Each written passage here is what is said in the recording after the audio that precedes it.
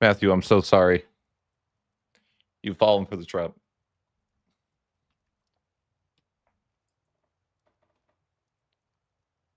You PU'd France, I'm so sorry. This is not the way.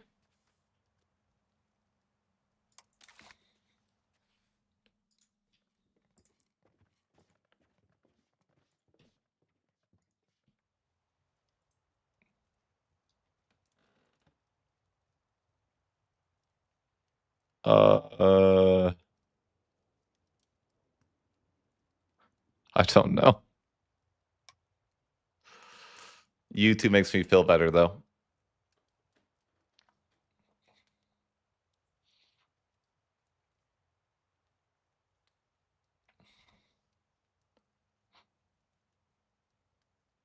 Because I see bigger number on YouTube and I go happy.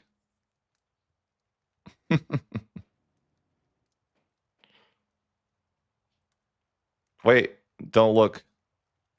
The screen. It's a mod that pretends to be an Iron Man mode that I'm using. It's not real.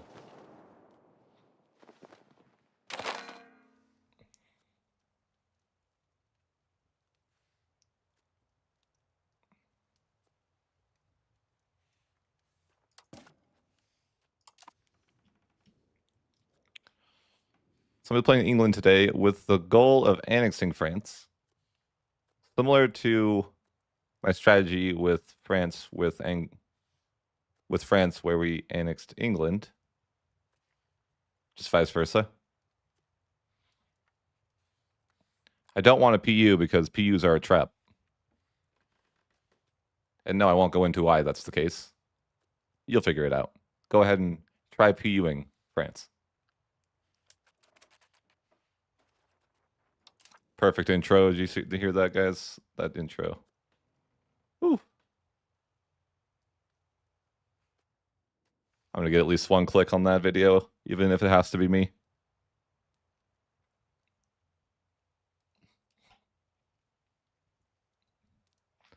Welcome to the channel, and oh no, I'm gonna say your name wrong.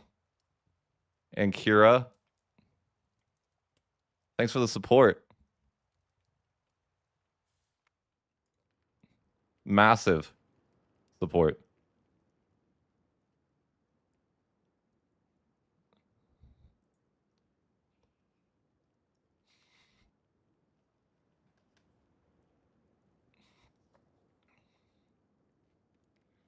I'm trying. Oh, well, fair enough.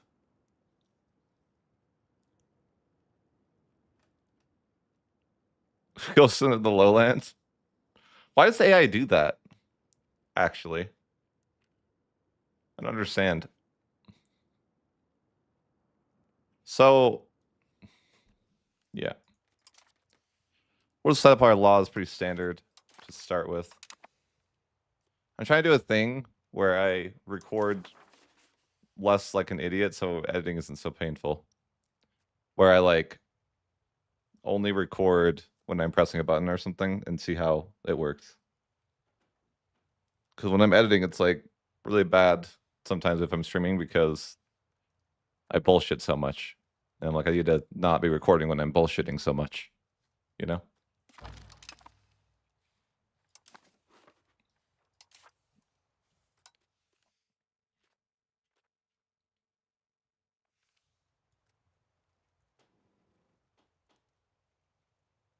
I'm probably going to want diplomatic traditions because we're going to have so many subjects, I would imagine.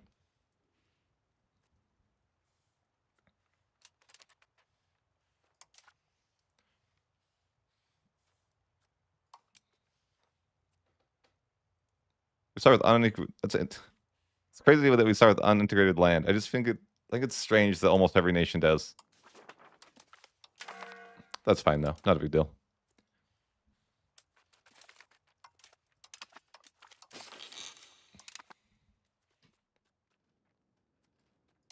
I played England a long, long time ago, so I have a vague idea of how they play, but it's definitely been a while. It cores itself within an event. Well, I already recorded in the video, so I can't change it. Sorry. Nothing I could do.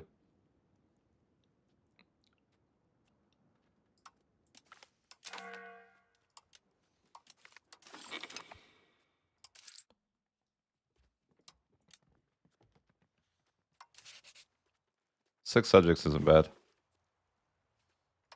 Can we turn up to full spending? Who's that bad? No. I'm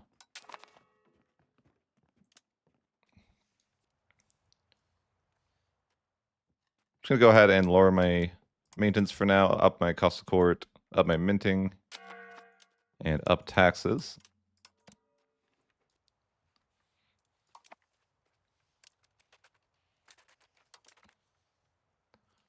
Set my opening research.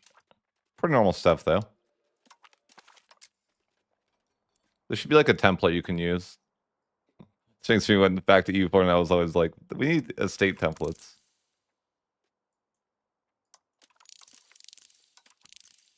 Here's my opening research queued. I'm probably gonna want the diplomatic capacity actually because we're gonna inherit a lot of France subjects, I would assume. Delete my last video? Why?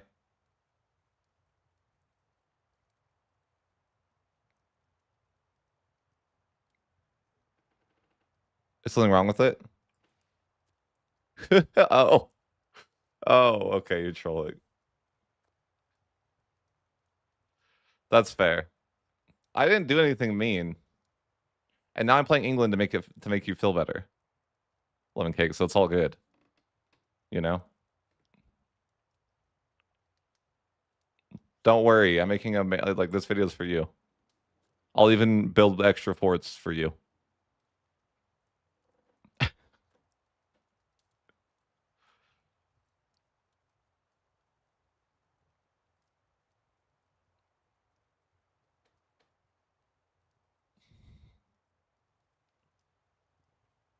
Speaking of, do you think that okay, I was dreaming about this. Not really, but we'll just say that I was for the sake of the argument. Do you think it'd be reasonable if they made siege ticks faster? Like instead of the idea of making less forts, what if we just made siege ticks faster? Like triple the speed. Do you think this would be like an overall bad for the game? Yeah, that's how I feel too. I just don't know how to do it. Same. Because I was looking at like historically, like yeah, it's like that system they brought from EU4 that you didn't want them to bring, right? And then there's like a trillion more forts now, so it's like even worse. What if they remove forts from the game? Based. I don't know how it works in CK3 as well, but I don't remember. But I was thinking like, you know, if they're gonna have a trillion forts like they do, if they made it so the siege ticks for like 3 times as fast, for like, yeah, sure. I haven't really started the run anyways. Sure, pop in a call. Let's have a chat.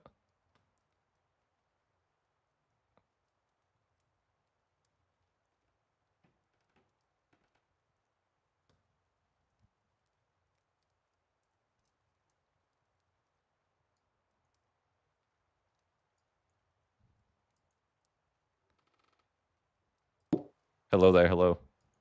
Hello. Right, let me just quickly mute your stream because I feel like it's a very bad idea if I can hear myself twice. I don't even want to hear myself once. You know what I'm saying? Preach.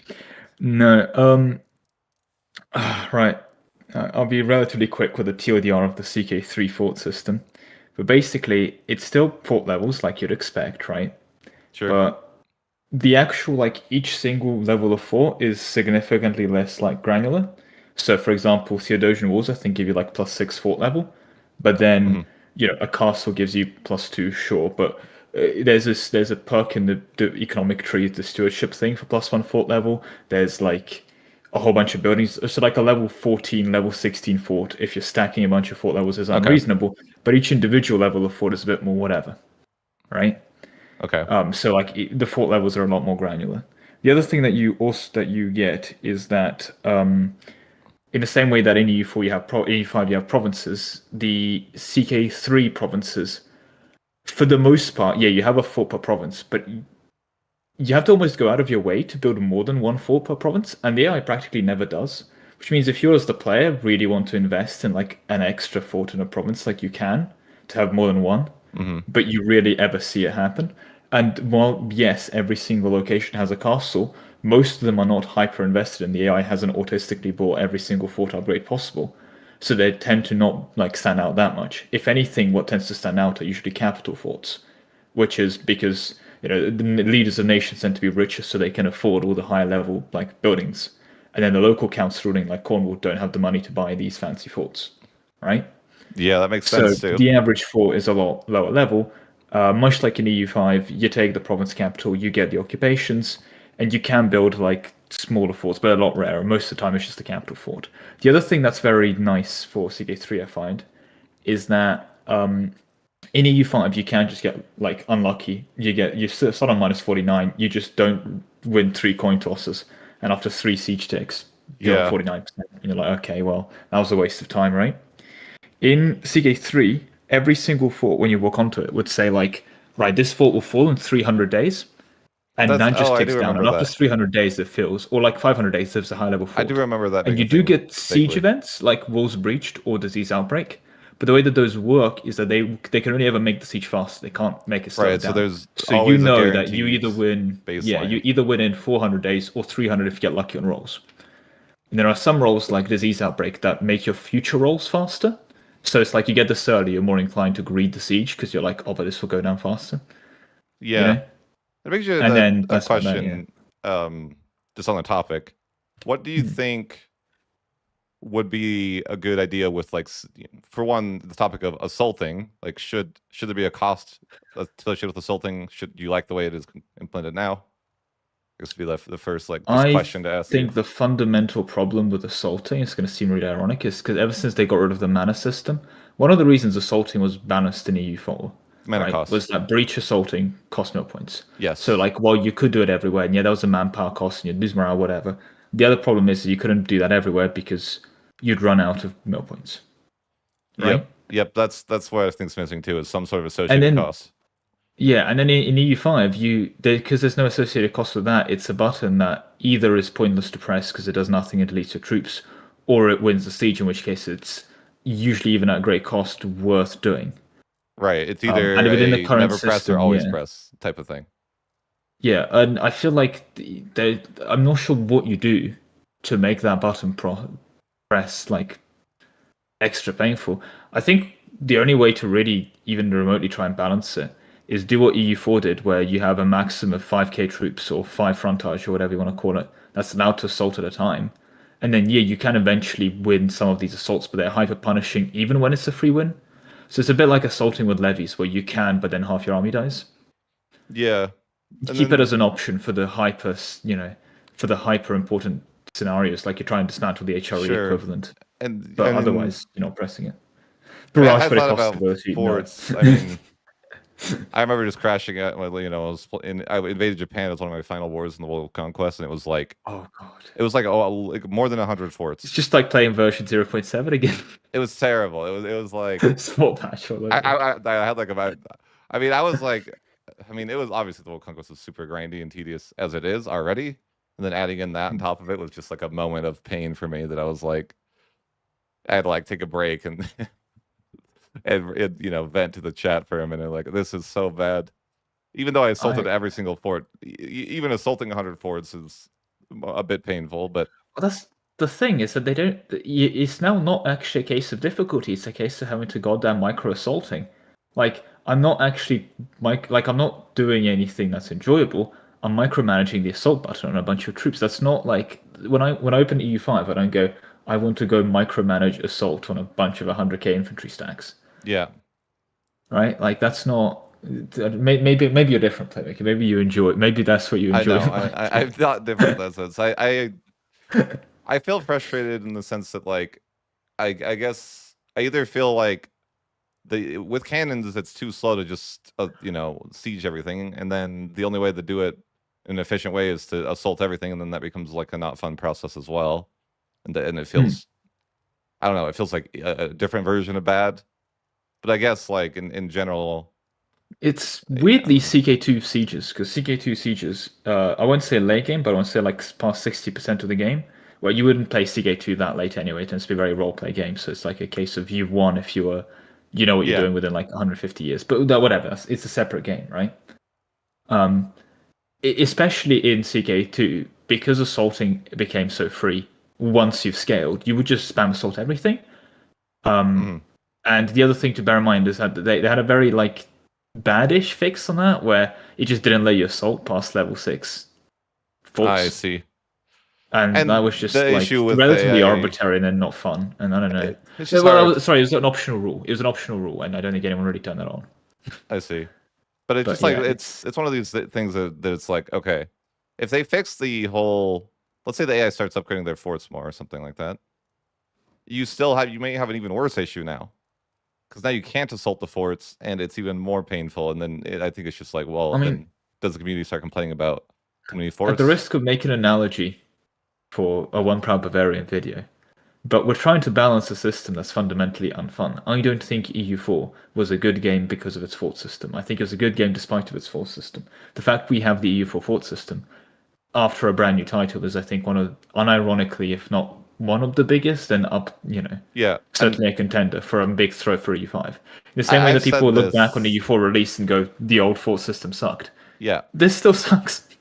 yeah, I've said that I think the combat system and well, is something they brought from EU4 that it's just I wish they didn't. And it's funny because it's one of the only things they really brought from EU4, and I'm like, maybe not the only things. I'm exaggerating to a point, but Well, I think people have seen the Victoria 3 combat system and, oh my god, it's not that, so they're actually happy with it, just comparatively. But yeah, yeah, I just think it's crazy that we basically it's just me. Do you feel like the combat system is just a worse version of EU4? I think the combat system in EU5 is a worse version of EU4 because of how AI interacts with it. I think the Yeah, combat system is going to be a lot more fun in multiplayer than the EU4 combat system, because the EU4 combat system in multiplayer is the micro reinforced spam. reinforcements and then Yeah, don't get cut. And like that, there's an element of fun to that. right. I play multiplayer, but let's not kid ourselves that that's somehow peak Napoleonic warfare. Ironically, what we would consider Napoleonic warfare is more present within the current models, and I think this is such a weird hodgepodge for EU5 because there's a lot of systems that make a lot of sense from the 18th century, coal, for example, and then steel production. Have you ever built a steel mill? Do you know what it does? No, I'm like, have I played Okay, that late in the game? It seems like. all right. Fair enough. Well, if you ever Well, want to, I think the issue is as a more. person that play Tool, steel is really amazing. It converts coal and iron into steel in a steel mill, and then Okay? you can use steel to make tools super efficiently. And it's gone down amazing to make tools and a bunch of other things, right? And you Is need steel to build this railways. when is this like? Great way of making money in 1780. Okay, so that's probably why because I've always been It a just cap on doesn't money. matter by that point because you financially, it's a great system. But the problem is steel and the whole mechanics around steel come at a point where you've beaten the economy. Like I had money cap go playing tour in Scotland in 1650, right? Hmm. I'm not like it wasn't exactly like I wasn't France conquering Europe, right? I'm playing Sure. Scotland, right? Apologies for the swearing, right? It's not like I'm out here conquering Europe or anything. Like Yeah. I'm not like forming the Russian Empire, so I'm rich. I'm fucking Scotland, Right. right? And by 1650, I don't care. So by 18, like for the Right. last 50 years of the game, there's a brand new cool mechanic for producing tools through the steel route. Yeah. Like, I don't There's care. money issues in the game for sure. But that's a separate point. My point is that Yeah. this, my actual point, I guess, sorry, I took a tangent. This is why I write scripts, is that there's a bunch of systems like the hegemony system, hegemons, whatever you want to call them. I always get bullied for my pronunciations, right? I pronounce them wrong That probably makes a lot too. of sense in a game that like if I was playing an 1800 start date, there's a bunch of medieval, as they said, like Crusader Kings 3 stuff that makes sense if I'm playing 1337. But it feels like there's just not like much of a game between 1430 and 1800. Yeah. No, You I know what I agree. mean there? And Definitely. part of that is Definitely. just And it's some something that weird, like I badly ported EU4 events to that. right. And I said that like I remember saying that early on, and people wanted to cope and say I was wrong, but I was like, It's just like EU4 in the sense you play 100 years and you're like pretty much done, right? Kind of, in my And opinion. part of that is unironically like make the AI worse at economy. And the reason I say that is that the AI is very correctly playing the economy very well and scaling, and that has a bunch of issues for the AI. But the main one I have is that it urbanizes everything that resembles like a location. You ever just look at Bohemia in like 1450 and it's just city of Bohemia, Yeah, and then right? yeah, And the value the of problem's also a cost you of know. insane that, so you just could never capture it. It's like I will need to take 15 wars to take I've seen Pomerania, that. I've seen not one Pomerania. location be 150 war score for one location. Yeah, it's like unironically the AI overscaling like that. EU4 actually fixed because it used to be one dev is one war score. The genius one line of code that I hope the EU5 developers steal from themselves. You know what it was, Playmaker? It's a No. peak innovation. Ready? The war score, the base war score cost of a province cannot exceed 30. That's it. So if it's 30 dev or 300 dev or 3,000 That's development, right. it's just 30, That's right. right? Yeah, That's the base cost. that's And right. then Yeah, over 3 didn't when they matter. added, not after the Mughal update, it was one of the, I think it was right before Emperor, they just cut the base cost of all provinces by, I think, from 30 to like 22.5 or something, made the True Era of Timmy a lot easier to do, for example, stuff like that. And unironically, for a blobbing game, like, yeah, it made the game a lot easier, but that was just fun, right? Yeah, Made the game more fun. The people who wanted to create difficulty just started doing more difficult challenges, and the average person who could actually, play the game, yeah. right? No, I mean it's definitely a good point. So why are we now in a state where if I'm playing the game conventionally, and I think I was on stream when you did this demonstration in World Conquest, like if I'm not doing these weird shenanigans of crush hegemon and doing some things, Right, how much can I take from England? All right, I can take right. And I said this. I remember saying Canterbury and this Rochester. early on, like before the game was out. I said something that feels bad at the game is that it feels like you can conquer the most early game and then it goes down. It's like reverse of EU4. Like it's like you get worse at conquering as the game progresses, and The not EU4 better. progression was actually really good because it means that even if you were doing badly, you had the mental cope of, well, if I keep playing, I would be able to conquer Milan more efficiently. And Right. the AI did hyperscale and get like 50 development a province in 1750, which is fine if you're playing late game because it's almost like WoW industrialization. Yep. But, AI is out there dev scaling in 1450. Yep. And it's just like absolutism does literally nothing to make conquest better, which I don't like. So absolutism is really good for really small, tiny nations that are optimizing for trade income. Yes, that's it. And then it's like by the time Outside of it's like OPMs good that for have been trade. maxing That's trade. it. It's like, well, That I have mean, been who needs maxing money trade by way that too point in the far. game, though? That's why I'm like it doesn't even matter what you As go. sad as it sounds, like if you want me to care about money, increase the money cap from 1 million. Because I had my burgers hit, I think, 1.9 million. I'm like, these Yeah. guys are immune to the money cap. Why am I not? And have you seen the game glitch My states are when you get riches. towards the money cap too? Oh yeah, where it's like it calculates your income, then it thinks you can actually never hit it because it takes your income afterwards. Yeah, and it's Why like is the money cap in the game? Why? What is the point of capping and money? I think it's Like weird too honestly. because money is so much easier in this game, and they didn't increase the cap from EU4 because like money is just like Yeah. way higher numbers in this game. And I mean, no, it's rescaled because in EU4, one unit of like 100 infantry, 100 regulars did not cost like 150 ducats, right? Yeah. If I built 100 horsemen in EU5, if I want to build 1,000 horsemen in EU4, it cost me what, like I think 25 It's ducats just ish, crazy right? how 30. much certain things are And easier in then this game 1k too. heavy infantry. Yeah, but yeah, 1k Like heavy think of cavalry in manpower as an EU5 is example. Like I expensive. feel like manpower in this game, like you would never get something like that in EU4. Like even in World Conquest, you wouldn't even get close to the numbers you will get in this game. For a lot of people saying, "Oh, thank God they made the manpower your actual population, and your manpower is going to matter." The amount of like you can lose your entire army in levies and not really notice your manpower, like your population go down.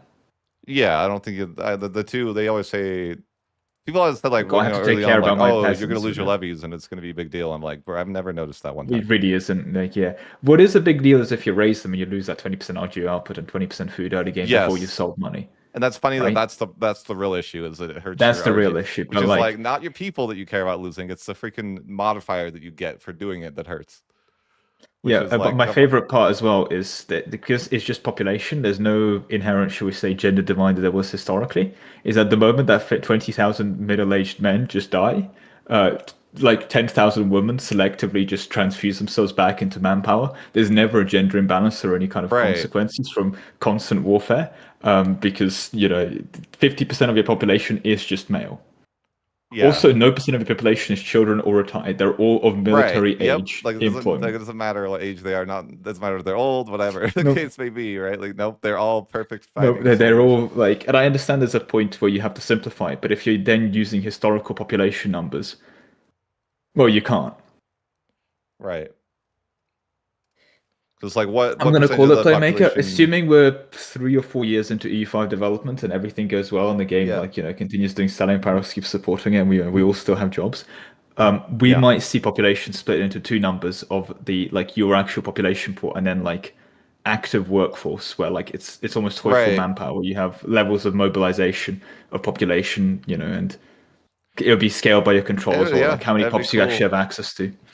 I'd like.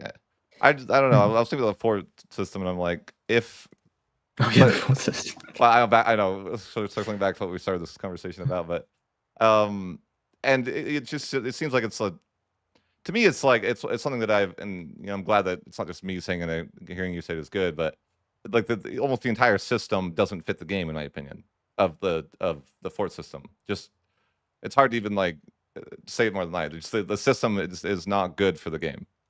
You know what's more painful to say, and I mean, there's a case where historical parallels aren't always fun, right? And you shouldn't just because something was historically accurate shouldn't be in the game. But historically, when we had one fort per location, that was just historically accurate, right? Like it was even worse than that. The amount of castles in Europe is just like a map of historical castles just covered in the things. But Right. first of all, forts had a manpower-based maintenance as well. You'd have soldiers garrisoning the goddamn things.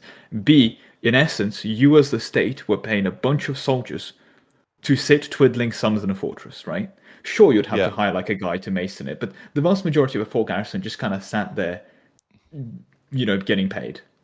So fort maintenance was significantly more punishing and cruel for the state. So a lot of forts were just not maintained and frequently abandoned. You'd frequently build new fortifications where necessary and then dismantle older ones, right? Mm-hmm. Like put simply, the fact that the Maginot Line exists in France does not impact French current government spending on the forts. But in EU5, you build a fort. In EU4, you build a fort. You just have that fort forever. And fort maintenance isn't like something that matters because again of the economic scaling potential. Right. But also, It's it just even isn't it's a that joke. bad previously. Fort limit isn't really a thing, so you kind of have to contest this with a system where there's no incentive to abandon old forts. You have a fort in London, why would you ever stop paying for that, right? But there's also never a situation of like building up to date new fortifications because forts went out of date constantly. I'm sure. It's Yeah. one As of the main tech went up. things. You're not a European enjoyer, so you didn't spend your childhood growing walking around seeing fortifications. But Right. you can tell a post-cannon or pre-cannon fortress whenever you encounter it, because well, you'd either have these round towers or square towers. Because before cannons, you'd build square towers because it's kind of the shape bricks came in, right? A bit easier to build.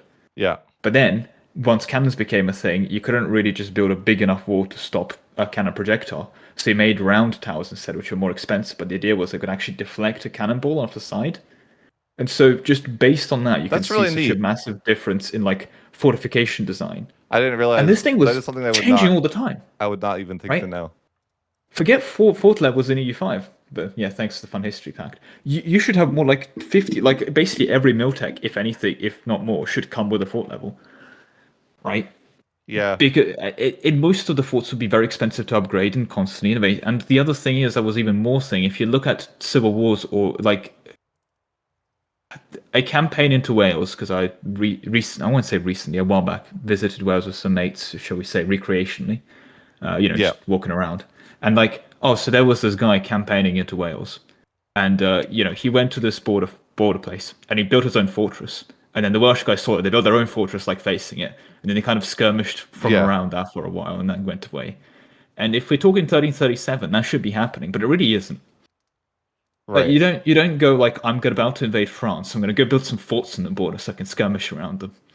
Like I understand that's not necessarily always the most fun methods, but there's a lot of potential stuff you can do here, Right. And and what just isn't. I mean, I guess I don't know. What do you think a fort would realistically like a fort like that would take to build and stuff like that? Well, fundamentally just expensive. The case is that in EU4, when you buy masonry from the market to manifest it, the main cost of the masonry isn't the fact that stones are expensive, it's kind of in the ground, you know. Right. Most of the construction material is below you. The main case is shoving loads of stone around and building it. It's the transportation cost and telling a peasant, sorry mate, you're not working in the farms anymore, you know. You're drafting the local peasants to build fortifications in the area. And then again, the maintenance, which is why a lot of them would end up getting abandoned. And this is also Yeah. why fortress monasteries are kind of present in the game, but are really underwhelming because that was in many ways what they were, post-Viking, shall we say, extravaganzas. Yeah. And still the idea though that I come back to is looking it up, the average fort siege was a few months, not a few years, which is drastically different gameplay, I'm sure. So this is actually going to be a fun moment, but it'll be terrible from a video game perspective. Most sieges, apart from when the people really hate each other, like the siege of Aleppo is one of the few places you'd see a medieval assault, right? But assaults would almost never happen because the problem with that is that it's a delete your troops button in real life, Right. right? And the only reason Crusaders assaulted Aleppo was they were like, we're running out of supplies to keep the siege going, and they're not negotiating with us, so we have to assault because either we die in the assault or we die because we're out of food, right? Yeah. Those were super rare because normally you just kind of raid the villages around the castle. Most forts existed in a set where you would start a siege. You'd send a message. I think Sandhurst History has a really good video where he explained that in detail. But in essence, you would lay siege around a castle. You then let's send out one of your guys to meet with the representative of the fort, and you would negotiate what's called a terms of surrender. And normally, if it was Christian versus Christians, it would be like improper to have bad terms. You say, all right, everyone in the siege can leave. If we win the siege, we're not going to loot any of your belongings. So you're allowed to carry out your stuff when you leave. But in return, you guys in the siege, you're going to sit in that fort for, let's say, 30 days or 45 days. And if an army arrives to relieve the siege, then we'll let you be, and then we'll go fight the army, and that's how we decide things. But if no army comes to save you in 45 days, then you leave the siege, and you get to leave with all your belongings and everything, and we don't take prisoners, and we take the fort. And that was the vast majority of sieges. They were negotiated surrenders. That seems It's not a thing that happens. That seems oddly reasonable. Well, bear in mind from both I can't imagine the people like this if time you being are that defending, reasonable, okay? you have 100 guys defending a fort. An army of 10,000 dudes arrives outside your fort, and from your perspective, you know that if you leave the fortress and you put up a big fight, they're going to be very sad and are going to murder you and take all your stuff, and you don't want that to happen, right? The 10,000 guys on the outside don't know if you have 100 guys in the garrison, 1,000 guys in the garrison, or 3 guys in the garrison, and those walls look, Yeah. spiky, and they've got like boiling hot tar on top. That just does not look like a pleasant thing to assault. So why don't we just, search siege of Cyprus? I'm actually going to mention this because the Ottoman siege of Cyprus that took, I think, this has to be one of the biggest memes in terms of like ridiculousness of sieges. Bear in mind the Ottomans didn't get on too well with Right. Also, Saint Serge Siege of Cyprus is like I had a 10-minute talk about the siege of Cyprus seems like crazy reasonable in one of my videos. Yeah, like I've never. but yeah, no, like from that. both Like, sides, oh, it made sense to just negotiate it. like, hey, if And the no vast one majority shows will up, negotiate you things. could leave and take your stuff, but we're gonna. That just seems like No, okay. super reasonable. So, Playmaker. It's 1570. The Ottomans are invading Cyprus because the people in Cyprus have been, Yeah. pirates looting the Ottoman coast for the last 150 years. Pretty reasonable, I'd Right. say, justification, but they're going for it. Right. They're like Cyprus tired is of this guaranteed by shit. Venice. So at this point, Cyprus is guaranteed by Venice. So Venice gets involved. And so they send 50,000 dudes to Cyprus to start sieging it. Mhm.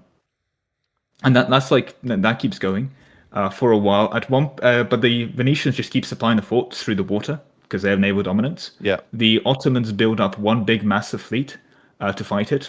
The Venetians win the first battle. The Ottomans keep the siege going. At this point, they keep reinforcing the sieges. So estimates are between 50 to 225,000 troops they keep reinforcing because they keep sending guys and guys over there to keep the siege going, right? Yeah. For absolute ages. And the Ottomans themselves are draining all the food, trying to siege this massive fortress at I think Famagusta specifically was the place, but whatever, right? Mhm. This goes on for like goddamn, I think centuries, not centuries, like decades. Sorry, this is the huge, massive siege. Okay. At some point, the Venetians call in the French because this is actually a thing you're allowed to do in real life. Because normally in EU5, if let's say there's a nation called Cyprus and you're Venice and you're guaranteeing Cyprus and the Ottomans attack Cyprus, you can't then go to the French and go, "Hey France, can I call you into this war mid-war?" Because you're not even primary controller. But in real life, you Right. can just do that. Right. Like, And the hey, reason what's they call them in is yeah, because right. the Ottomans have built this second big navy. They're about to go relieve them. So, oh no, my formal apologies. And they're calling the Habsburg Spain. Okay. Sorry, not France, separate thing. So they have the second big fight, and finally after the second big fight, the Ottoman navy actually wins. So after that big win, the Venetians realize, okay, we can't resupply this fort anymore. And after this ridiculously long, stupid siege, it's a negotiated surrender. They're just allowed to leave with all their stuff, and they walk away home. That's crazy. That's just crazy because they've been there for so long. You'd think that they. Let me double check this Yeah. specific here. It was Siege of Candia. Sorry. Oh, there was a different siege in Cyprus. There's a bunch. The Siege of Candia, right? They sieged it from six. Oh, I was looking at the wrong siege. My formal apologies. Which is why I was looking at the story. There was a completely different siege earlier that involved the Spanish. This one involved the French. The Ottomans really didn't get along with Europe. This one is the longest siege in history, lasting 21 years from 1648 to 1669. And yeah, it was a negotiated surrender. They were just allowed to walk out. And in fact, they were allowed to walk out with their belongings. Like, they were allowed to keep their stuff. It wasn't even like part of the negotiated surrender was they're allowed to keep their belongings. That's interesting. I did not know that at all happened. That's interesting to hear. Like, again, Americans aren't really taught a lot about European history. Yeah. Generally. And the other mini thing that was a bit insane as part of this was that one of the commanders involved into one of the guys that called in it was the French at this point, right? He was like, okay, let's start this as a mini crusade to try and get the big navy to relieve the Ottoman siege. His cousin was the Pope at that point. So one of the generals, his cousin was the Pope. Interesting. Just such a peak Europe thing. That does sound like that, yeah. Yeah. Mid-war alliance, though. That's wow. From a secondary target. Wow, yeah. Well, again, the thing turns out it just happened all the time, because the other point is that it's not like Crete was just a subject. It was both the Duchy of Crete was part of Venice, but also vassal of Venice, but also guaranteed by all this shenanigans. Right? Something EU5 tries to simulate, but yeah, ends up with interesting ways. TLDR though is that's the longest, and they just fucking sat there. Yeah. Yeah. No, and that's why the system is tough, but it's like, it sounds like most sieges weren't this, full surrender, fully starve them out for 2 years scenarios. So to be clear, in 1648, the Ottoman guns opened fire on the fort in Candia, and they spent 3 months shooting at it straight. Mm-hmm. I like it. And they would bomb it, just shoot at it in the general election on and off for the next 16 years. They were just barraging it for 16 years. That sounds funny. I don't know why, but no. Oh yeah, and in the first naval battle, 1656, this was also peak. The Venetians massively outnumbered, but they were actually good at sailors, win the battle. But their commander Lorenzo Marcella is killed because the mast got hit by a cannonball and falls over and kills, squishes him. Wow. Death by falling mast. Yeah. That's crazy. Yeah, I'm just wondering, could they? I mean, what's within realm of them to do to make sieges a bit, I guess, more historical but more enjoyable too? I'm not sure if it has to be necessarily historical. I think there are cases where sure. I'm always a 21 siege duration. I don't think a 21-year siege of Cyprus is not going to be fun, right? If I'm playing Ottomans and Paradox gives me an incident event. Imagine, sorry. New UI pop up 21 Siege of Candia. I have to keep 50k troops on Candia. Otherwise, the event bans you lose 50 stability. You lose 50 stability, you start 2 civil wars. Yeah, you have to, or it's France and Castile just join the war, yeah. Yeah. Sounds interesting, yeah. But no, that's the TLDR. I think the CK3 siege system, where it is just strictly an improvement in many ways, and I think it makes it a lot less frustrating. Right, because you have to me, you don't play EU5 for the sieges. You play for the wars, and fundamentally, wars are won with battles. Sieges are just one of the like things that if you lost a battle, that you recover because you can hide behind your forts. And if you're the attacker, you need to win the battles and win the sieges, so it gives it an extra dynamic. But you don't necessarily play EU5, in my opinion, for the sieges, or any game for the sieges, right? Maybe a Total War game you'd play for the sieges. Well, actually, not how the newest Total War games have treated sieges, Right. but you get the point, right? Like it's not necessary. It's not a thing you play the game for. So I say, in my opinion, just making them less frustrating will go a long way. They don't necessarily need to be like a standalone reason. Like people play EU5 to play Castile and do a colonial empire, right? So you kind of have to make colonization good for the people doing that. Who's Yeah. playing EU5 because they want a siege? Right. Yeah, and I don't know. I think the war score cost thing is frustrating too, where it's like it doesn't matter if the war is 100%ed or whatever. You have to siege every fort if you want to take it in the peace deal. I think the EU4 system was already slightly frustrating, but at least reasonable, where you need to at least have at least one fort occupied Right. in an Sure. area. So you can't take land in England without at least one fort occupied in England. I think that's a reasonable statement for island nations. Sure. Otherwise, I Yeah. will occupy Calais and start stampeding for Yeah, I London. think Like, that is no. reasonable. And now you can do that. It's just, yeah, I don't know. But beyond that, I think that's fine. Like, you should, if you have one fort occupation, you're good. Right, and I think that it's like weird that that system was better in EU4 than in EU5. Like, Yeah, they took the EU4 system and made it worse. Damn, is this it's, somehow a summary of a bunch of EU4 core systems? but that's crazy. Like, yeah. I mean, yeah, like you're right when you say the topic, because basically like Reconquest 2 is like they did it wrong. They had it right in EU4. Cores genuinely don't matter because you tell me that I have a core in this land and I'm okay, and like because you gain cores instantly by just I'd say just by accepting and Yeah. tolerating the people, right? Yeah. Cores are just inherently less valuable in EU5 than they are in EU4 because you can obtain them A instantly and B by being nice. Well, not by Right. being like religious and cultural acceptance. I just think that they have, I don't know, their CB system's also really bad. Would be like a Yeah, I very don't. I mean, general I've said statement. this before the game came out. Yeah. I think it's a bit of a weird slap fix by making Parliament CV worse, but they haven't made it good because there's no alternative. Right, and then the alternative generally is like it probably is net positive for you to like lose the war and give away land so you can reconquest and get a negative 50% CV for the rest of the game against that person. The fact that the problem is that the solution to that is so goddamn stupidly simple. They even did it in EU4. Just make that discount only apply to your guest and the Yes. provinces you're reconquering. Yep. What? Yeah, That's like it. I even funny enough, I'm sure it's not trivial to I code. gave Don't get me wrong, feedback, but and I remember the response that I got in the feedback. Basically, it was something Johan saying to the terms of, this is what it should be, but we're not going to be able to get it by release. Like we don't have. To be fair, though, I like, also appreciate that as a level of honesty because no, I do, but like, the this is thing the is thing that that people honesty doesn't say. come to the Yeah, community. That comes to like no, me writing some. They should communicate this to the community, not just me.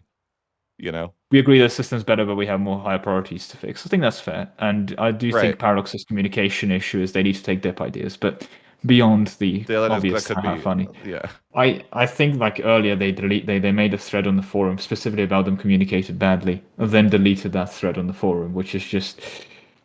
I mean, if I was trying to rate a parody of that, I think Paradox truly for E5 is snatching defeat from the jaws of victory. Yeah. Like, crazy. how do you make a system? How do you make a game that genuinely has so many good systems that I will applaud and will, despite everything I've just cooked around for another goddamn hour today, say is a good game, and then you do so many innovations like this? Yeah. Yep. And then I don't know. Just I guess I can understand like that. I mean, maybe the reality is they have a deadline they have to beat, and there's just things they can't put in the game, and I get it. That's unfortunate. I mean, again, that's fine. That's where we're But all. if you communicate those things, I think it goes a long way to the community. Like, hey, we want Reconquest, like just things like this that we could be like, these are the things that we're going to be working, because there's no communication of anything like that. But I think it's a pretty important thing in the game. Or even a communication is like, hey, we don't like the way that forts are right now. Like, we're gonna work on that. Like, even if they did We're that, currently that'd not be a okay. fan of forts. We're not sure what's the better system, but we're working and testing currently new systems. And even if Yeah, that as a statement is a lie because the only testing happening is inside Johan hypothetical head as he's like enjoying a lie on the right. beach and thinking, how could I make forts better? That's fine, you know. Anything, yeah. Just to be like, But like hey, these are some an issues. agreement that isn't that some systems can be improved is not an admission of defeat. And then I think this patch is an interesting one if you played it for sure. But I don't think they communicated that they were massively changing the AI in the patch notes at all. Have I Which played this patch yet? Jesus Christ. you haven't, or I've been. I'm actually going to check 1 second. Sorry. The problem is that it's been 30 days and May 10 patches, so I'm like, right? No, yeah. have I played this patch? I have not played 1.10 yet. Sorry.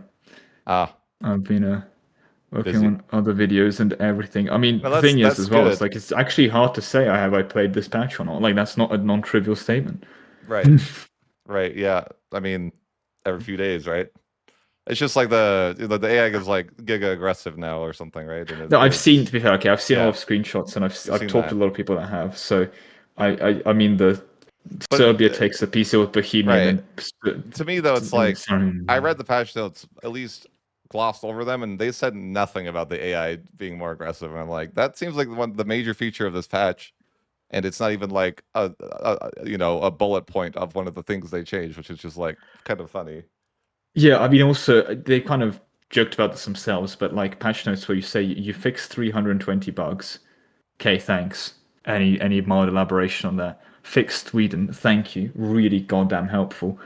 You know, tell me what Right. you've changed. And it's not helped by the fact that there's so many hidden modifiers and interactions in the game where I'm sitting there, I'm like, I understand this kind of matters, but legislative efficiency has to currently be getting an award for the least explained modifier in the game.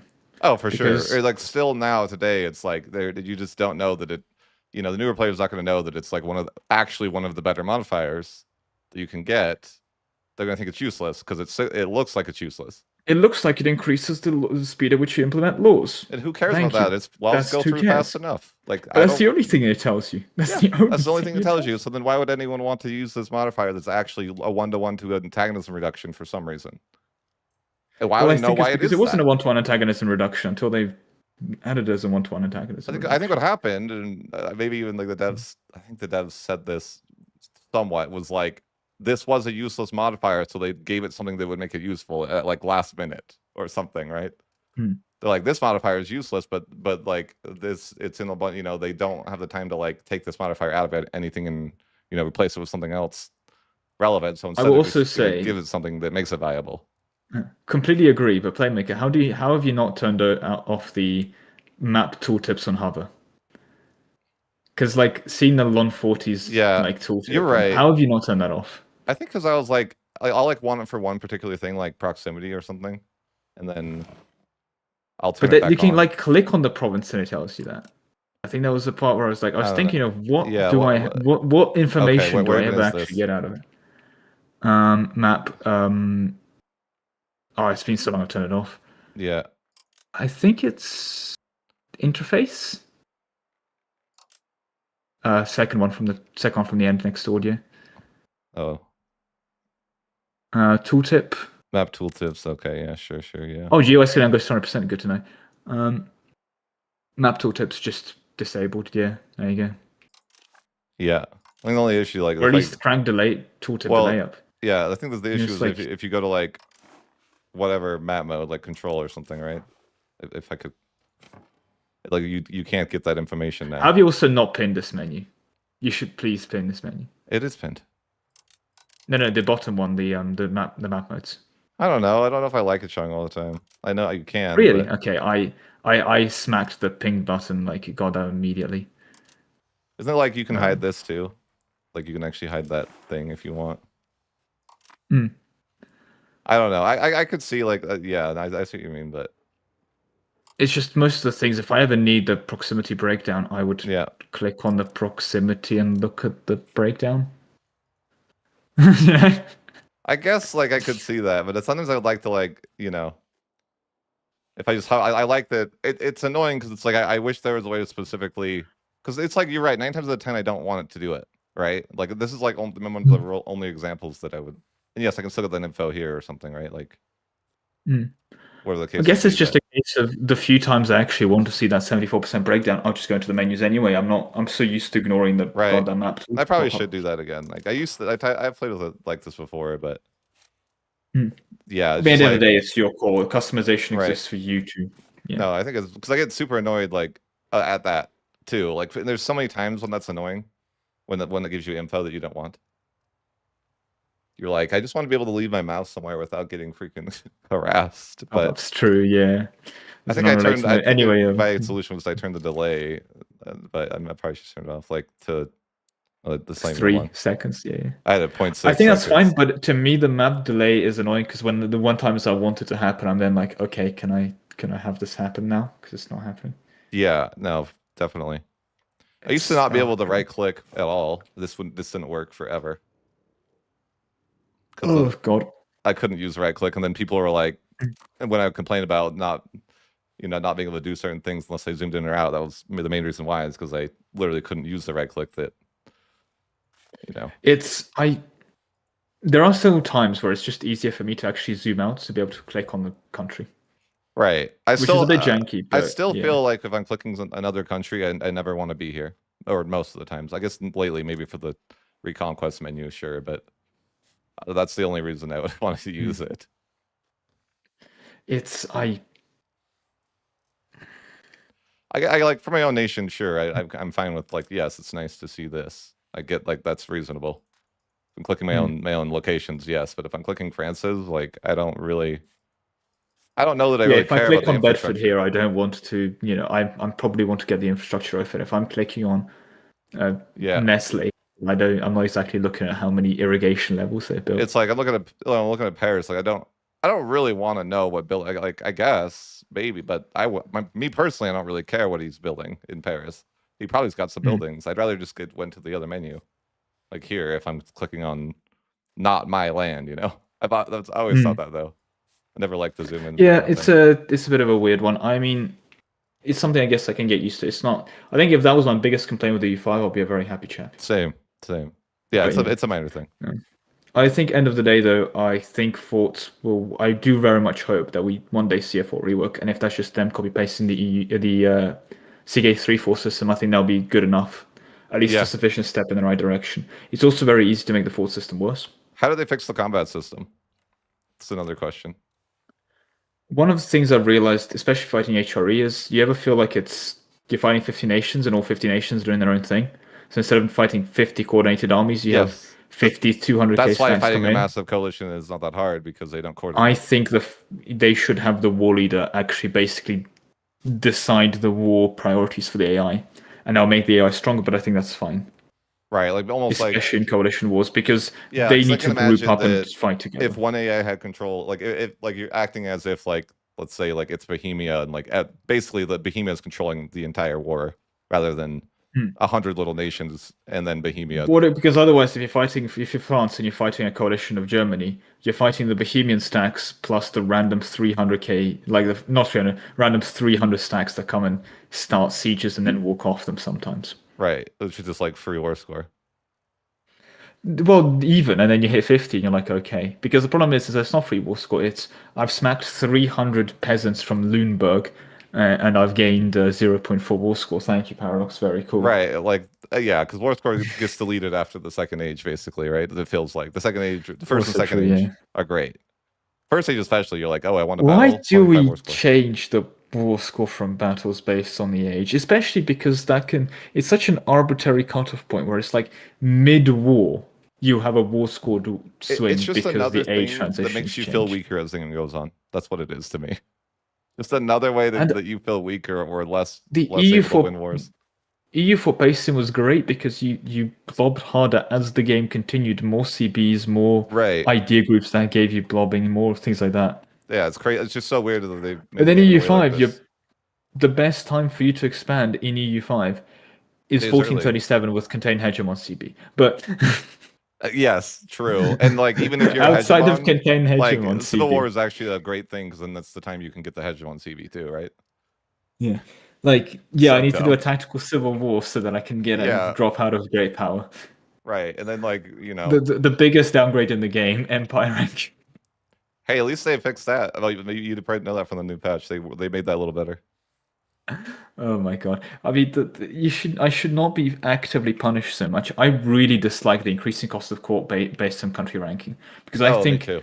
being great power is already quite arbitrary, right? But sure, it's whatever. You have to have a cutoff point there. Right. But oh, I'm sorry. The people in my court are demanding 2.5% more money because China's in a civil war, so they went from great power number one to great power number 10, and now I'm sorry. This country we Right. haven't met is in a civil war. Give me more cost of court. Or they have like, oh, you randomly been elected the emperor. Like, we want more money now, but like, we're not. I'm not making more money. Why are you No, I'm demanding more not making money? more money. Like, I don't understand. I And why? understand And the existence of cost of court as a money the sink. great If power anything, I score think there needs to be more, calculations. but what the fuck? Yeah, sorry, I didn't mean to talk over you there, but it was the great power score calculations terrible. Yeah. Don't you think? Or what do you think? I think the few times you want to go for it is terrible because you can't gain it, and the few times you don't want to go for it, your empire rank or something stupid, so you have it. Yep, that's about Yeah. sums it up. Because there You're are very like, few things you can actually do to increase your great power score. But subjects like are honestly, the what can you best. do to increase your like Make what active subjects. decisions? Let's say you're playing Castile. You've formed Spain and you've started doing colonization, right? What can you build, improve, change in your behavior Yeah, to increase your great power score? it's funny that you mentioned this You exact can go scenario from because I literally was you can go playing in to Spain and this Mhm. happened to me Okay. where I was like, Okay. I literally was Spain and I was like, I want to be a great power, so I think I wanted like the mill hedge of honors. I don't know what it was, right? But no, I want to be an empire. That's what it was. But I can't be an empire unless you're a great power. That's like one of the Yeah, conditions. so So I literally which is just stupid by made the way. 10 subjects and I upped my great power score by 8 immediately by making 10 subjects. And it's so stupid because like look at that, you're getting +1 from monthly income. You could triple your income. You could do so much financial scaling, actually genuinely become significantly stronger, and it's not reflected in your power score. You could go ahead and get a whole bunch of power projection technologies innovations, triple your stability, and like build 100 markets and get 100 more trade capacity, and you'll be reflected with +8. You know, who could get +8 from releasing Grenada. Yeah. It's very frustrating. It as a system, I think great power score, the way that's calculated there, maybe is a bit stupid, but I think works if great power score doesn't do anything. Okay, EU4 great power score does like you need to become great power to get access to great power interactions, and then it kind of correlated with power projection, but you became great power number one by playing the game, Right, it's right? just natural. And that's fine. And you didn't like worry about it. Like it wasn't like a big deal. You just knew you had to You just had it, yeah. You you just had to get keep dev buffing up playing and keep getting and embrace the stronger. institutions. Don't fall behind institutions and play the game, and you're fine. This game's like you try to get your empire rank up or But like in weird stuff. in EU4, if you're playing really tall and you're dev maxing, your dev like score goes up, and if you're blobbing and you're conquering a lot of land, your dev goes up. Whatever way you're playing the game, whether it's good or like whether it's tall or wide, and I hate these margins, but whatever. Like if you're playing the game well, your dev number goes up, right? So correlating dev to great power, modified by institutions to reflect technology cost. Almost a Yeah. perfect system, and I didn't realize there's so much of a perfect system until I'm looking at, oh, I'm sorry, but I've just got an event, my legitimacy dropped. God, I guess I'm not a great power anymore. Sorry, my What do you think playmaker. Like, on the subject? What do you think of hegemons not being tied to being a great power? I think hegemons should be tied to the last stage. I agree. I don't think hegemons should exist until at least Age of Absolutism. I think forget Age of Absolutism, major revolutions, because they're such clearly Napoleonic LARP. I'm sorry, the continental system, where you have a naval guy and force simple blockade and something people trade with you, is the Napoleon system, Yeah. right? You know what else is like a Napoleonic system? Having a land army hegemon being able to violate sovereignty and that kind of action. Yeah. First of all, why is that tied to hegemons? Let me just take an AE hit and violate sovereignty. Even All like right, let me piece people please. off and violate sovereignty or whatever. That's But yeah. I hate whatever, access right? is like even more frustrating in this game than it was in the last game, which is again like an crazy. impressive feat because it was frustrating before. Like, is there a Um, thing of one-way mm. access that wouldn't be like an act of war? Like, I feel like that would be like, I don't know the history. Maybe that was a thing that happened a lot. I don't know. Playmaker, I'll be honest, the HRE borders look like that is because most people didn't realize what the hell a border was. I mean, you know the Yeah, Treaty of Westphalia. I'm sure you've heard of it from EU4. yeah, It's considered a foundational document on the concept of statehood because what we like, you look at a map game, you look at borders. There's just not really a thing that's happening at this time period. Because remember that before the Treaty of Westphalia, when you were in a church, you were legally part of the papal holdings. Like you stopped being a citizen of Brandenburg. If you were in let's say you're a peasant in Brandenburg, right? yeah. You are beholden to the Duke of Brandenburg. But on Sunday, when you're in a church, you're actually not part of the Brandenburg anymore. You're now beholden to the church. You're now like part of the church estate. Right. Like the King of Brandenburg loses sovereignty inside church grounds for crying out loud, right? And then Prussia is the best example of this because Prussia owns land in Germany and is a subject of the Emperor of the Holy Roman Empire, right? Yeah. So if you are the Duke of Prussia, you are subject to the Holy Roman Emperor. At the same time, your lands, but only your lands in Poland, are part of the Polish-Lithuanian Commonwealth, and you're a subject of Poland while this is all happening. And then you also do your own things and make your own diplomacy and do your own deals. But if you are a German living in Danzig, you are a subject of Prussia, you are a vassal of Poland, a vassal of the emperor, but if you step foot in a church, you're also like church property. That sounds like a mess. This is why the Treaty of Westphalia, like this is why one of the big distinctions of the Treaty of Westphalia was the idea of national sovereignty, is that you are like, we actually define the nation state as a border, and you stop being a citizen of Brandenburg when you step foot in a church. This is why one of the things you'd hear about, maybe if you look at history, is like people would seek sanctuary in a church because, yes, if you enter a church, the police can't arrest you because laws no longer apply to this. Like a whole bunch of papal embassies around your land. That was just the legal state at that point. Interesting. Like, so when you ask me the question of can you just march an army to violate sovereignty, there's no lawyers there going, actually this is our land, because the land stops being your land on Sunday, right? Yeah.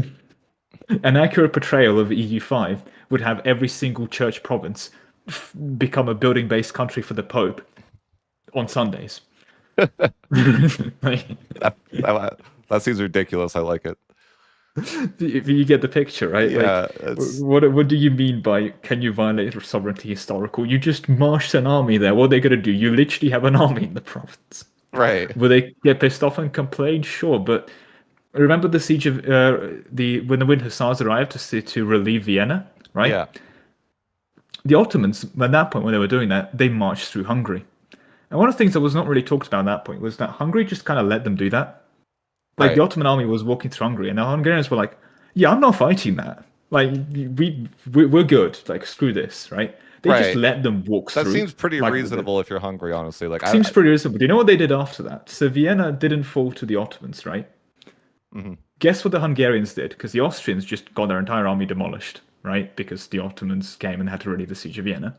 And then the Ottomans got their massive army demolished. The Ottomans went and invaded Vienna. You can see this, the second siege of Vienna. The Hungarians took Vienna. They took a bunch of land from Austria and so on. They did? I didn't know that. Afterwards, yeah. So they literally let the Ottomans walk through there, smack their face against the Austrians and the coalition of the willing, and then just walk back in because why not? Like the amount of stuff you'd hear from like ridiculousness of just you can just do that means that unironically making a video game on the period is, I'm sorry, from a historical accuracy point of view, if you're playing Castile and you send a conquistador with 20 guys, he can go and capture the Incan Empire. That's historically what happened, right? Right. I mean, like things, ridiculous things like this did happen. That's like, yeah. So the question is that, how do you model the Roman Empire and then Alexander's conquests in a game where you're meant to give players agency because people would just go do that? And the answer is you really don't. And so then you have to ask what's fun. And so you have to go, okay, maybe let me violate sovereignty. So, like, seriously, I think that it's something that it's like, why do I want to be the middle hegemon just to do that, just so I can actually move? Like, it's like I think shovel the hegemons in the last stage and you're fine. Yeah, and then I still think that, and I said this like way earlier, that they should let you do like Age of Absolutism should give you a simile area, not the hegemon. Like they should just be Age like, of Absolutism should give me this fun ability, like some kind of efficiency to my administration that will let me conquer more land. You know, the only kind of name I could call this feature, Playmaker. Can you consider oh yeah, something? I don't know. yeah, no, I'll have to think about it. We'll workshop this. We'll I'll workshop workshop. this. Yeah, I'll think about it. I'll have to ask around. I'll create a Jira ticket. I mean, there's got to be a word for it. Liberalism, is Yeah, it? like some kind of like your administration will be able to take more land, maybe make them more efficient. I don't know. Yeah, huh? We'll Remember how they renamed see. admin efficiency too? Randomly before the game came out. Again, Do you remember it being called like legislative efficiency it was literally admin was called admin efficiency? efficiency, the legislative Yeah. efficiency, and I don't. Like, What is tax efficiency? I don't know. It's just like Why is it's the tax sorcerers. It's the sorcerers. No, okay. Actually, I'm sorry to really hype this. My biggest complaint, and I do want to make a video essay about this, and I will make a video essay about this, but slight spoilers. Playmaker. What is inflation in real life? Can you tell me what that is? Things cost more money than they used to. Usually, yeah, but you can normally tell. How do you measure inflation, right? Do you have to know this? Measure it? I mean, I guess not exactly. Like if I was Well, like I'm a peasant and I would measure it by what the groceries cost at the store. that's unironically actually how they do it. It's called the household goods. There's basically a big grocery basket, and they decide like, okay, if I want to buy this amount of items, which is what like we buy, and then this grocery basket gets changed. So, for example, I think in around 2008 they added mobile phone plans to the big basket of goods, and they removed things like cassette players and stuff like that. And so it's basically this big basket of goods that you, as the average person, buys, and they keep the amount of things you're buying the same, but they, think, okay, if I go to the average supermarket or whatever, how much does it cost me to buy? So, Mr. Playmaker, if you could be so kind and open the market view in your current EU5 game for this quick demonstration. You want like this view? 1 second, and and if you click on, like, for example, London, and look at the, it gives you this very convenient price of goods, right? You can see how much things cost, right? And so here's my question: is that what inflation should be? Is that for every single market, you look at the average price of goods, and if that number goes down, you have deflation, and if the price of the average good goes up, you have inflation.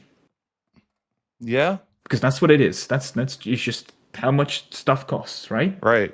Yeah. So why, in the economy tab, do we have a completely separate how much money you printed bad boy points? That's called inflation as well.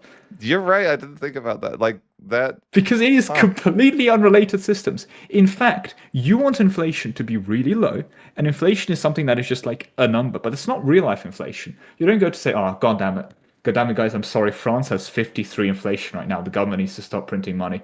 Oh, I see. Poland stopped printing money, so their inflation's dropped to 10% now. Thank God we've done that, right?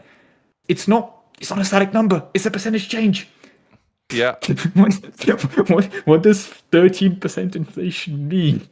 And I wonder, like, it's got to be more complex than that. Like for example, if you overproduce lumber, I guess in this case, so you drop the price of lumber, like, how does that affect the economy of your nation? Like, not at all, right? Like, well, like, wouldn't that affect? Well, it like, makes you building everyone? things cheaper, but yeah, that's the thing. Wouldn't that affect the average peasant too, though? In some way. Let's start talking about economics now, and this is when your viewers are really going to either start dropping off or starting to really join. The natural state of the economy, that is to say, if no one does anything, right, is actually deflationary. That is to say that the price of things goes down, because in the average economy, what tends to happen is people become better at making things like lumber and, making other goods and services that people consume. Put simply, it is the modern economy. In 2010, it is cheaper to make a loaf of bread now, or in 2010 or the year 2000 than it was to make it in the 18th century. And it's cheaper to make a loaf of bread in the 18th century than it is to make it in, Roman times. Sure. Of antiquity, and compare that to a loaf of bread in pre-antiquity times, it's even better, right? Which means that as it gets cheaper to produce these goods, the natural state of the economy is very deflationary. However, that's kind of bad from an economic point of view in our current understanding of economics, because Playmaker, would you want to spend money if you knew, let's say you want to go to the shop and you want to buy a washing machine, and it's cost $100 a day. It's a very cheap washing machine, right? Sure. But you could wait a month, and next month it'll be $95, and if you wait another month it'll be $93, and if you wait another month it'll be $90. The price of it's constantly going to go down. the problem with that is that basically when you have deflation and things like that, consumer spending drastically goes down because people aren't buying stuff. So as a deflation is really bad for you as an economy. So in general, governments trying to make sure there's some inflation so people spend their money. It also means that instead of investing money into new businesses or whatever, if there's a deflation, your value of money goes up. It makes a lot of sense for you to just stockpile money because you're able to buy more washing machines and never spend it. And that's obviously very bad for the economy. Yeah. So all of this is to say that none of this is correlated to the EU4 minting inflation number. And yes, the price of lumber is good for the average peasant because the price of lumber going down, guess what that means? The price of furniture goes down. I can now have more of my IKEA furniture.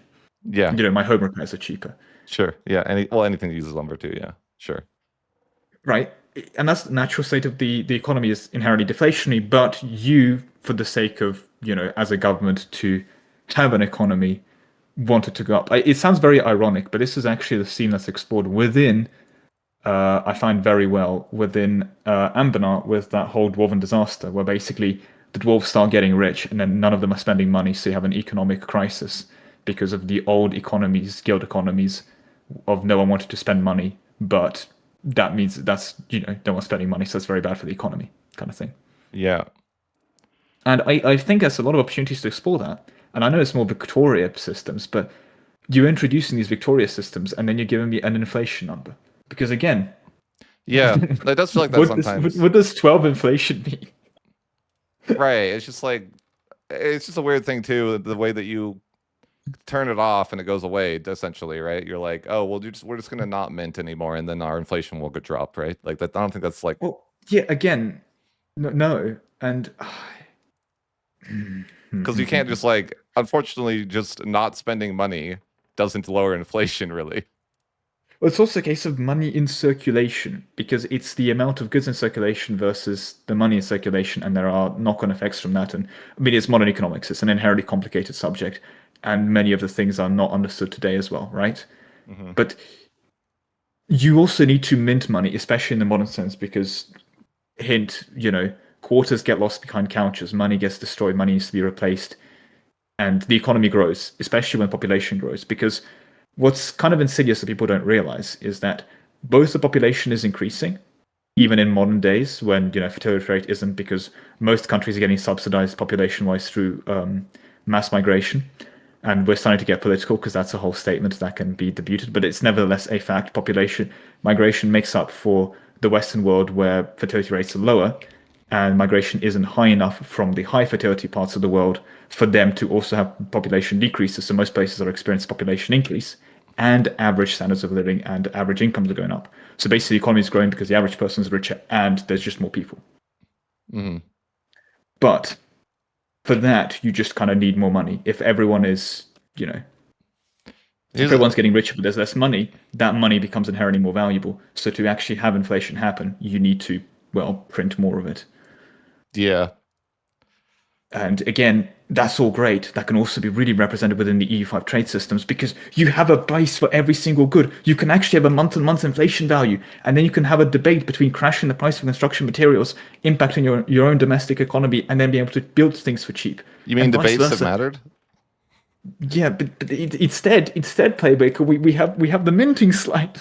Yeah, the minting slider. And then for some reason isn't even automatable, which is even more stupid. I know it's like a nitpick on a system that's already bad. I know it's a very automated. Yeah, let me automate this because it's basically a glorified tax slider. Playmaker is a glorified tax slider. They're affected by the amount of gold you're making. Yeah, it's like I just want it to automatically change to 0 every time. I don't really want to pay more. No, you want to automatically change to 1% for that one parliament issue that lets you mint. Sure, but I feel like that's exploitive to me. I'm not willing to do that because I think it's cheesy. But fair. But a question for you: do you remember early access when you had to pay a minimum price for stability all the time, or diplo spending all the time? Thank God they've got rid of that. Do you think it's actually a good thing they got rid of it? Because I think it would make pressuring your economy a bit better. Here's my weird hot take on the issue. The economy is simultaneously way too easy when you know what you're doing, and way too crippling when you're new to the game. You're new to the game, you try and scale your economy, you're going to just get, bent over backwards. Sure. You're screwed, right? You learn the game, and you're fine with the economy. I think what it's going to make is it's going to make it even harder for newer people to learn the game. It's going to be bad. And if you are good at the game already, you're going to be fine managing that income anyway. It's not a like that as a change Yeah, but would that's make like it worse. that's like quote unquote like an onboarding issue then, right? Like, but Well, sure, but for EU5 the as a concept is a whole onboarding issue. sure, but as And like an experienced if you player, are if you're adding something that makes the game slightly more challenging for the higher skill players, you have to make sure it doesn't make your onboarding experience worse in the process. For example, EU4 estates, right? For the min maxers, you can min max the crap out of them, right? Amazing. what do you think of the whole? If you This is a. if I you know knew that, that you this just is a ignore it, side yeah. topic of a side topic of But a yeah. side topic, but I do you think that to me, like I'm someone who like I want to grant privileges and be done with it, be free, but I can't anymore, right? They don't let you do that. Like, do you find that frustrating, or do you like the way the estates are? Like you I lose legitimacy, I and do see that point. and like you can't just grant every like I guess you could, but you probably have a civil war, which or a disaster. Not I'll be honest, just take the Civil War. No. well, no, the civil war would be fine, but it's not that. It's going to be like coup, which is worse, right? Yeah, it's a bit more like because it's almost like I have to come back to. Well, the Yeah, problem is as well is that it's not even still a solution. Yeah, instead of me just granting all my privileges and be done with it, it's I now have to do 3 or 4 like parliament rotations, grant all my exactly. privileges, and then I'm done with it. Right. Like it's But to me, it's just like I find that like worse. Like I think the estates are way better as an overall concept, but I did like that in EU4 you would grant your states, and that was pretty much you're done. Whereas here it's like you could do that, but it's just going to take you 15 years, and then you're done. You know, is that? sorry, 1 second, but I need to put a funny in your comment section. Oh, There you go. Sorry. Yeah, no, I mean that's the thing. It's not even 50 years. I think it's literally like in many cases 30 or 20 years, and I meant 15, but you probably sometimes heard me wrong. it's oh, sorry. I heard 50 years. So yeah, Oh. I reckon 15 is a bit aggressive, but I could see it being done in 15 years. Right. But the other part is like there's almost a mini game of like you want to give a certain set of privileges to every state, and you've kind of made your mind up when you're selecting your nation, picking what run you're doing, and then you look at your starting privileges and go, have they given out any of the bad ones? Do I need to get rid of that, or am I fine? Right. Like the max control one. You're like, did they give away the negative max control privilege? Like, hopefully not. And then it's like, oh, thank God I don't have to fix that. Or okay, well there goes 50 stab when I've got 100 communal. Yeah. yeah. But genuinely, that's it. Like, do I have to Right. spend 50 stab this campaign on this? Right. Do you need to win a That's all that really matters there. Right. You Like, know? do I need to push communalism so I could get rid of this bad privilege? Yeah, but you need to push communalism anyway. I didn't see a university that push communalism, by the way. On a completely unrelated turn again, what university not push communalism? Yeah, I mean, Even in multiplayer, I think you're just pushing communalism. Right, sure, you're pushing it, but I think it's like it's not the first thing you think to push, right? Is it? Playmaker, like above 50 communalism also has the frequently fired 0.5% global pop growth event. I mean, see, I don't actually know the events that are tied to the. meanwhile, the 50. individualism event of it, I can't remember what it is, but it's like completely irrelevant. What and are I'm the, like, the events? oh, sorry, the individualism one I think is extra migration speed, and I'm like, oh, okay, whatever. And is it better? And then Like, this is a random question. Is it better for you to have less above 50 so you get the one you want more often? I think there's basically no reason to just push 100. Well, I'm just saying, like, would you prefer to have like do you get the event if it's above 50 of a value, right? But if you have if you only have like one thing that's above 50, then are you always going to get the, let's say, the pop growth for this example? Like, would it be bad for you to get more above 50 then? I can't actually answer that question because I'm not sure if it's the one. Like, if they're on the same pool together. The thing is, I've got a multiple, like, you know, the Navy one where it's just like, we're a naval nation. Here's 2,000 ducats. Yeah. You know that one? Yeah, that's great. I don't know if that's on the same one as the traditional economy. It's like, we're communal, so now we're getting more babies. Yeah. Yeah, I just like wondering, because like, if I think about how like pulse events work in the EU, like think about like a pulse events in the EU4, like it's definitely like that. The more you have of something, the harder it is to get. I need to check out. I don't know. I don't know either. I was just like wondering that randomly. Like, I wonder if how is aristocracy still allowed to exist with 5 discipline on a completely unrelated note? What the fuck? True.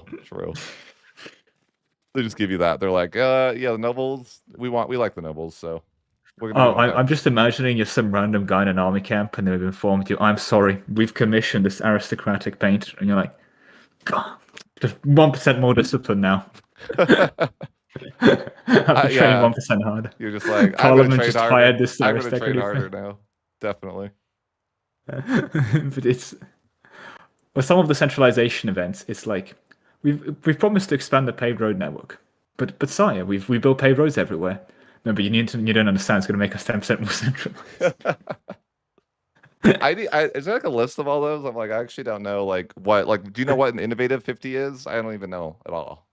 Oh, it's the you get the 0.2 tech, you get the 0.2 not zero, you get a 20% text speed free thinkers not persecuted one for infant. Oh, Um, do text you speed know the one. one for humanist? Um, I think it's the problem is yeah, I think it's the artist one where like the humanist one is a double ticker because it needs a country nearby that has a lot of spiritualism and like a law that Yeah. encourages suppression, and then they'll get a bunch of artists that are like oppressed, and then they leave and they go join your court because you're humanist and you like tolerate people. It's just funny they have these things like this, and there's like it's like just you'll never know unless you like I don't know to talk to somebody that comes to your stream or you like look at the wiki, I guess.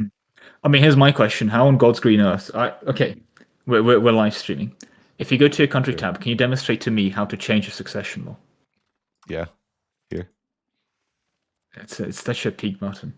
How many in the YouTube chat knew about this button or the Twitch chats? Right, because I mentioned this in the video, and the amount of people that have said, "Oh my god, I learned this button from here today," is very good at demonstrating my point. But How many? Here's a question I want to know if you know. Do you know that you get a CB if you get declined military access? what? Did you know that? No. Like, how many people in What the chat knew that?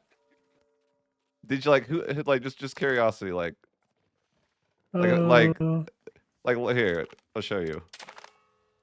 Here's a CB you get from this now. Denied military access. It's like a ridiculously bad CB. You could just go to war immediately with that person to get through if you want. Did you It's amazing. like how many people knew this?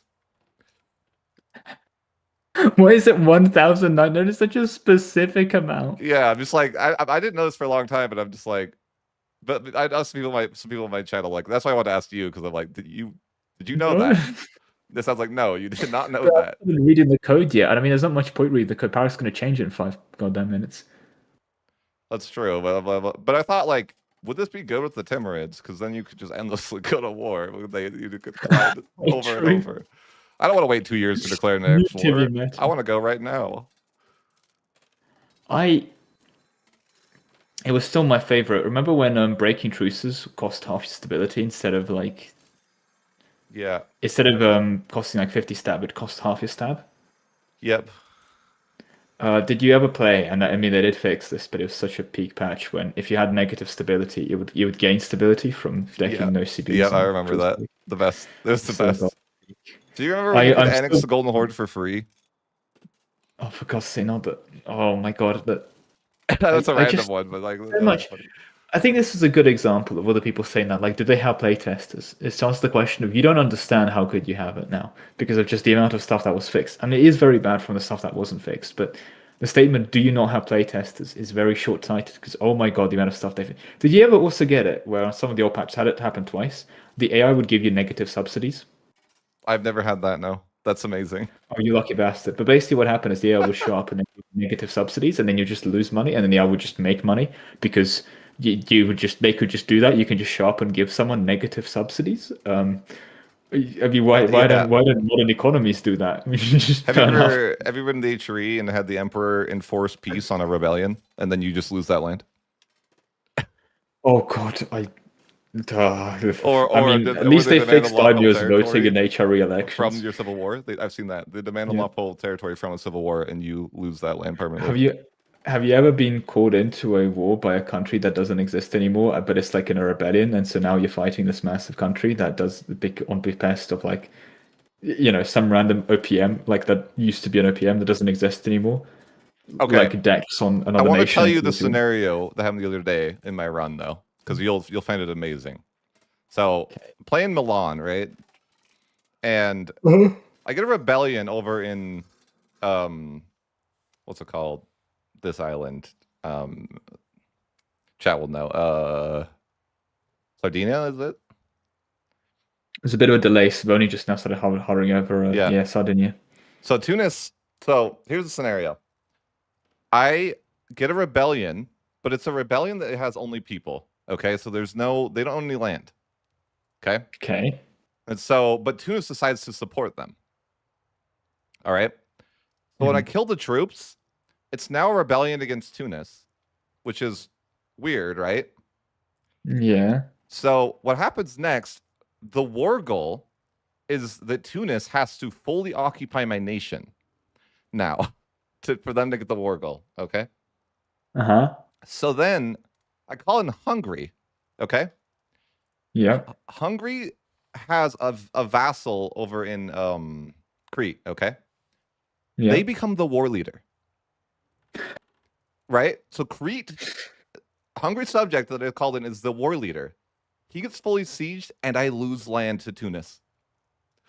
And I was just like, I don't have words for what just happened. I don't even understand what just happened. I, What? How does but that make isn't it a sense? rebellion? So if you win against Tunis, can't you just annex Revolta Tunis? Theoretically, yes. I thought you could do that. So I called in Hungary because I'm like, I want some help because I'm not like super strong at the moment. And then, but then Hungary's subject became the war leader, and I guess Tunis got to Crete, fully sieged it, and then they gave up my land in the peace deal because I was no longer the war leader of that rebellion. I I don't just even don't understand. I don't even understand how that happened for one. But I was like, that was the moment for me that was like, what the fuck? Just I don't. I crashed out a little bit about that one. I was like, It seems pretty reasonable, honestly, at this point. It's the real AI was not the AI we're fighting. It was whatever ChatGPT script they used to write the code for some of this stuff. Because my god, clearly, clearly, yeah. I just think about what was the other like horrible things that happened early on. I'm trying to remember in earlier builds. you haven't found this yet. This was in the patch that was reverted, but I was got sent a couple screenshots. You know the vassals in the England France Civil War thing, right? Yeah.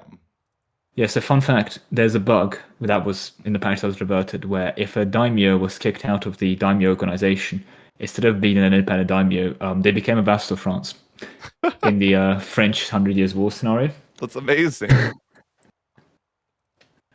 That's amazing. I'm not sure how they managed to arrange that, but I don't understand how they do these things. Like, it became yeah. even better because obviously there was the only reason the person found it and then reported it as a screenshot was because that daimyo was not happy about being a vassal of France, so defected to England. Yeah, that seems par for the course. I'm just loving the idea of like some random guy and like, oh yes, I am the leader Apparently, of the someone Yamato said clan. What Parliament have you done?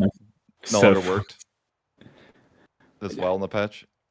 finally, a good change. That's what I was Thank you, saying. Paradox. I was like, finally, they've done it. They've deleted Parliament. I love it here. Best paid maker feature remove Parliament. Yeah. I'm still trying to get that one through. Johan's just not messaging me back. He left me on red. I don't know. Thing is, as well, is that it's both Spain and Swedish work culture, right?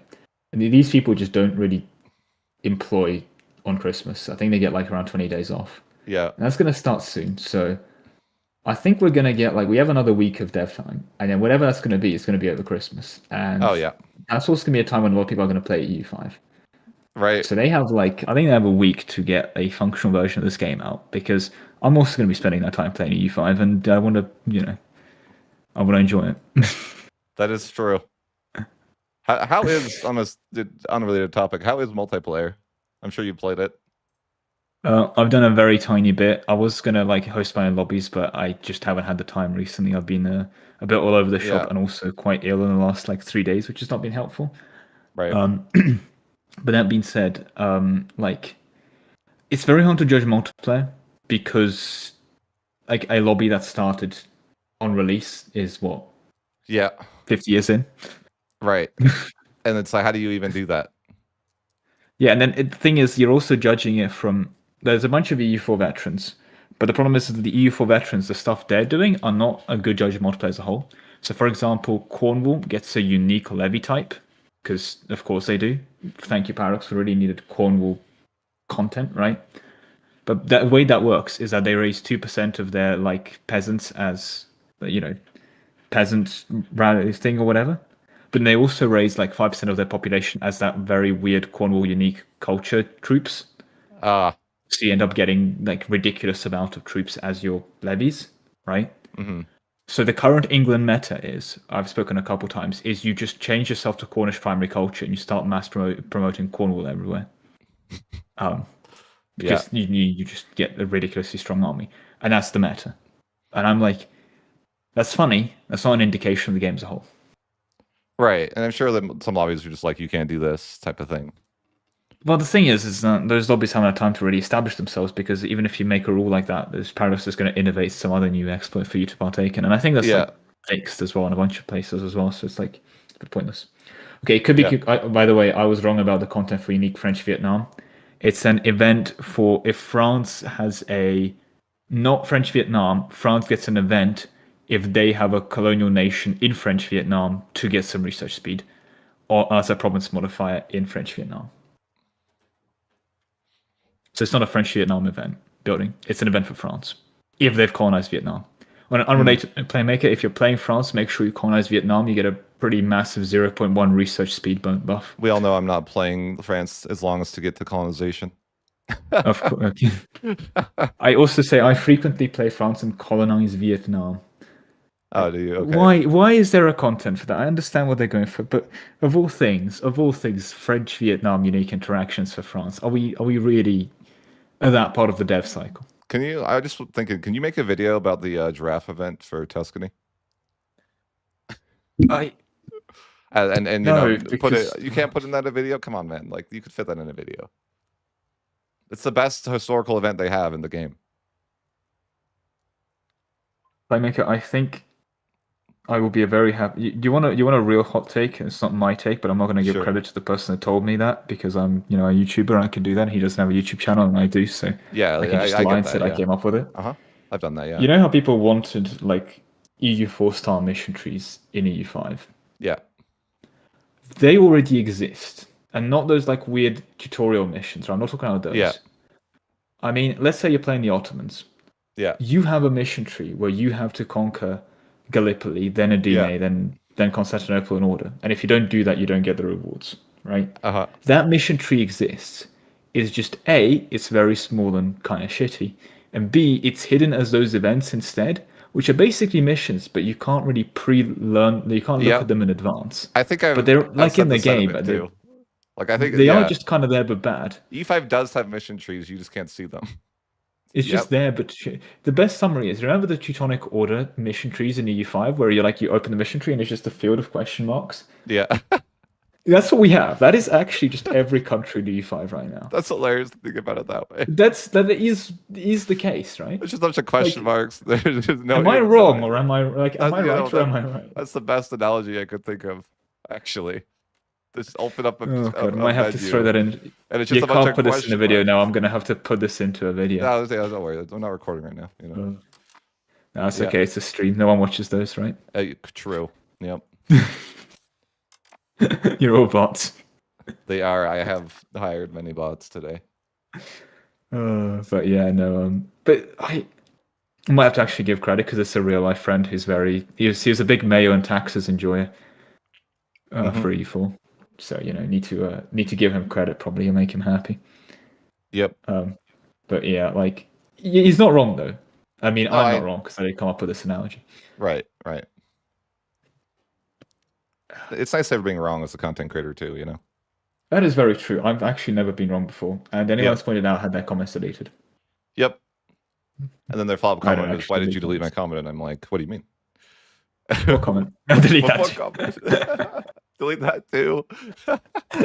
You click on a video with 10,000 views and it's got 3 comments, and all 3 are just saying, "Well, Lemon Cake, you're so correct." Yep. I like that. That's a good idea. No, Alexa. When you say that nobody's been wrong on the internet before, you're mistaken. I've never been wrong on the internet before. Yep. Only me. It's True. no hubris. It's just fact. See, Yep. playmakers agreed. I am also wrong, by the way. On an unrelated note, I did also become right. Yep. Yep. Playmaker, you can confirm I am the nation state of Rome. Yep. Thank you. I've Just get seen it that. on Yep. record here. Yep. I could agree to Yep. that. See, it's right there. Playmaker agreed. That's like two people that can't be wrong agreeing. It's extra correct. That is. That is true. That's true. Canon event. But yeah, no. To answer the question from earlier, I think the CK3 fort system is an improvement over EU5. And while I think EU5 can have a reworked fort system that's very different, hopefully more dynamic and more fun, I think a movement away from whatever we currently have now would be overall a good thing. You just have to be careful to not make it worse. True. No, I like that. My question is Thank you very much for watching. With a special thank you to all my channel. Yeah, guys. Go. I want at least one. I feel like everyone that watches me watches you already, but go check out Lemon Cake. Oh, thank you. Yeah, and if you are watching Playmaker and haven't watched Playmaker before, make sure to check out Playmaker. Yeah, make sure you check out. Thank you for the shout out there. Yep. I think the thing is that there's a couple times where I'm just going to say this is a bit of a weird thing, have you ever found this where if you want as a YouTuber and you leave a comment on another person's video, the people respond with like, "Oh my god, a lemon cake" or whatever, right? Mm-hmm. And then I go to your channel and I just like pop into a stream, literally just like hijack it for a 2-hour conversation, and no one's surprised at this point. I'm just like I'm just annexing the channel. This is just par for the course. They've been here before. I need to stream more so you can do that to me back as well. But yeah, no, honestly, you're more than welcome. Yeah. Yeah, just like, hey, can I talk to you for like 5 minutes, and then it's a trap. Just 1 hour later, it's a trap immediately, but you still take the call. I'm like, yeah, what have me and you ever had a conversation that was short? Like, even I don't think that's happened. That's it's the one and a half hour passionate complaining session. Have we ever had a positive conversation? I mean, I don't know. Maybe off stream or something. I don't know. True. We're only allowed to like the game off stream. Yeah, that could be the case. Yeah, two yappers get. Yeah, it's true. Feek. Oh god. By the way, also on unrelated note, this was a while back. The save you sent of the 100% control everywhere is so broken in any version you load up. It just doesn't work. It's so bad, isn't it? Like it is. I don't even know what just happened. Like, it's just completely warped. I think Johan didn't want me to finish full conquest, so he's like, I don't know what he did, but it's completely cooked. There's actually a closet update where the moment a single nation controls 99% of all locations, it just deletes System 32. Right, I think so. It was weird because I looked into the nations and it started showing in debug that the nations were just dash as that was their tag, and I'm like, there's no way that multiple nations are dash as their tag or something. I don't know what was going on.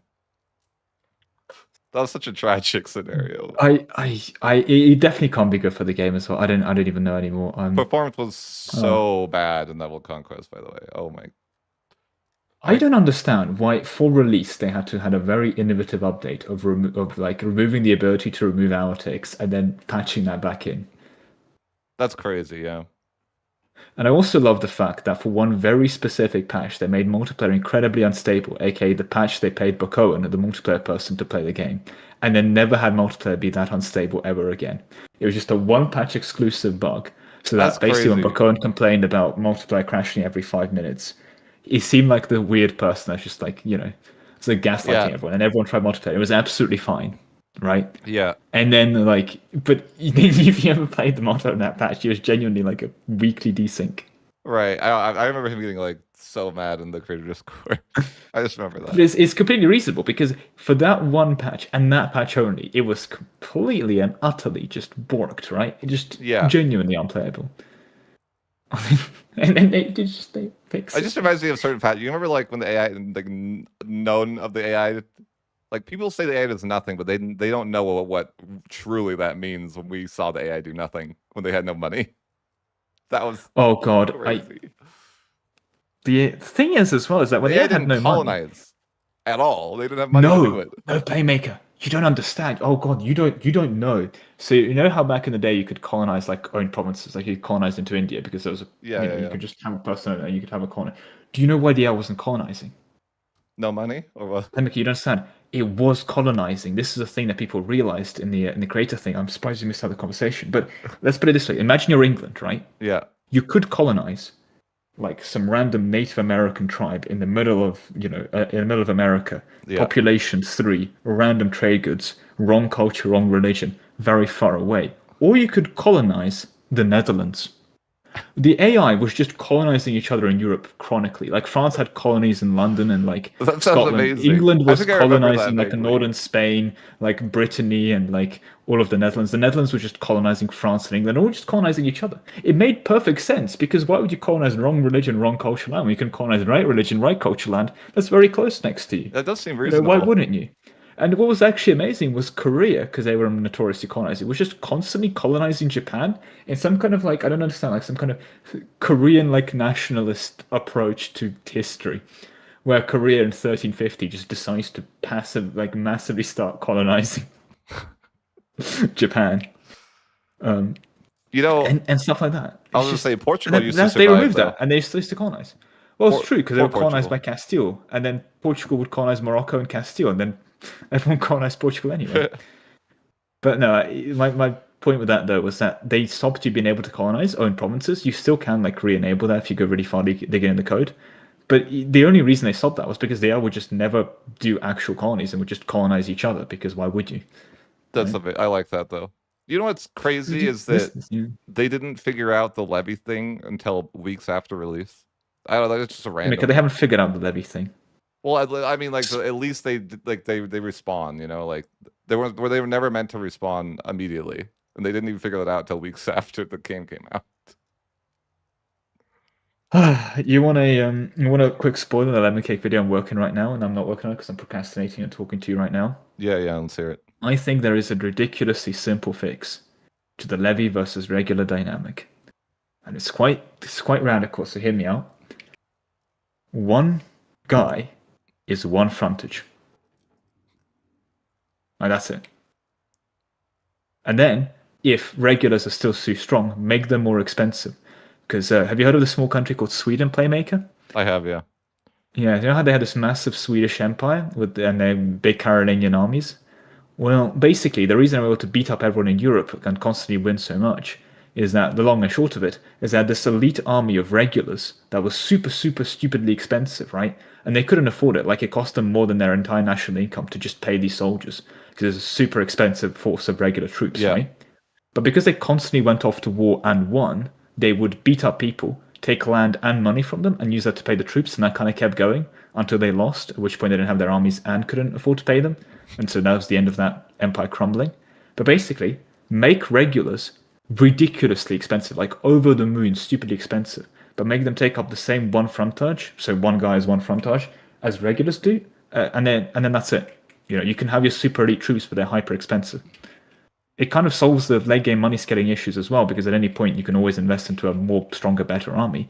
It gives people a power trip of like, whoa, look at that! I built 1,000 regulars troops as a full-time army in like 1380. That would still be impressive. And that's it. You don't have to have any weird like stats where, oh, I'm sorry. Let me just check my horoscope. It seems Oh, like so Mercury's you're in retrograde. We have the age of Renaissance. That means I should be dealing 75% more damage to this levy. Oh, no, no, no. I'm very so sorry. The you're Golden saying Horde just is make the troops currently like a in. 1-to-1, like 1,000. Yeah.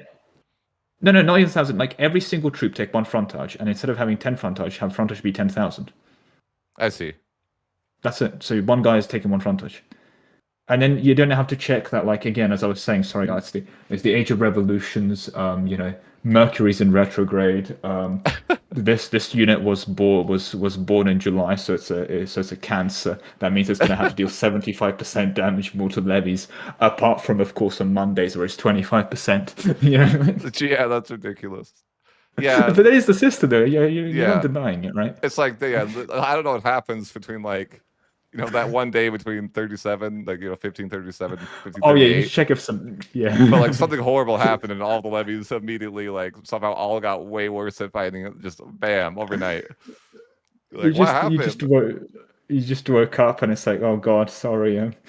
What happened? Like, It's worldwide, their weapons were abducted or something. I back in don't my day, levies can fight.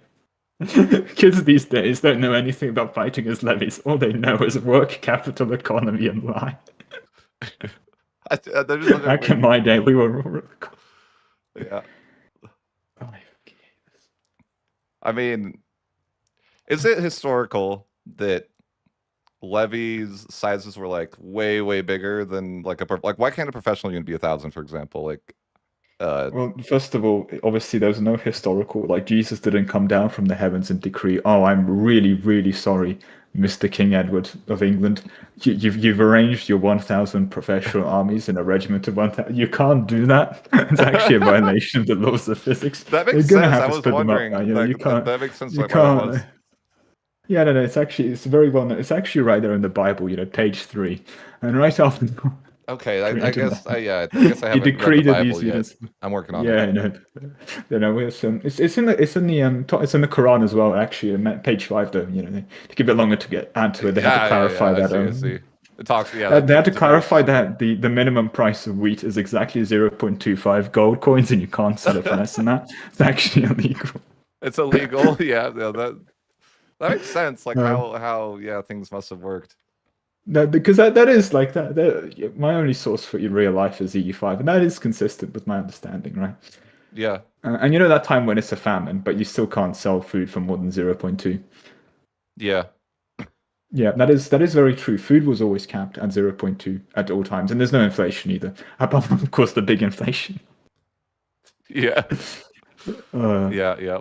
but the also historical thing is that I think if you just rename levies to be more like conscripts and rename like regulars to be regulars, I guess it's still fine, and rephrase it that way.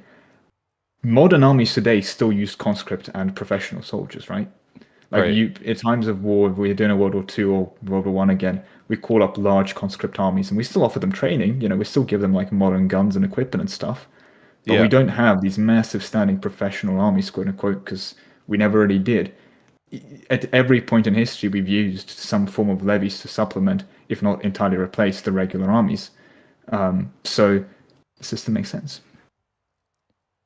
yeah. I just can't believe Jesus did this to us. I just can't believe it. Why would he do this? It makes no sense. Why would he do this? I'm just telling you what's in the Bible. You're gonna have to trust me because you can't read it. It's in Latin. That's fair. Yeah, I know. I'm pretty not allowed to I completely translate it. believe you. I'm just like, yeah. I was wondering why that was the case too. Like, why we couldn't have Um, 1,000 stack my of. my mini favorite is they do these massive things like 75% more damage to levies if you're a regular, right? Yeah, And then if you actually look at levies, they just have minus 10% discipline, which in the grand scheme of all these changes is just the most irrelevant modifier. yeah. I just think. I mean, I do think it is funny the whole like the way paradox balances, and some people think it's bad. It's like levies are like so good you never use professionals. To levies are so bad you should never use them and only use professionals. Like just the way that the balance changes is pretty funny sometimes. It's a complete It's just funny to do. The 'Cause I worst part is remember that. mid-campaign. You'll be mid-campaign. You'll be like, I want to do a levy build on this nation, something. I think levies are useless, and then go to a mate. Yep. There's no consistency, right? And I think that's the extra frustrating part. But yeah, anyway, I hope you've understood my point about sieges. That being said, it's approaching 2 a.m., so I should probably head to bed. Yeah, yes. The quick. Good thing is The quick chat has been. We now understand how sieges work in CK3. Thanks for that. Yeah, and I hope you've learned about modern day economics and cost of design. Yes. All right. You have a nice night. I'll let you play the game. Sorry. Yeah. See ya. Bye. Have a good one. All right, guys.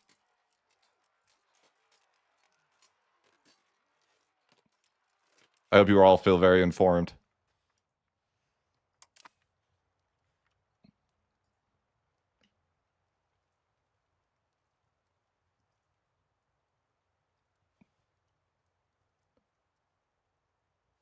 So forts. Forts, man. Variety, you know what I'm saying? If you don't know who that was, I mean, you guys know who that was. And it seems like we figured out Lemon Cake's telling us exactly why the, standing armies are in stacks of 100 to start with. Because I always did wonder that. But yeah, I'm gonna like get a drink and then we can get started, I guess, you know? Classic, didn't start the run until 2 hours into the stream.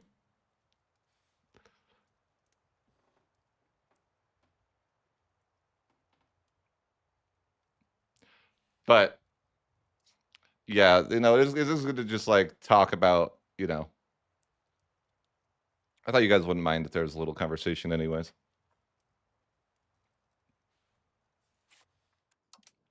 With my one content creator friend. Okay, maybe I have like 2, but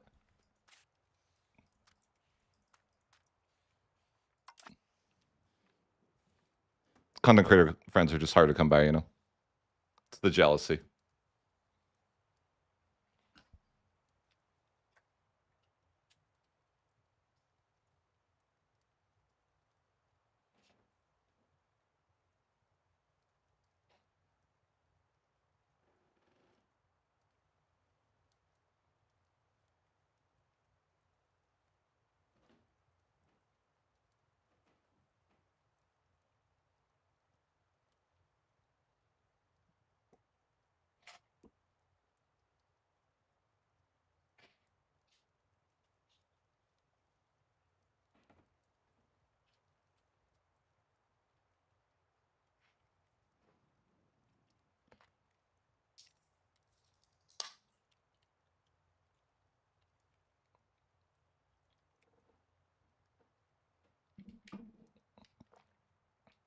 I came in here after the siege stuff. I mean, I'm sure we'll do some collabs at some point. But playing England, you know, that's what it's about, boys. We're playing England. We're gonna annex France or something. That's the plan. Why is Novgorod better?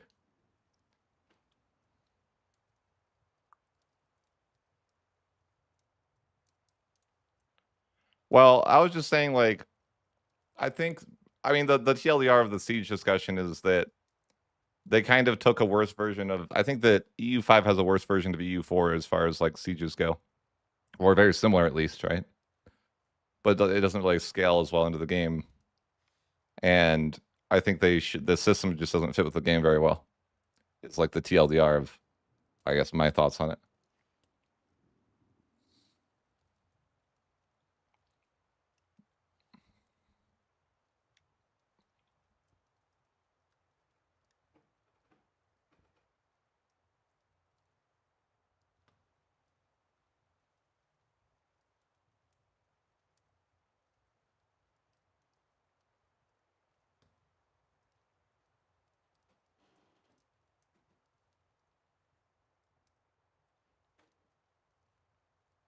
Mm-hmm. But I think that I don't know how to solve the. I don't know how to solve a lot of the issues with, or like what can they even do, right? Like the assaulting is in a weird place. It has no cost, and it's basically like it's not, but it's like it's kind of like my experience. You can't really do that until it's the Age of Reformation, because in the Age of Reformation, you have enough guys in your frontage essentially to assault, and not to be so punishing that you can't recover. Like you can afford the manpower hit in that age. Before that age, I think you can't. So basically, it's like once you hit the 4th age, delete everything but the infantry and assault everything. But obviously, that's not like ideal for where the game should be, right? So that's not, you know, and it's not a good. I guess it's just not a good like. It's not good for the game, I think.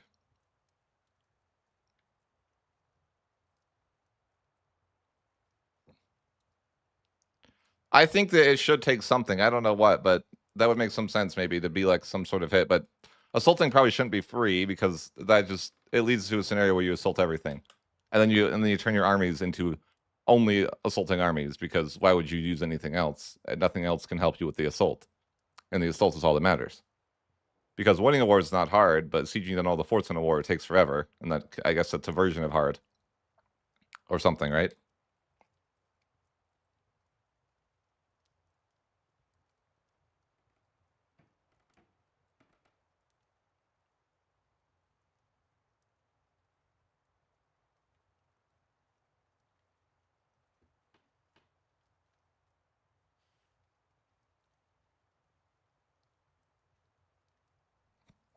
And then a side question, and tell me what you guys think in the chat about this.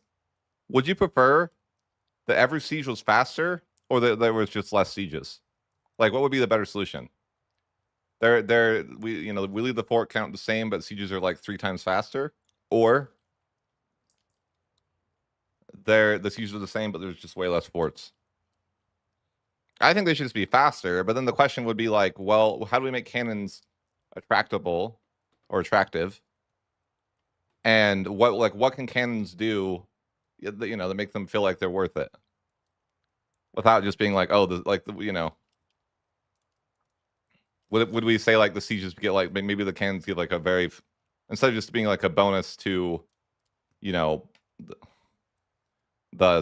percentage, it also gives a massive bonus to the tick rate maybe.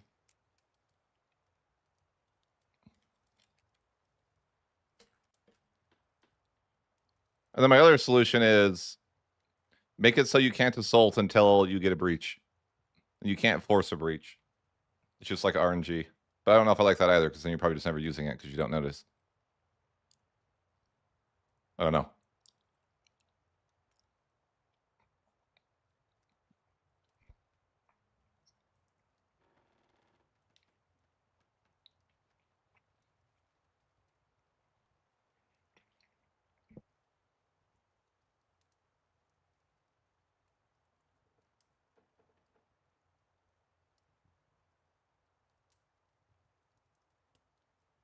But all this is just like, I'll start playing the game, guys. I'm just like, I think that sieging is one of the more frustrating things for me.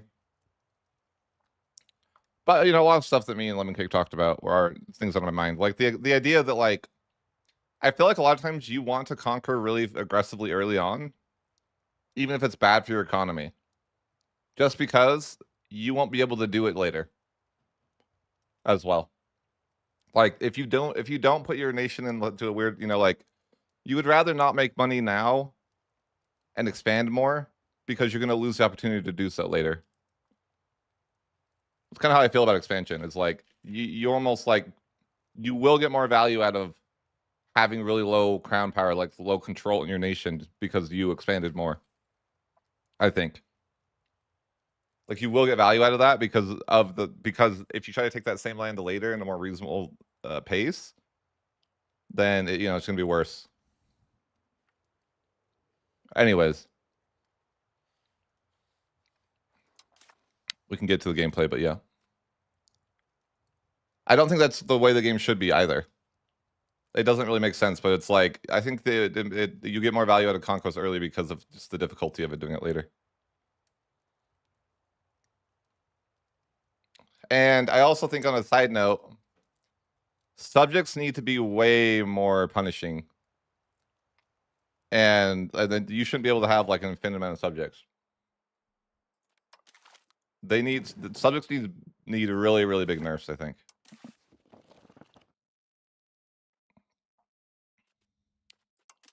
And I'm going to show you an example of something that I find, I don't know, with words concerning.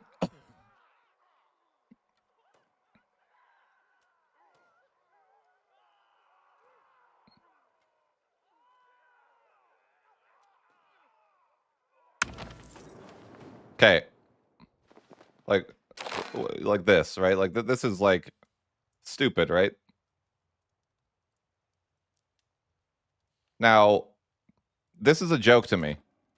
I'm at 34 of 16 of my capacity, right? That's only negative 26 to subject loyalty. That doesn't decentralize gives me more than that. More than double my capacity, and it's only a freaking 26 disloyalty. Like, are you kidding me?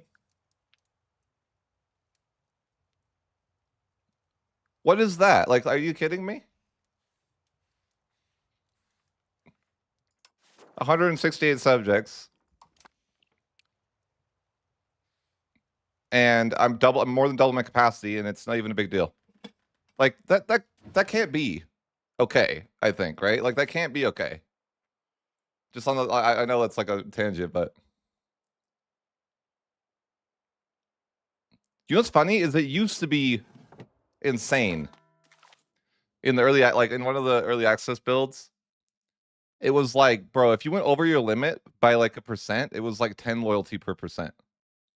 Literally, like you were cooked if you went over your depot capacity immediately. In one of the builds I played.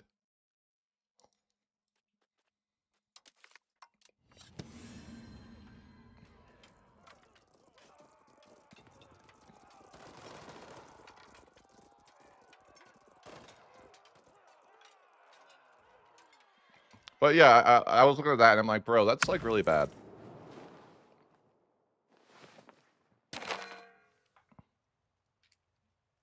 How's that like reasonable that I can be more than double my capacity and get like that small of a malice?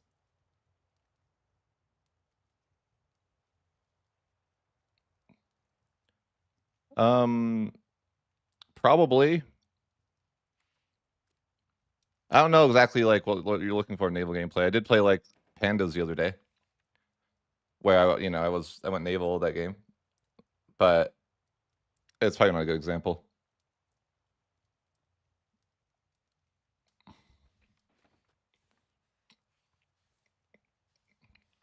You can ask any questions though. I'm happy to answer.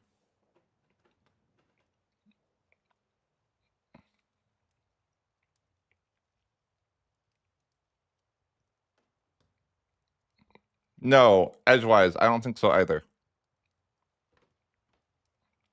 It's just that Paradox only understands extremes of like either it's insanely penalizing or it doesn't matter. You know, unfortunately, Paradox only works that way. It's either like irrelevant or completely crippling. Like, cause I was playing Bohemia one time and I was like, I'll just keep making more subjects. And then I went over the limit and it was literally all my subjects immediately were disloyal in the entire game. And I was like, well, it was like negative 200%, like immediately, like ridiculous. I just remember it. I remember it. Like, I'm like, cause I never, you always got to try to go over the limits and see what happens.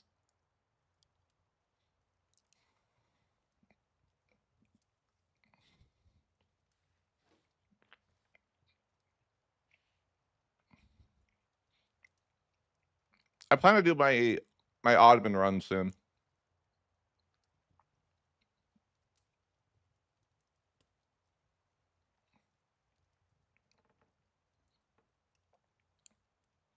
So if you want my like basic opinion on naval composition, it's gonna be very similar to EU4. I think that you basically like heavies and like basically heavies and transport ships are like I tend to just like stick to those as my main composition. Unless I'm trying to get propagate trade, and then I'm of course going to build some light ships. But I don't know if they buff galleys, but I know in recent patches galleys have been basically useless. I don't know if they've been buffed enough to make them useful, but they were in a state that it was really bad. It was like they would get destroyed.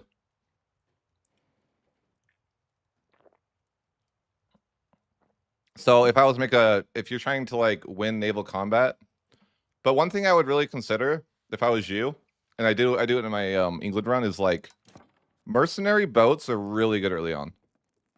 Like if you go into go into military and you like go to hire mercenaries, and you just like something like this, like just they're not that expensive. So if you're trying to transport troops in this early game, you don't have many cogs, like you can pick up like 13 cogs to transport for only 400 ducats. It's actually a pretty good deal.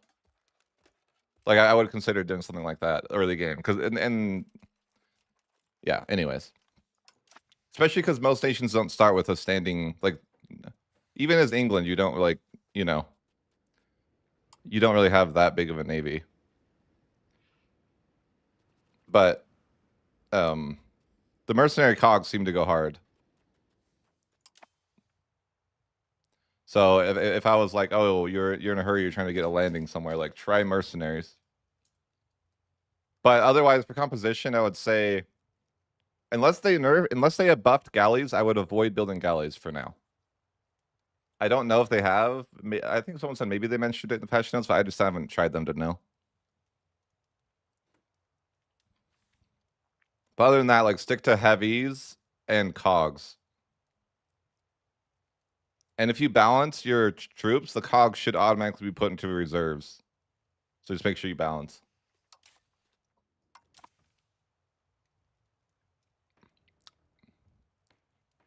But I just remember I built galleys once and I was so disappointed. They like I had like 20 galleys lose to like 1 or 2 heavy ships, I think. I was like, wow, I'm never building another freaking galley. I learned my mistake there. Like I'm never doing that again. I just remember that impression was, well, that was my impression. I know that's not that important, but yeah. Anyways.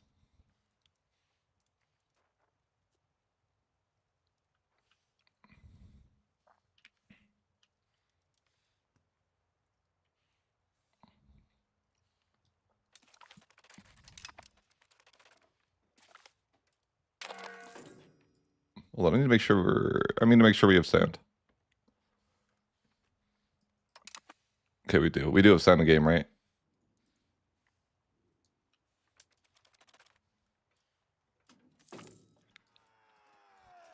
All right, the 100 Years War event here. Historical option. And here we go. Tragic. So you have the 100 Years War. What is RCB like? Is it bad too? I think it's not bad, right?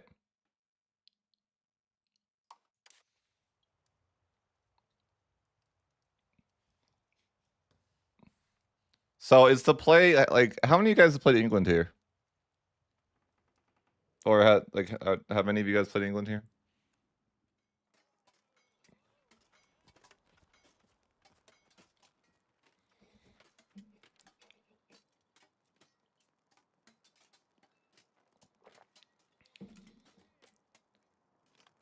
That's what. Well, I'm thinking that I just play defense and get a bunch of war score.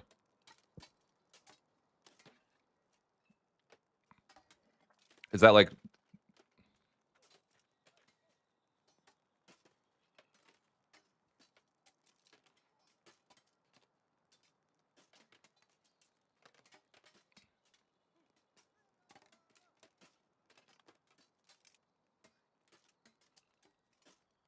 Okay. So I'm gonna declare war. The plan is just to play defensive and get war score. I'll even let him, let him cross over, and his subjects too will probably cross over. Though I haven't played these guys in a while. Oh, I shouldn't have even recruited the guys over there. Oops.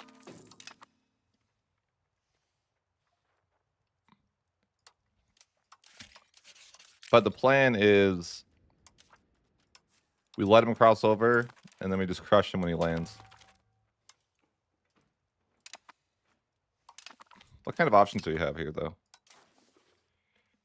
You can do this.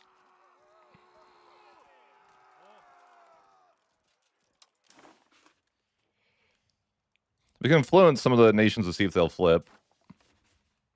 What does this cost us? I don't know. It didn't say. I just clicked it and it.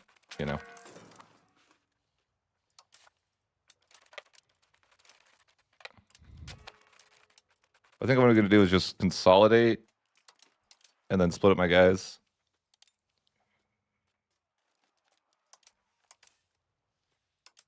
Balance them out and then just kind of split them up and just, crush these landings. I'm just going to come in with stacks of 2,000. That seems really easy.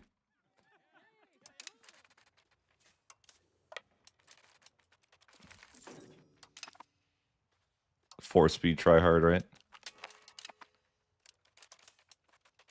He's so dumb. AI just like, yeah, we'll just send 2,000 guys in at a time.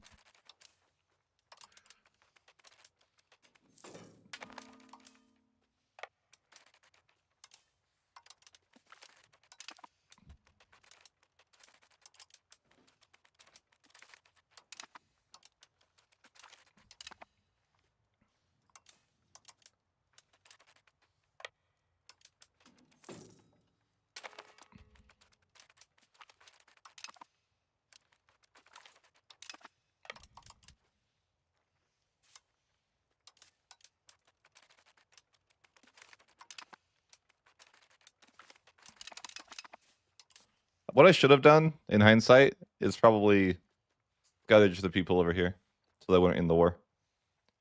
That's not helping me at all. But, you know, hindsight.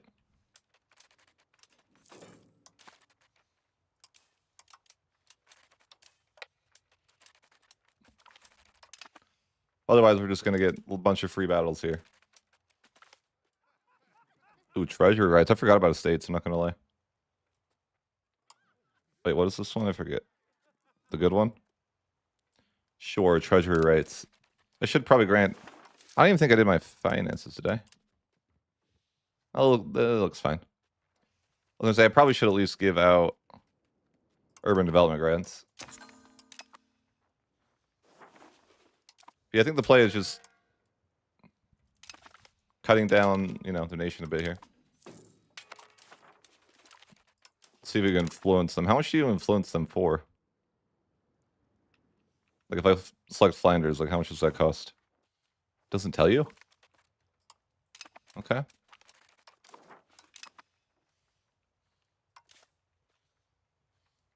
It just happens and they're like, eh.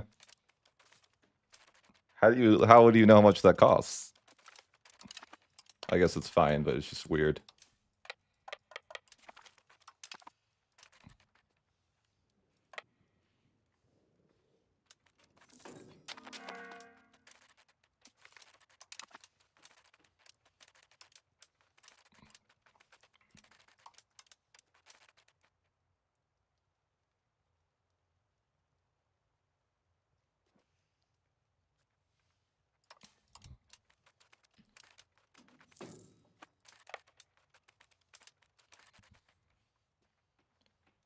Where did my other troops go? Oh.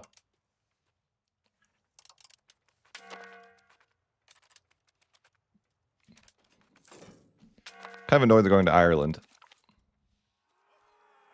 We got Flanders. Okay. Great.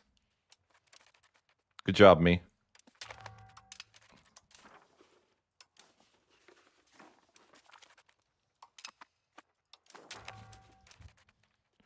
I don't know, just, you know, keep giving random people money to see if they defect.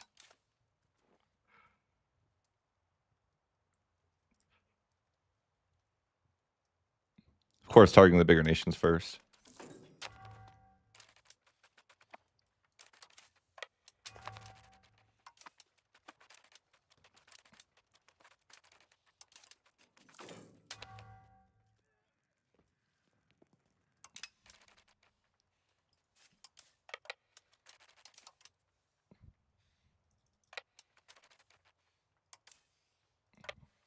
May need to cross the water to deal with these guys here.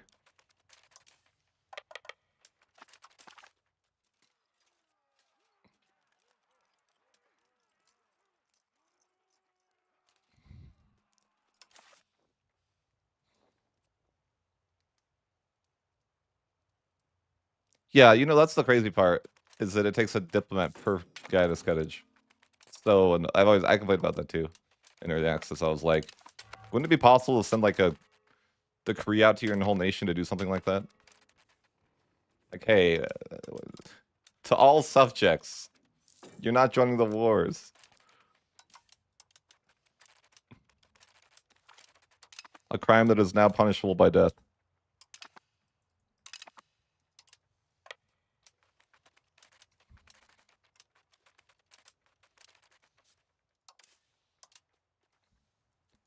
We'll go ahead and automate trade and then replace general, replace admiral. Got to do that earlier.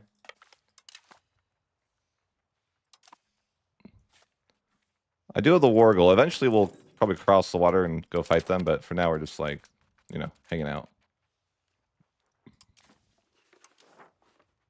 Influencing some subjects to see if they'll leave the war. Or defect, or whatever the case may be.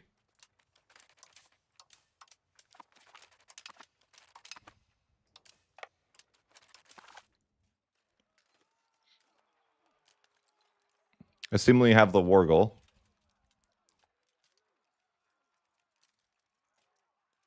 But they still have a lot of guys, and they need to, you know. They need to try to cross the water some more. I suppose I could get a spy network for sieges in a bit. I better see something for the crown here yet, historical.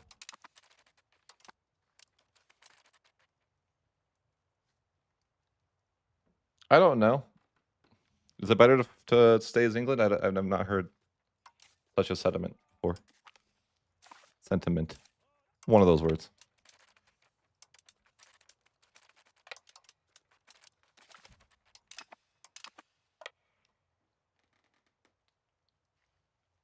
Why would it be better to do that? Just because of like better national ideas or something? Is that the idea?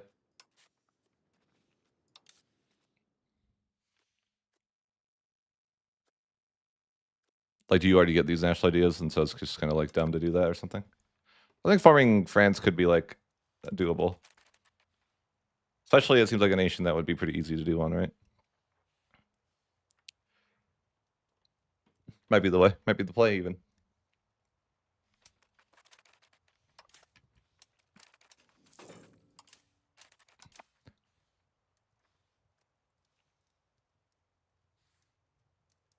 Oh.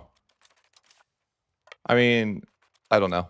I'm not well versed on the topic. You can let whoever wants to leave the war. I don't care. I could give more money out to the bigger subjects to see if they'll defect.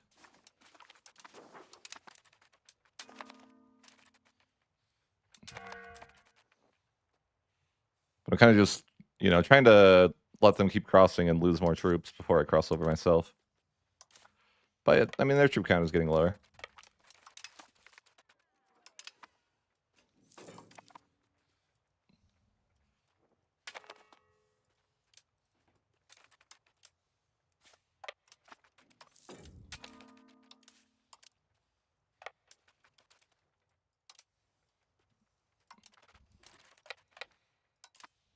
Disloyal subjects. Oh, yeah, because they probably,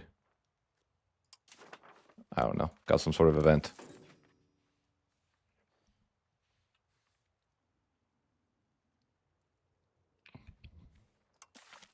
Not really sure how I even play this. Like, do I just continue to wait? Will they send more troops, or do I eventually cross over? The Castile. Okay. Apparently Castile's in the war.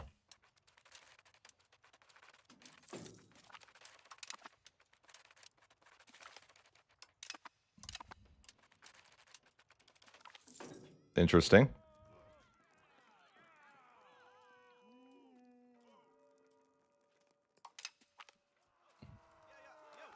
Ooh, a nice new defection.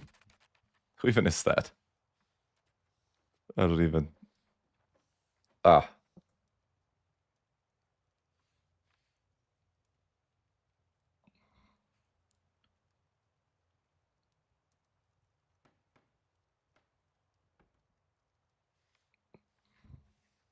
Are you... Where are you from that you know, you'd say that? I imagine the min-max way for both France and England would be to form the other one. By the way. Well, you can't actually do it. You couldn't... No, you couldn't do it as France. I guess, 'cause I think France is tier 3. But I think it makes sense that you would form France as England, because then you would get like both of their ideas, right? Like more or less. Like speaking in like a min-max level. Of course.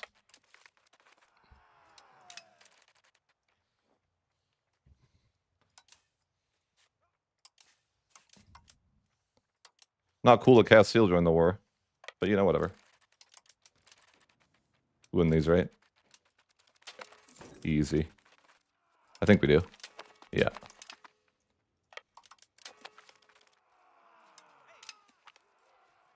Looks like everyone's trying to leave the war. I'm like, yeah, sure. Castile, we ran him down. Okay. I didn't even realize Castile joined the war, but you know, good for him. Who else is in the war? Yeah, mostly just Castile has most of the troops. Sure.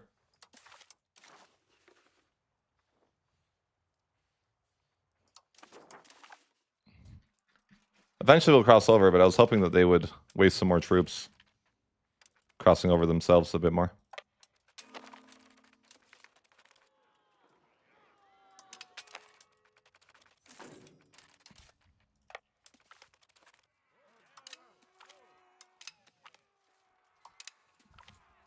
These events are spammy. Everyone's welcome. You know, I welcome all changes of heart. How about that? You don't need to ask me one at a time if you can leave. You can all leave.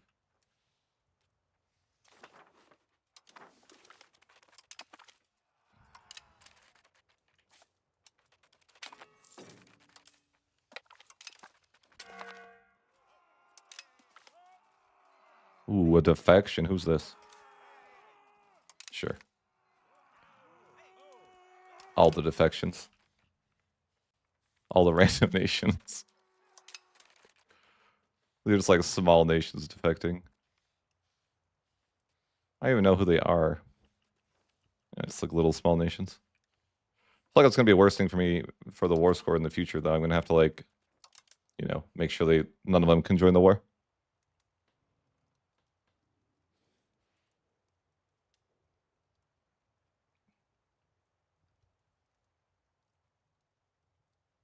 I don't think like I figured out the new things for the new way that you use PUs. I figured it out. The like how PUs are useful. It's because you can get a negative 50% CB against them to go to war against the Union. And I'm like, oh, okay, that's actually a useful thing about a PU now. Like if you're not the leader of the Union, and you can get a like superiority war where you get a negative 50% CB. Like, okay, maybe that's what unions are meant for. They're worth now. If you do this.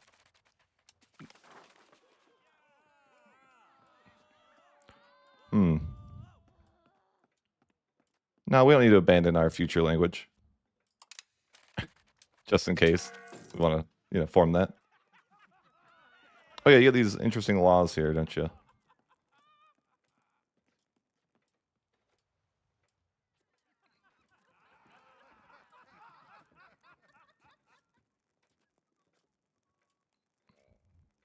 I don't remember which one's the most ideal.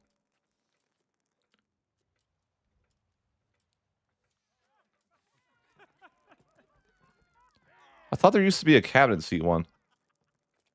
But maybe they removed that. I want to say in early access that used to give you an extra cabinet seat. So it's too bad they removed that. Instead of efficiency of cabinet, I think it was just +1 cabinet seat.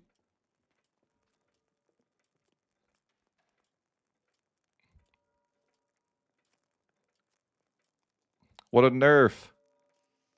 It used to be cool. Now it's like meh. I think I'll just go with the Dippler up one.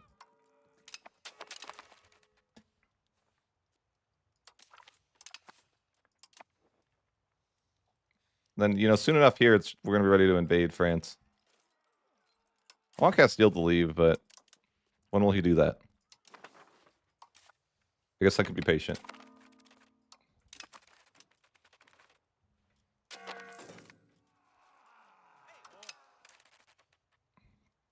We got some random defections, but I don't even know that I really want them to defect that much. I mean, it's nice that this guy left the war because it makes it easier for me now. I guess I could just try crossing at this point. I mean, it seems like it could work.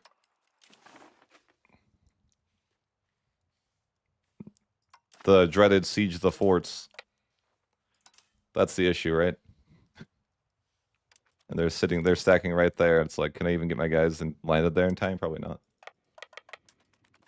I'm gonna need like more boats. Could build more cogs. Could also hire mercs. Well, I guess I don't have that much money. Let's take a look at our laws. I don't really remember what our laws are like here.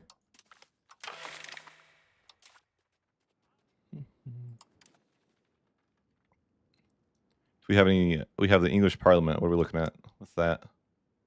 Oh, not bad. An extra max tax to everybody. That's kind of cool. I'll leave it. It's a unique reform. I'll leave it. Regardless of if I think it's good or bad. I kind of like the idea of just leaving it because it's unique.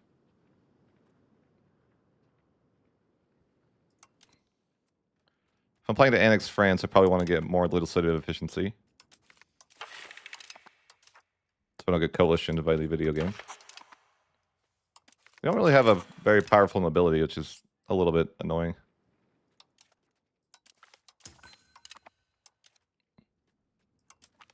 As far as getting support in Parliament goes.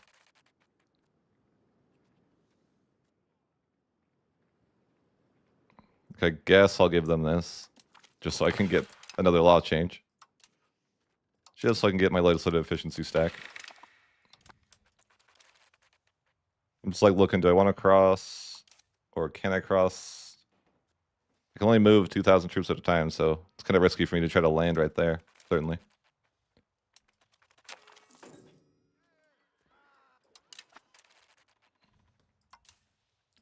I wonder how access works. I don't think you can annex France in one war, can you? Is that possible?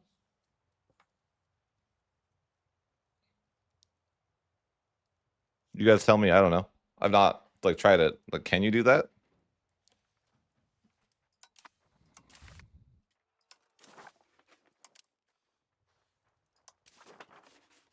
I wasn't aware that you could.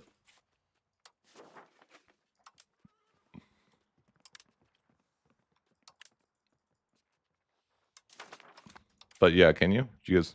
I don't know. Yeah, I don't want to claim their throne. Who'd you call to the war? Okay. You just called a bunch of random subjects to war.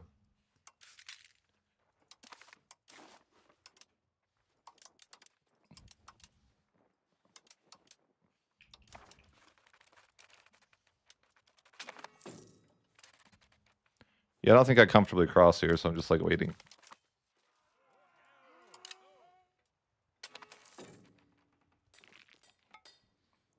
I'd prefer to start sieging forts. I wonder if I could land here and not get immediately killed. Like access-wise. Could try it. Seems okay.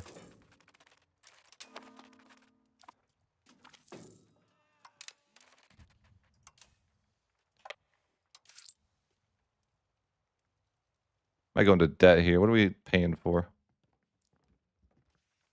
Yeah, it's fine. A little bit of debt never hurt anybody.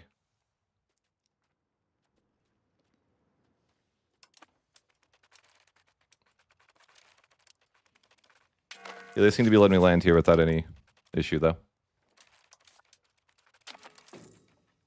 And then they're going to try to... Yeah, I better leave some guys home to defend. I don't know. Look at the balance when you... Crazy. The balance is so bad when you use boats.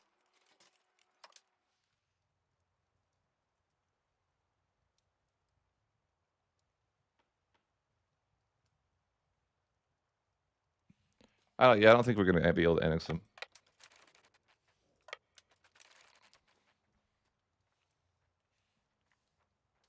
Kind of unsure where all their troops are.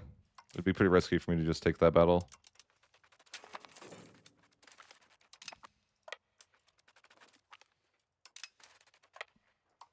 Ideally, Castile will just leave. I could pay him, but I'd rather just, like, not, of course.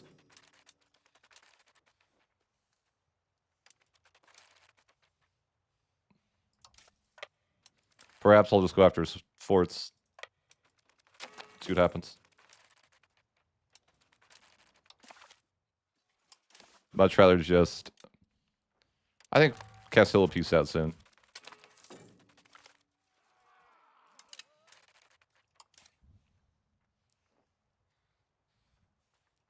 Suppose I could just send everything over and then tell my ships to hunt enemy fleets or whatever.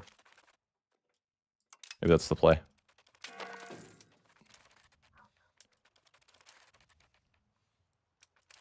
Let's try it. Hunt navies.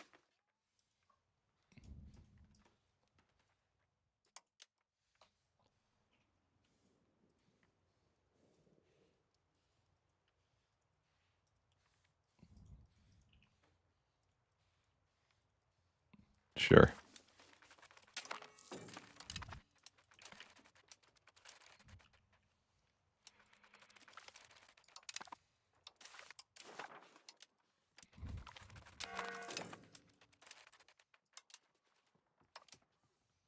Could offer humiliate.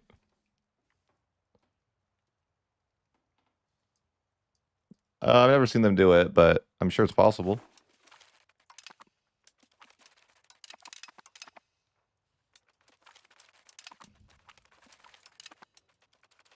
Winning a lot of naval battles, so I guess something's happening. Yeah, I'm just patiently waiting for Castile to leave.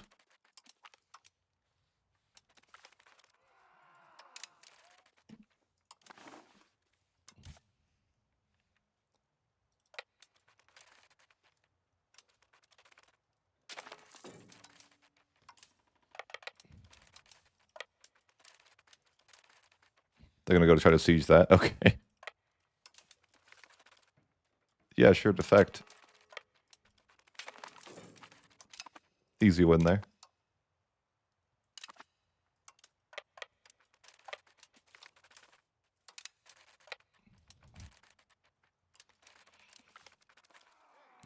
Oh, nice. Burgundy wishes to defect.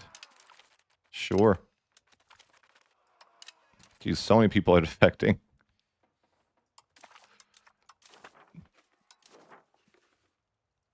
It's like, yeah, keep influencing random people. They're probably just going to defect back and forth. Age of Renaissance, let's just go out and focus, per usual. I guess we could do that, yeah. Well, I'm just hunting enemy fleets right now in hopes that they'll do that.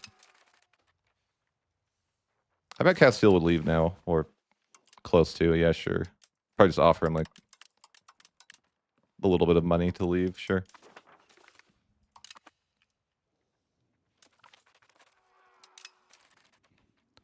And then it's just going to be a lot of sieging.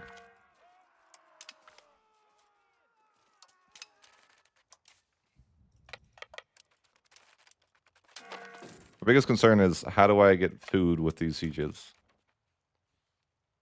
Oh, I got Normandy as well. Jeez. I thought I had Burgundy. Oh, no, I don't. I'm not France, guys. I'm like, wait a minute. I'm not France. I was just playing France. That's why.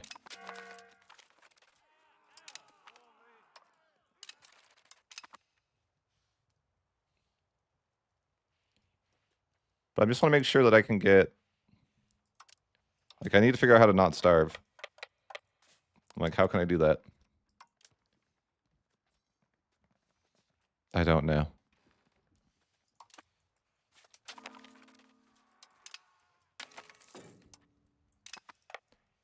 I should be fine with food right here.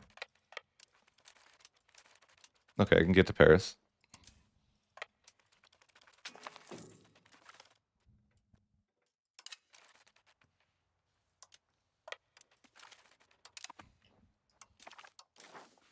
Can you just immediately win the 100 Years' War like this? Be funny. No.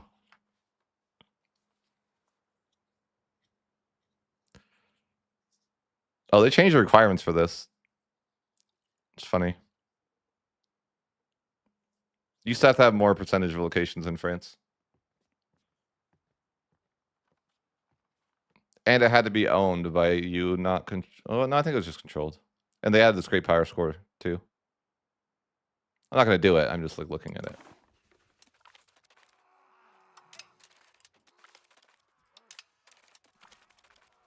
Dang, so many defections. He's not treating his people right. Now I just have 1 million disloyal subjects of him. Great. Meanwhile, he's got 261 guys that I maybe have to deal with.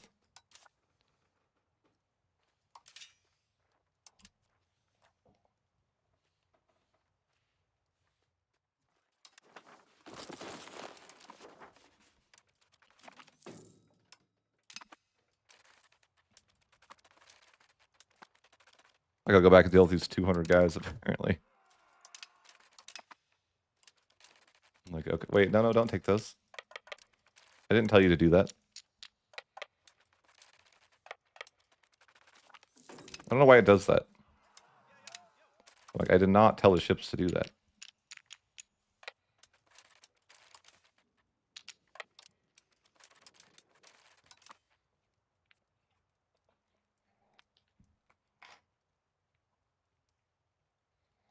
You can't integrate them very fast, though. Not in 50 years. It's like forever. It's like the entire campaign to be integrating them.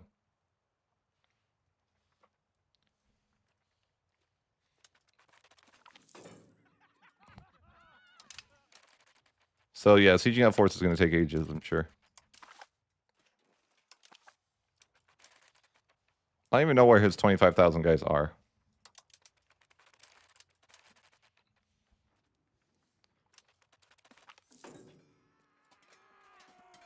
What is this?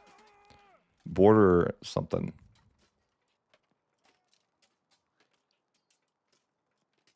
Okay, train the local militia. Sure. Seems like it's better.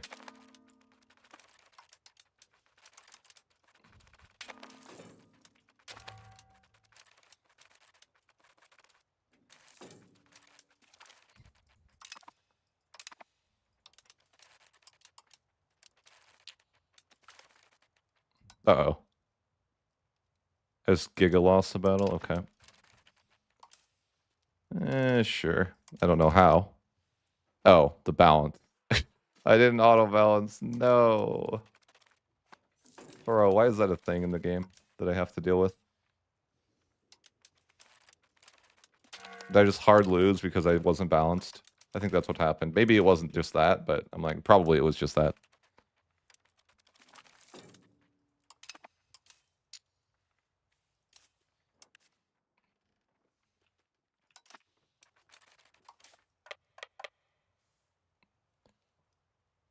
Yep.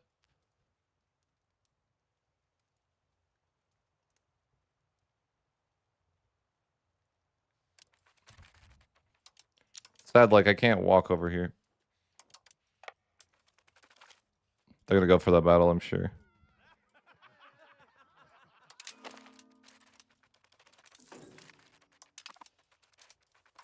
But yeah, I think the balance, like, I screwed up there. Just consolidate.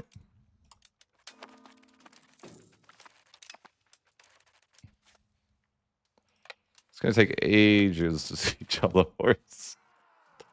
Like, how am I gonna handle that? It's gonna take so long.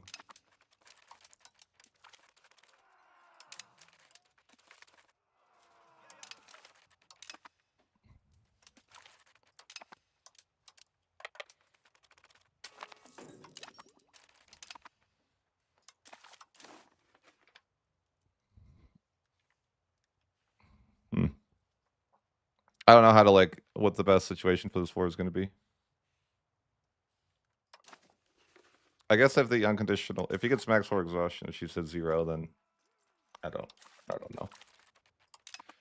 This is gonna take ages to try to siege all these forts. I can probably split up into 2 stacks now, though, at least. This is where the real war begins here.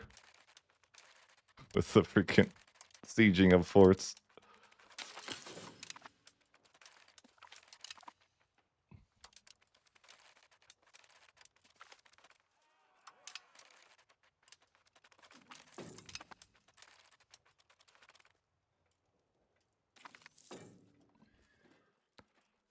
Three trust, wow. Massive. Yeah, sign the treaty. The Castile is a bully.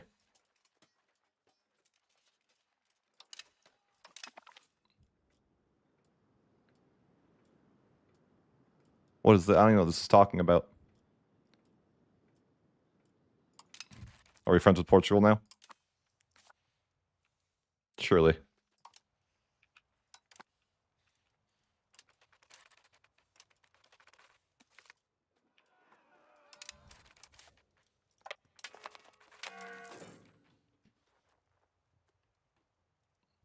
What do you want? Who are you? Sure.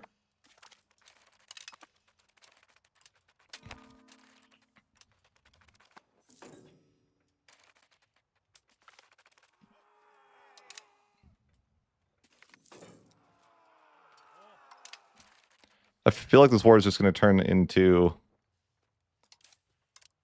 you know, sieging forts for the next long time.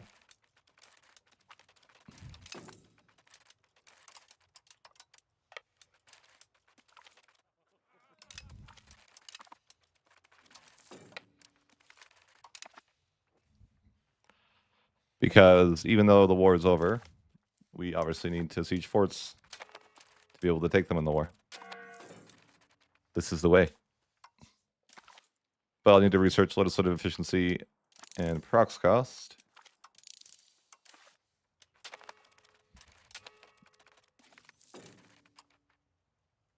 Yeah, I hate this. This scenario sucks. Like, oh, you just need to siege forts for the next 50 years.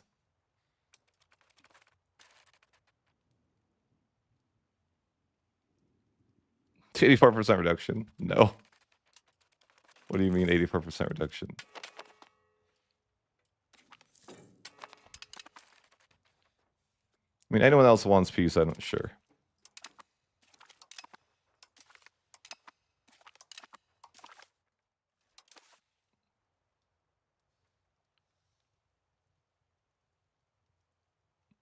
It's just the war score cost. Like, you have to pay 100% more war score cost for anything you don't have sieged.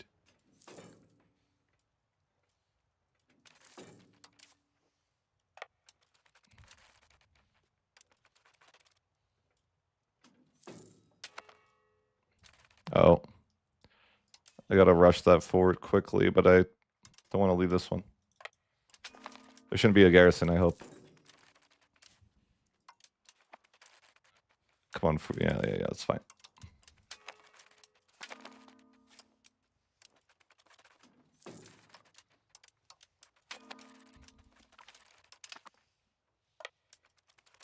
There's a trillion more forts to siege, though. Ay. I mean, there's no guys that could just, you know. Honorable 1v1, though, at least, you know. England versus France, no subjects involved.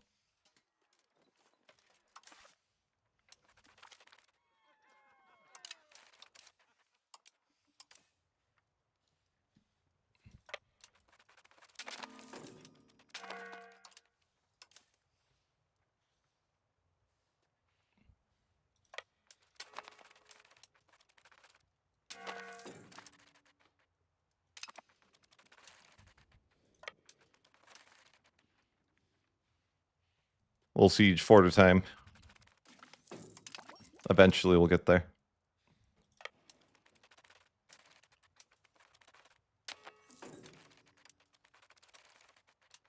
Yeah, 1v1 except he has no troops.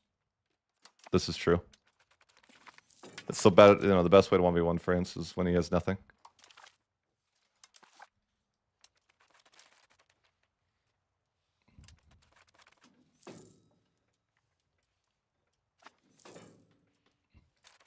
This one war, you know, feels like the 100 years of war.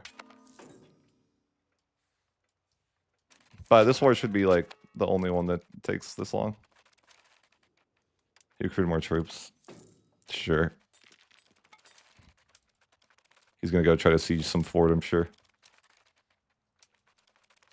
Yep.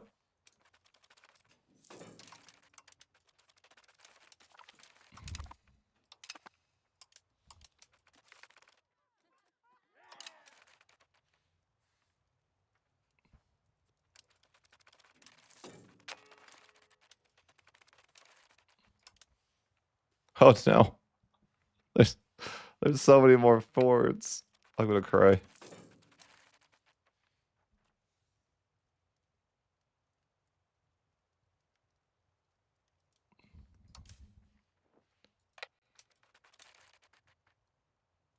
That's a lot of forts.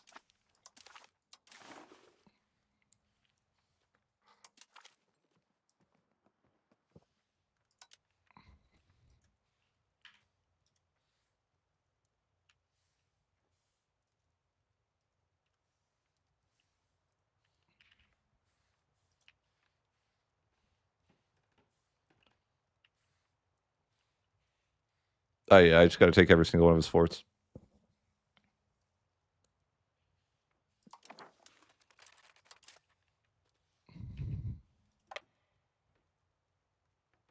the capital thingy. What does that mean?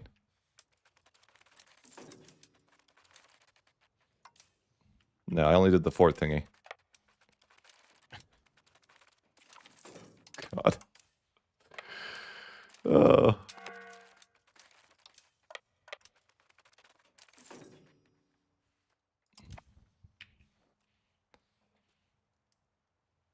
No.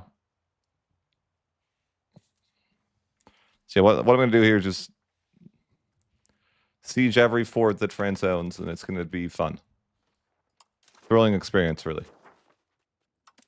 But then the next war won't be as painful, probably. If I can do that. But in the meantime, let's just get more money from the parliament. Pay off our debt.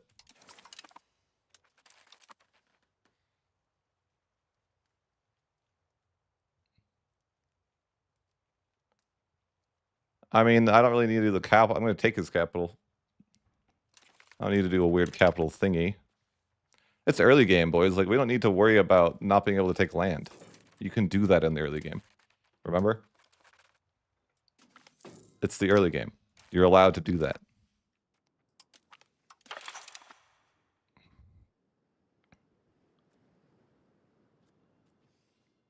Let's see here. I think most of my laws are fine. I'm just looking. Maybe I would want to change something. Change our integration law. Sure.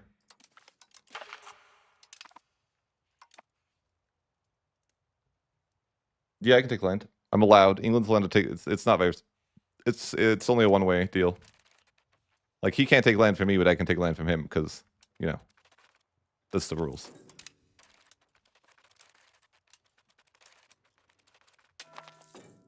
Black Death is here. There's so many forts to siege. The Black Death got here before I could finish sieging all the forts.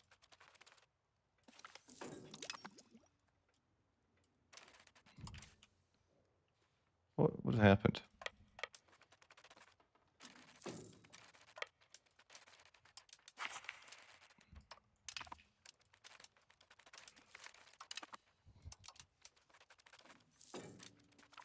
I thought I had this sieged, but I guess I just missed it. No, yeah, I did not have it sieged. Oh my god. There's so many forts. Send help.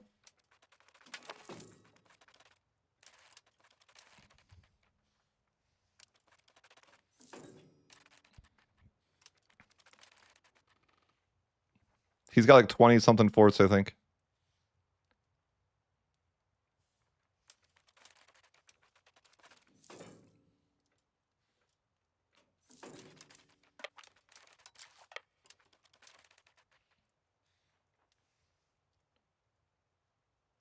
Yeah, there's a no parliament patch, and I didn't get to play it.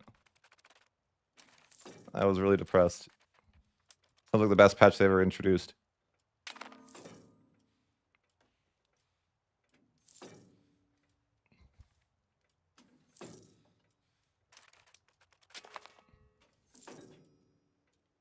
Oh my god. Wait. This is pain.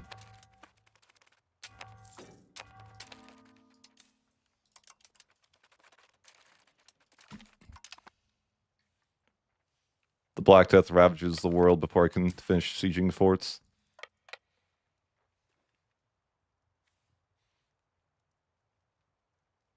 Yeah.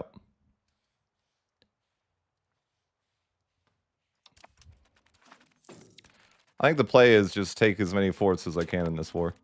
So I don't have to do this again. The Black Death is here.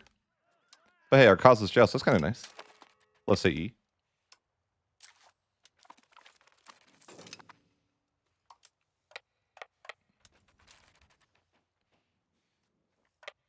Oh, no. Segregate the infected.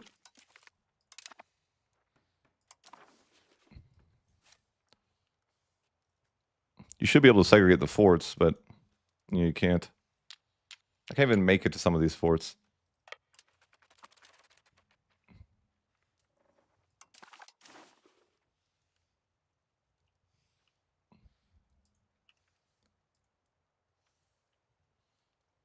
Bro, that's really just 4 forts right there.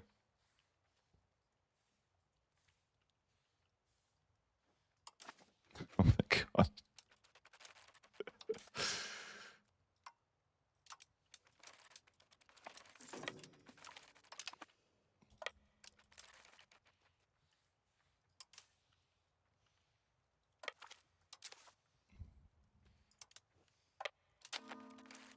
Have a saint.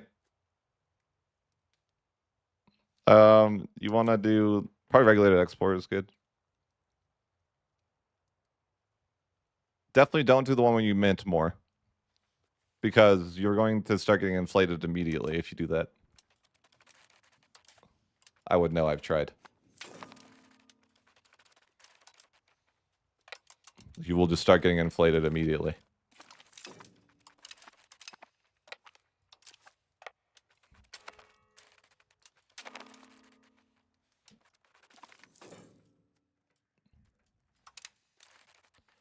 Getting war. I went 15 war exhaustion. I just realized. I didn't even notice. I've been sieging forts for so long that I've almost max war exhausted. Sedge.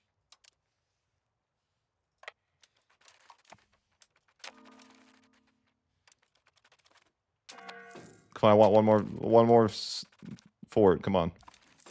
Huge. All right, well, yeah, I'll just probably end the war now because I'm max war exhausted. I siege fort as long, you know, I spend as long as physically possible sieging forts. You know, I might just take the forts that even if they have to pay double, just so I don't have to play the fort game next war.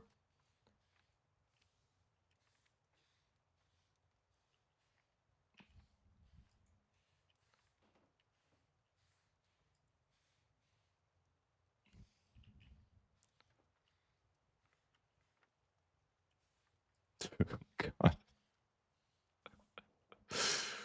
There's too many forts. I can't even take them all. Good hell.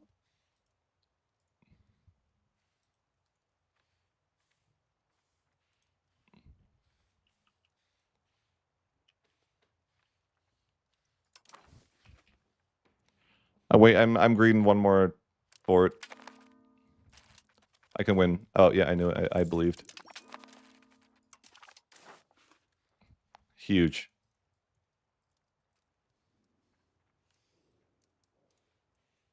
All right, all right. I didn't even take Paris because it was too many forts.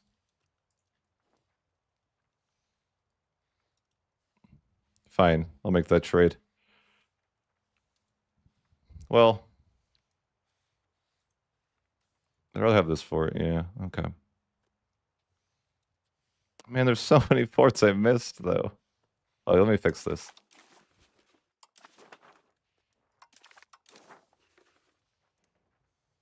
Definitely want to take the forts that I sieged, at least. Because they're cheaper. Yeah, it's too much. Okay.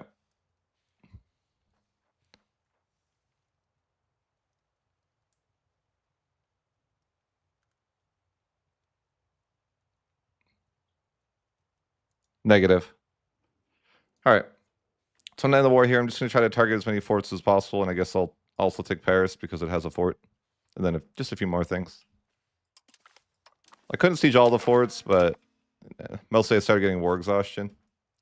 Well, I currently have like almost max war exhaustion because I was just trying to siege forts for so long. That's crazy that I couldn't even get max war exhaustion before I can do that.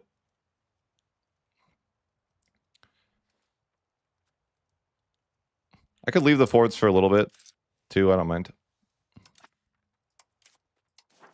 Probably should start improving relations with subjects as well.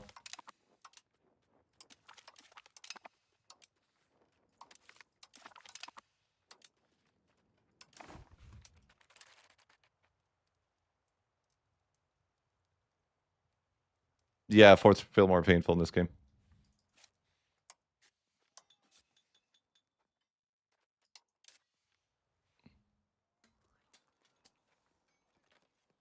I'm honestly tempted to just truce break.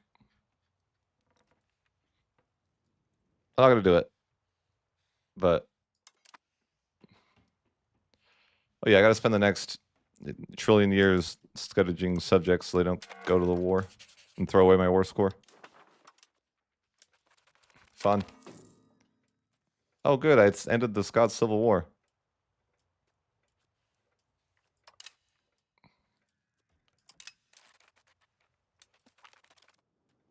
They have no honor.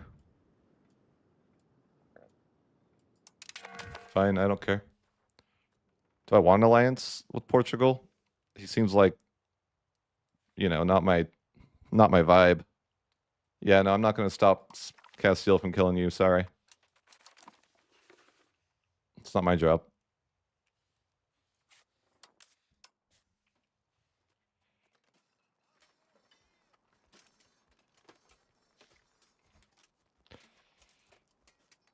I guess Castile's just allied to him permanently, and so's Scotland now. That's annoying.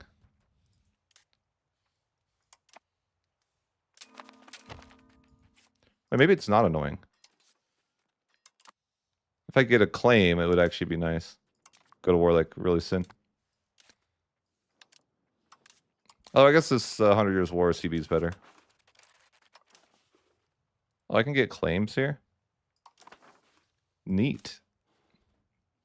Okay, so anytime I want, I can just get a claim. They have all these freaking cursed forts. Like, do I want these 92 forts?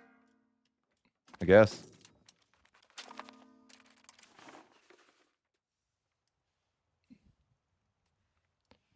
Yeah, I think we tell our subjects not to do anything.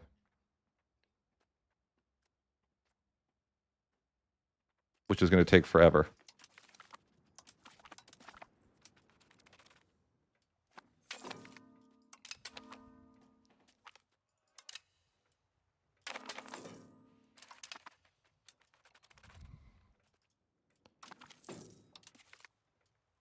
I could probably just pull all my relations. We gotta use this diplomat action, you know. It's gonna take years for this to work.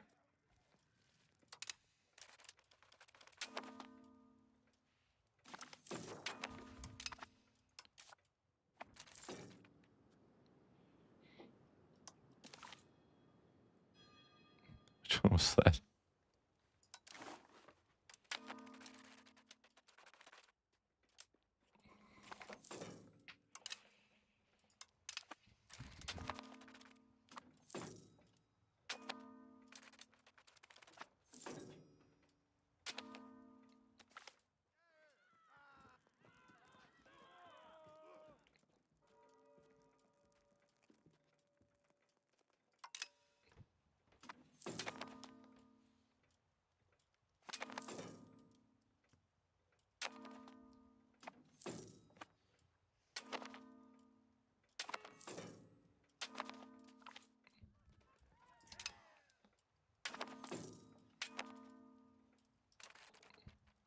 Okay.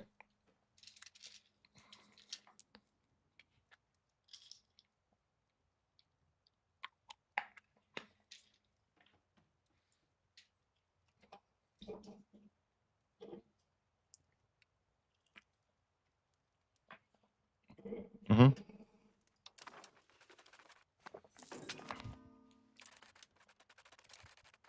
All right, yeah. I wish there was a better way to scudge everybody because it just takes so long. And then you have to forget that you were doing that because you're ADHD, and then you come back later and you're like, oh, I forgot about that. And then the war starts and you only had scudged like half of the subjects. I'm just predicting the future here. No, I'll be disciplined with it, I'm sure.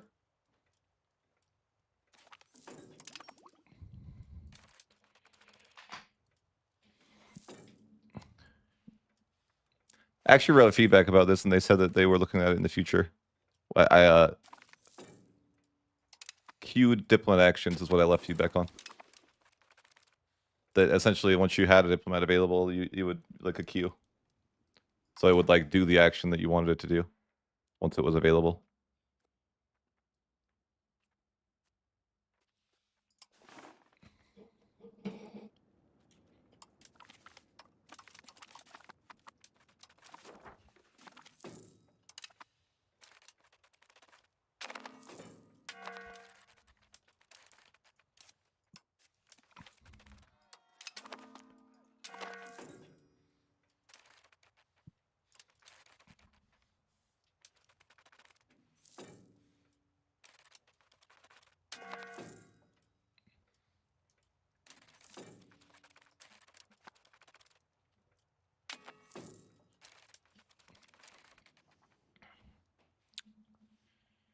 have to fight Scotland. That's kind of annoying.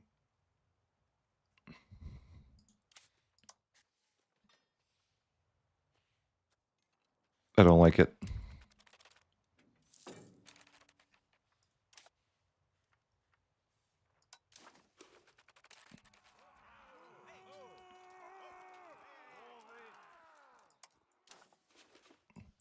Why he do it?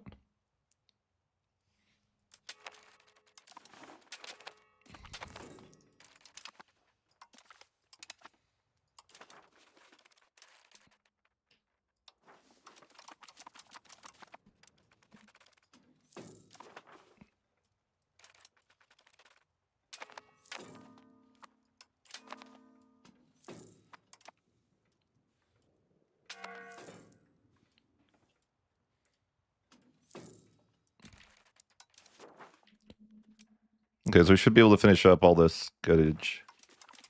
Finally, 22 different diplomats. Thrilling.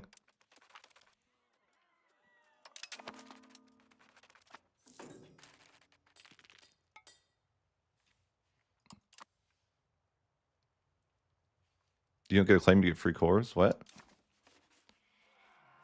You get...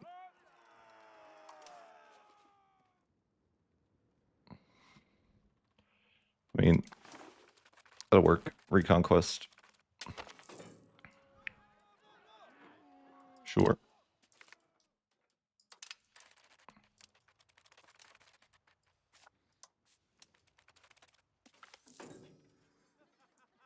Peasants are mad.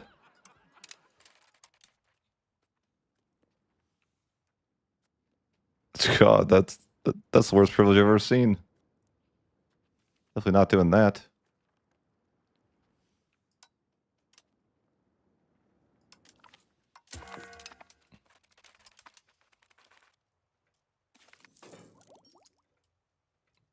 It's just a new thing that happens in the patch.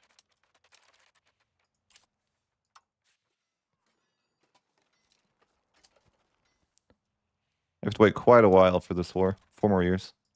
I guess I could just call Parliament now. Get money. Or something. No nobility agenda. Ooh. Unlucky.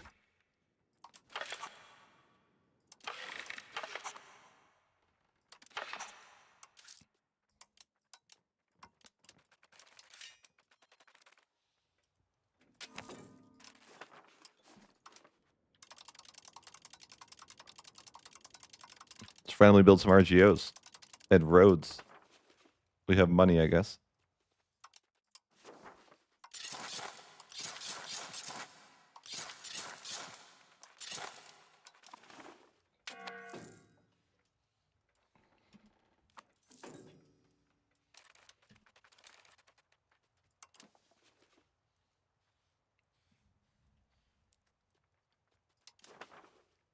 I sure hope France doesn't rebuild 1,000 forts. Will my take the forts plan work, or will he just rebuild new ones? We'll see. I mean, he'll have if he has a couple, I don't mind. I just don't want it to be like 20, like it was this time. Because it was 20 in that war. And that was not ideal.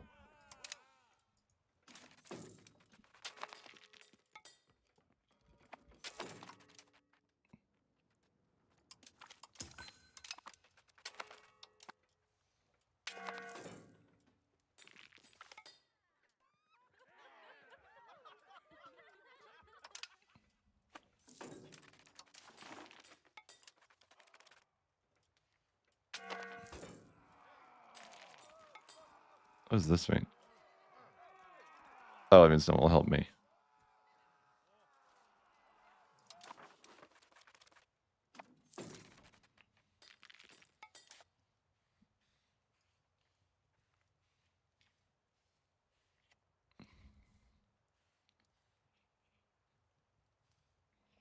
Debating what I should do with all these forts. Is it best to make them subjects and then get them out of the war? Because I think it's just free war score for them if I leave the land here. Maybe. But do I want 92 subjects? Eh.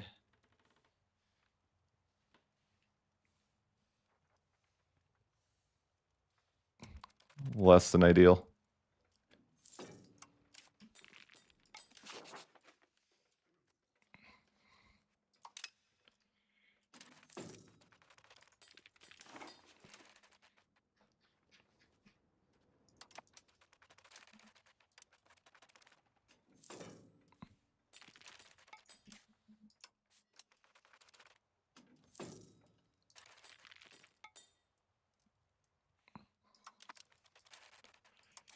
I don't know.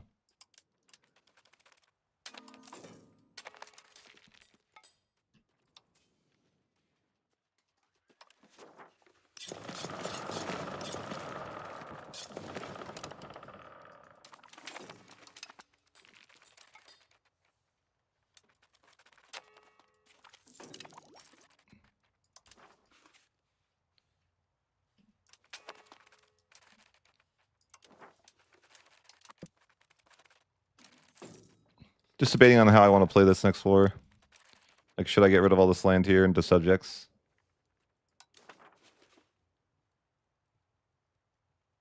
Might put me over my relation limit.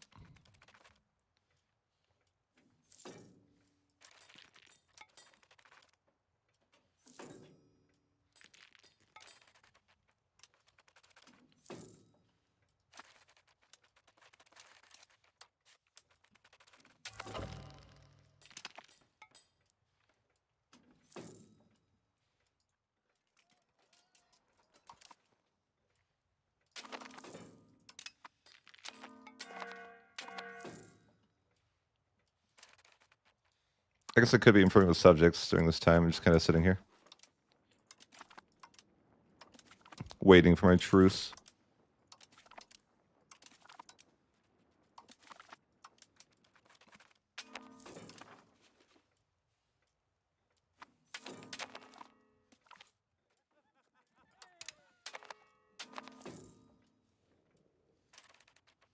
France looks like it's at war. With poor Verdun.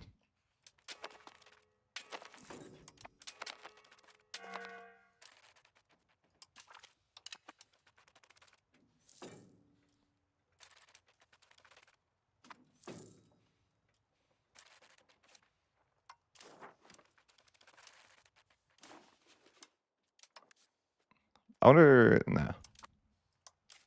Let's see if I wonder if improved relations matters, but whatever. Apparently I'm at my diplo capacity now.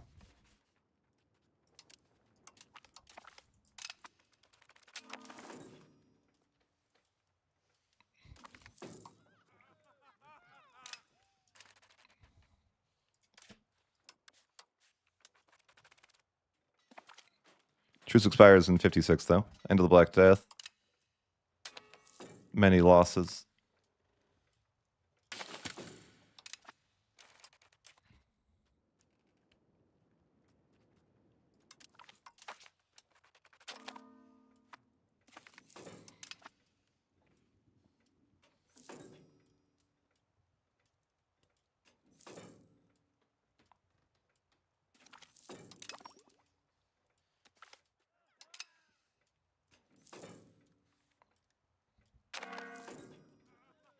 What was this?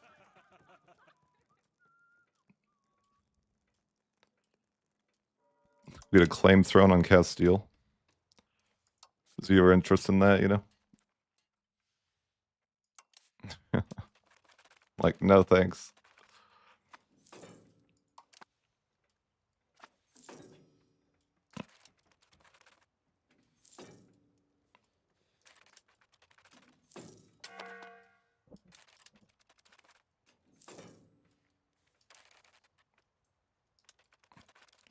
Our truce is just about to expire, though. And we just got to think about what we're going to do with this war. We probably don't want to have so many forwards, but maybe it's fine. I don't know. I worry about fighting Scotland for a while, though. It's going to take some time. That subject shouldn't be in the war at all, though. I'm just like, do I need to... What's the war goal? Let's see.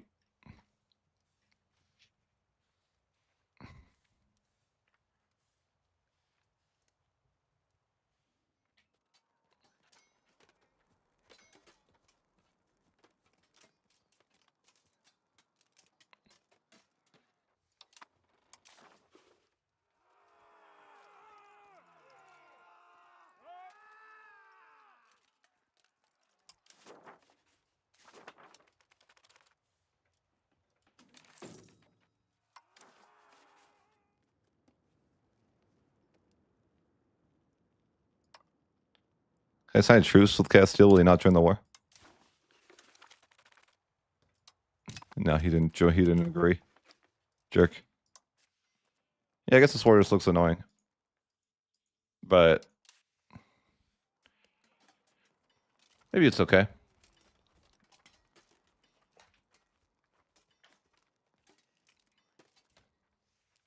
I just worry about Scotland being annoying. Like, I have to deal with Scotland first. I don't know. Just trying to figure out what I should do here. Like, maybe I should give away all my land down here to subjects first.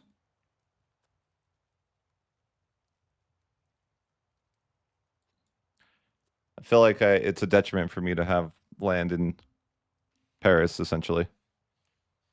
Because that makes it a little bit more annoying for me.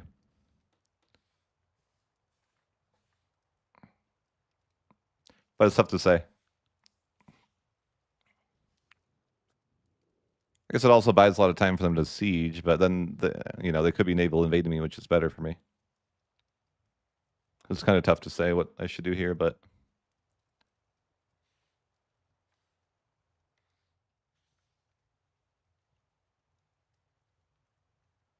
I suppose we just declare the war and hope for the best. Leave things as they are.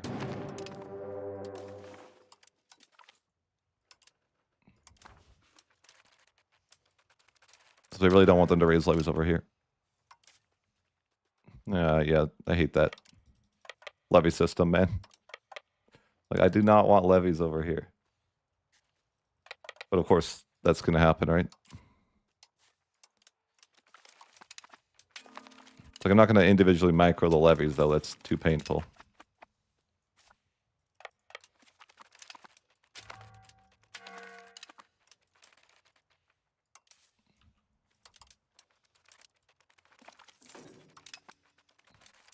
But we have to deal with Scotland, so it's like kind of annoying, right?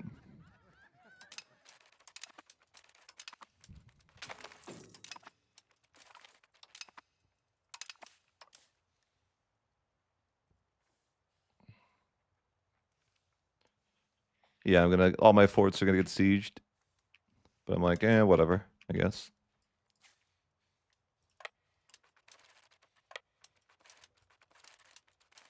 Scotland has a single fort,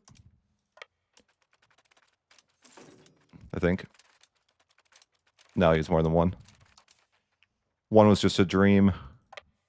Honestly, I'd like to just not be at war with Scotland, but they don't usually separate peace very easily. They prefer the you have to fully annex them approach.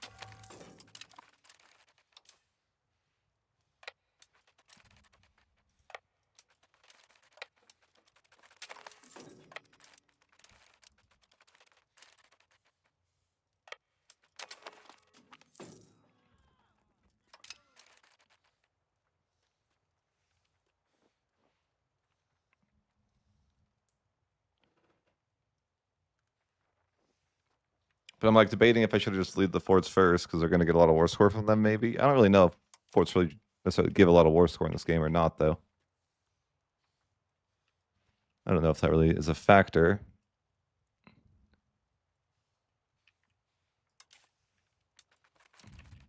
I also really don't know what to do with Scotland. It's just, it's just like a waste of my time, but I have to... What can I do? I would just peace out Scotland immediately if I could, and I can't, though, because, I guess I can soon, and then that's fine. Like, I really want to focus on the part of the war that I care about. I just sent my guys down. Get ready to invade.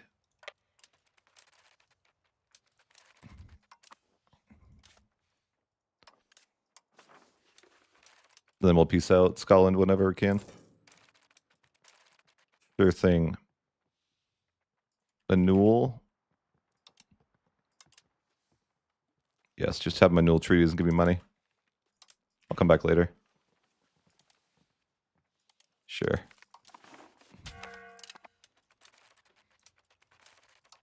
Then we start defending forts.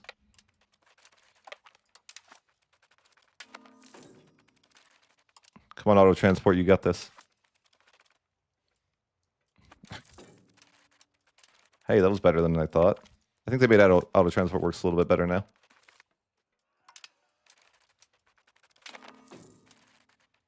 Got our guys here. Fine. Consolidate, balance.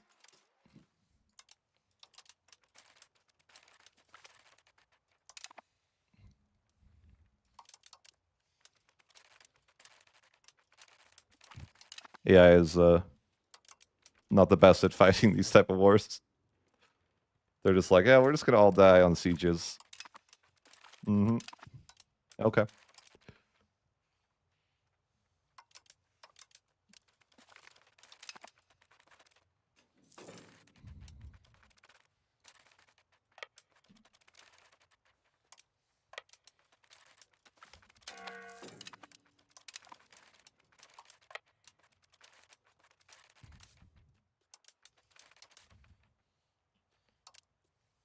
It's like, yeah, more than happy to just wipe out all the guys trying to siege something.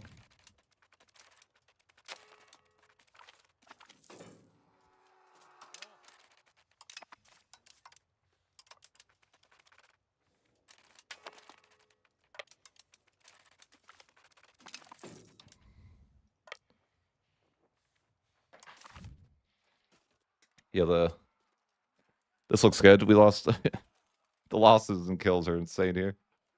Was the AI never groups up and just dies one at a time?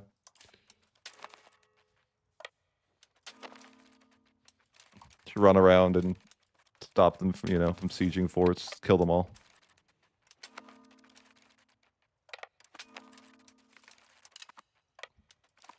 My levies are cracked. England OP.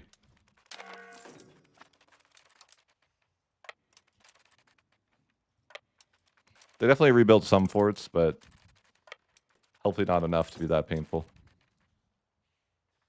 There's significantly less forts than there were before, but there's still going to be probably a fairly large amount because the game hates me.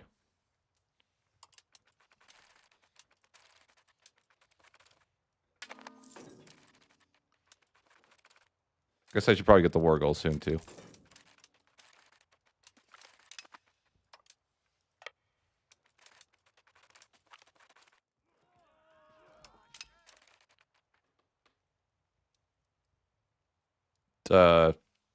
Play defensively and then wait for them to invade, and then you invade them.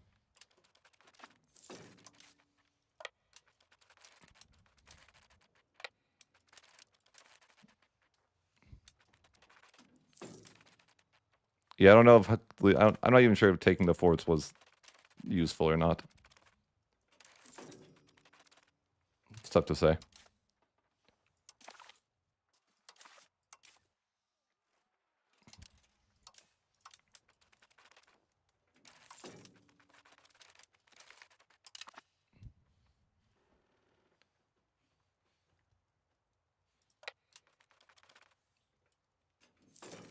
I feel like the answer varies from maybe to not really.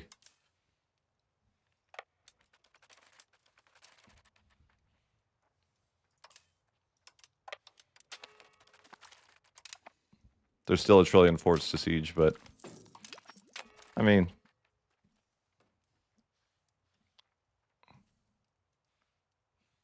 yeah, I feel like they just somewhat they built more. I don't know. It's a mix. Like maybe it helped that we got the forts, but also like I think they had like 20 something forts the first time, and now they have like something like 8 or 10. So maybe it is worth it that I did on the first war, but they definitely rebuilt some.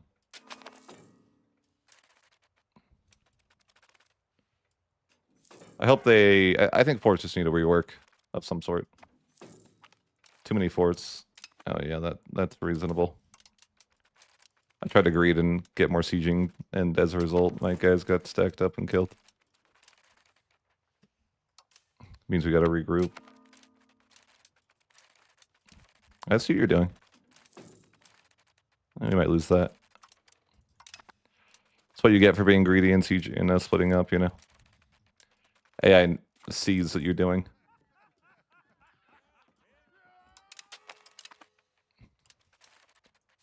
AA wants to punish you for trying to, they want you to siege the forts one at a time, as they intended. Takes 50 years to win a war.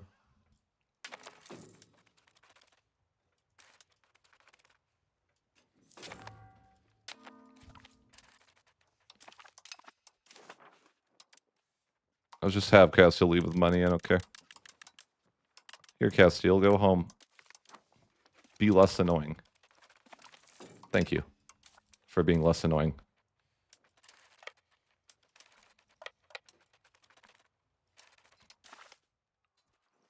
Yeah, there's a total of 1,000 troops, but same thing as before. I'll be in this war for a very long time, even though this war is essentially over.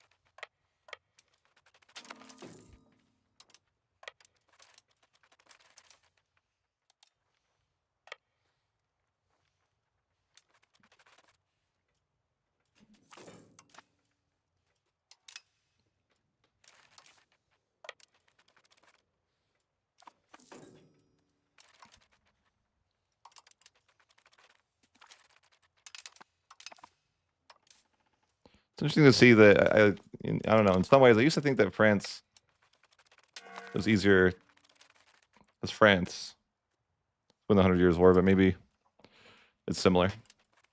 As far as, like, annexing the other nation would go. I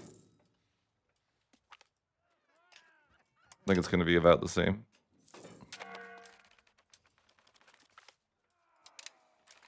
We'll see.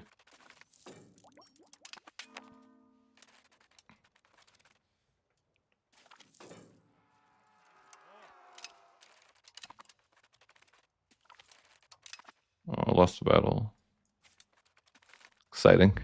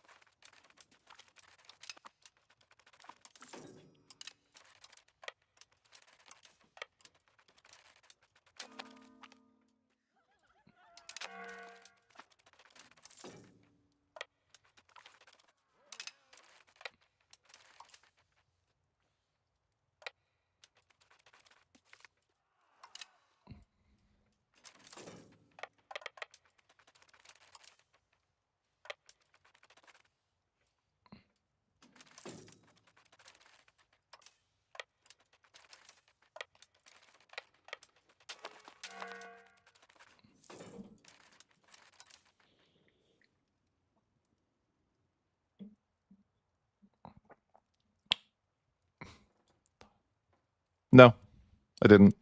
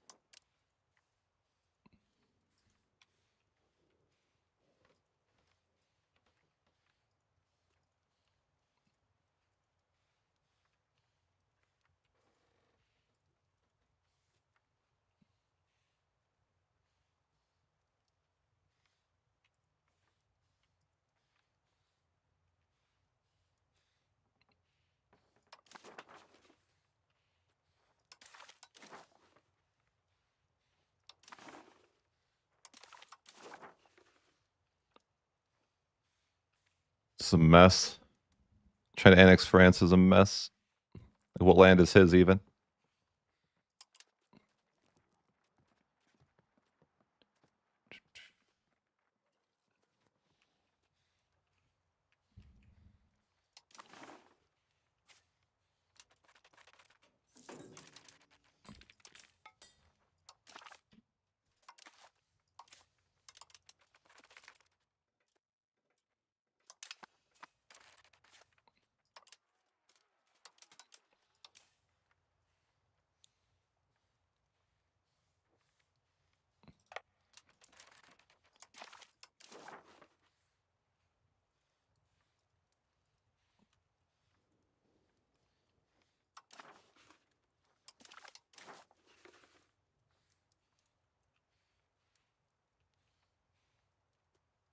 There's a lot to go. Maybe we'll take a couple more wars. Maybe one or two. Probably two more after this, I think. That's what I'm thinking.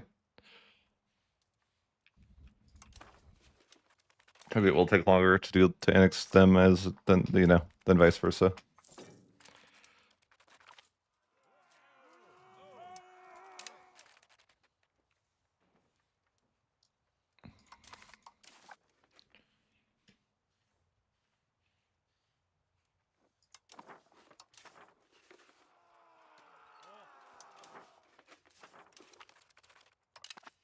How dare Brittany never defect?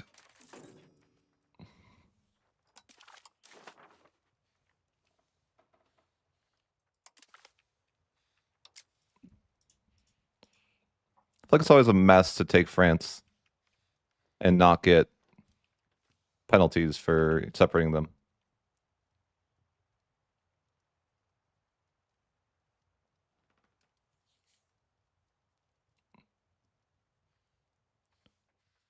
Why would I do that?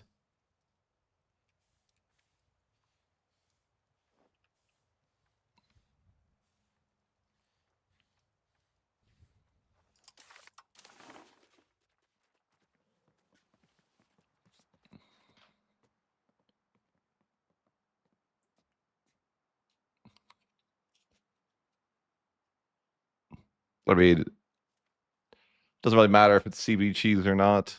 Like, you could just... I mean, there's plenty of ways to get the same CB as this nation. I can literally just hit this button if I want. I have the conquest availables for my own too.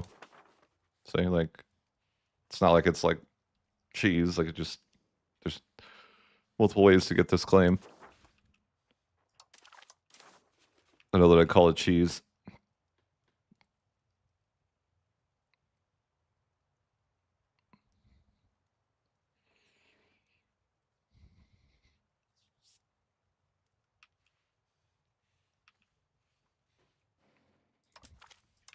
Just like this war is awkward. It's like what land is the most reasonable to take?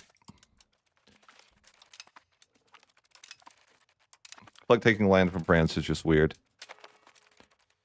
With the way that he has so many subjects and his land is so split up.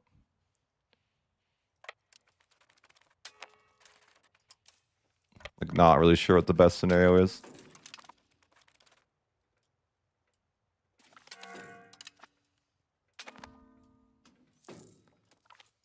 I should probably call Parliament though. I see that.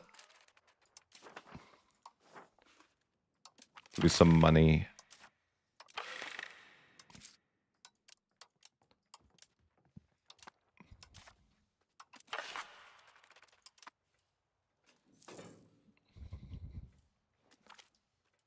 Just like trying to think where would be the best to take land that's not going to fracture him.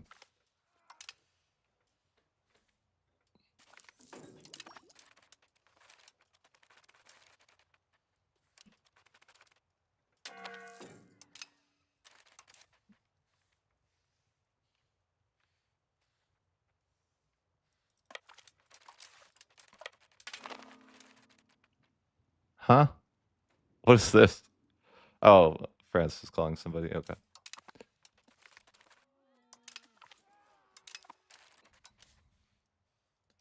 I was trying to decide, like, what, how do we end this war in a way that we don't fracture him? but get the most land as possible. I don't know. I can't even get to this fort.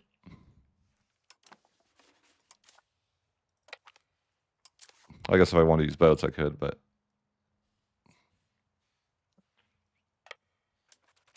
maybe I could. I just have to get the fort.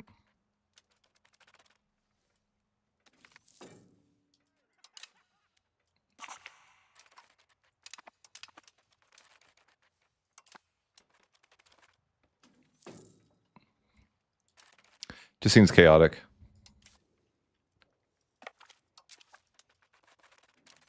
It's hiring mercenaries to raise a navy. Odd choice, France. You have to have troops for that to work.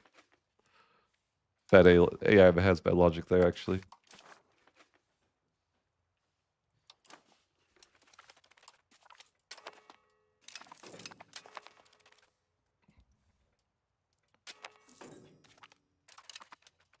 Why does he keep calling the same person to the war?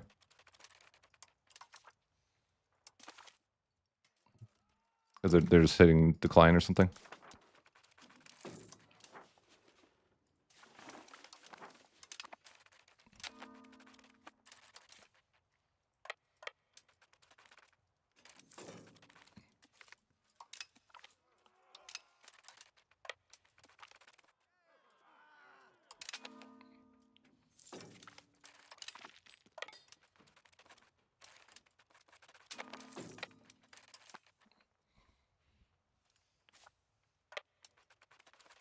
Oh, I thought that was... I'm an idiot. I thought that was a fort to siege.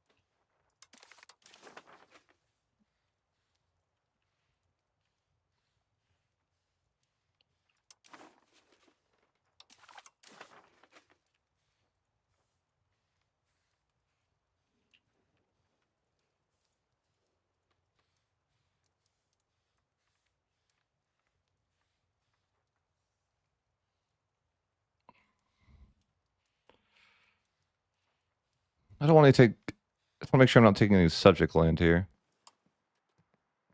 I think we're good. All right, well, on the war here, I'm just trying to avoid taking subject land and then just taking as much non-fractured stuff. I don't really know why I chose the Southland to take first. Just seemed easy. Am I? Where? This? This is their land.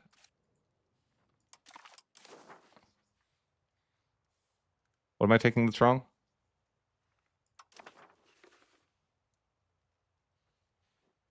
Oh, am I taking that? Oh, I see.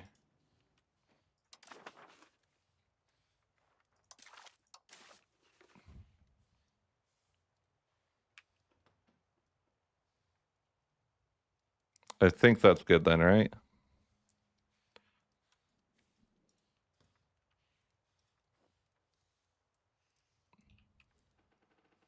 Am I taking any other subject land on accident? I should be able to see here. And if nothing's highlighted, it should be good. Good. Okay. So just gonna end the war there. Not really any particular reason why I'm taking the land south first.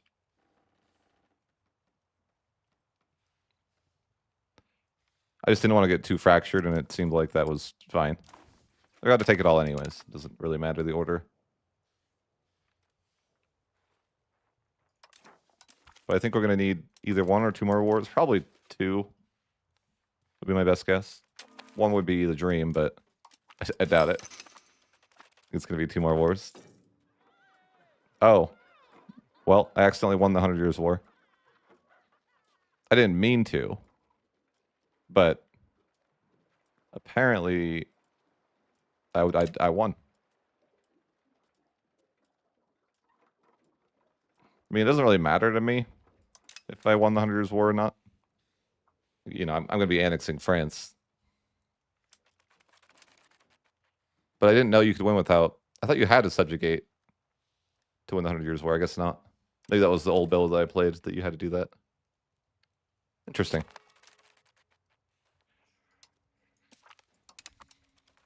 I thought you had a PU, but yeah, I guess not.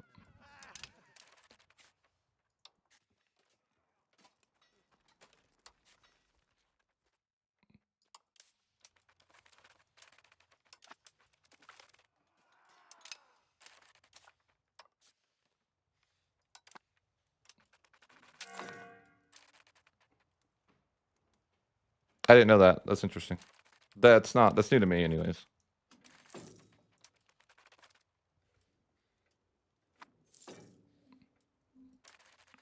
But the truce with France will take a while to expire here. Let's see. 1371. So I guess we're just gonna, hang out until 1371. Maybe build some RGOs, classic things while we wait.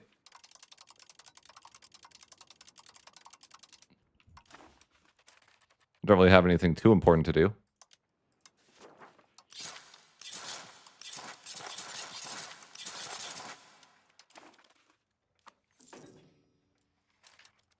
I guess I should be improving the subjects. Maybe even annexing some. I could do that.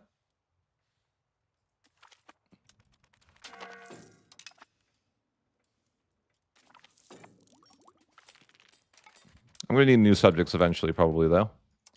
I just didn't want to make subjects when I don't have the full states in a lot of places, so I'm just holding off on making subjects until later. Yeah. Playing tall for 7 years. Gotta call lemon cake. I'm bored. Help. Castile's kind of strong.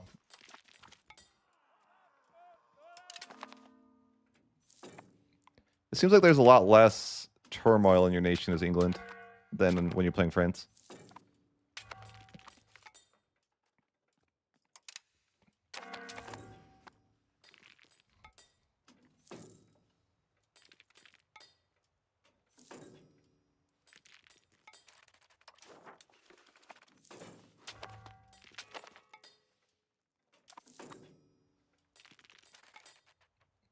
Yeah, you don't have Giga Nobility. It's true. And your Crown Empire's not as bad.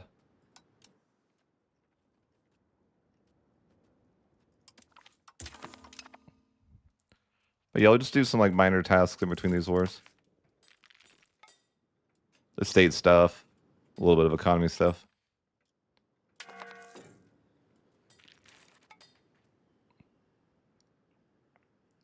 I guess I have a interesting law here. Levy combat efficiency. I don't even know if this is really worth it. Like 20% nobles power for a little bit of that. I'm like, let's just swap to plutocratic ethos. Sure. Seems like a not that good of a reform. Or rather, it's good, but I don't think it's needed. I feel like our levies are already insane.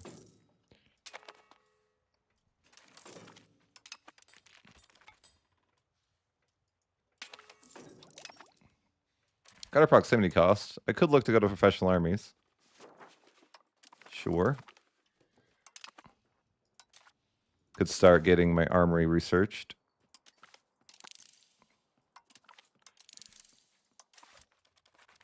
Just interesting seeing the difference between France and England. I think that France is a lot richer, but also England's not really poor at the same time.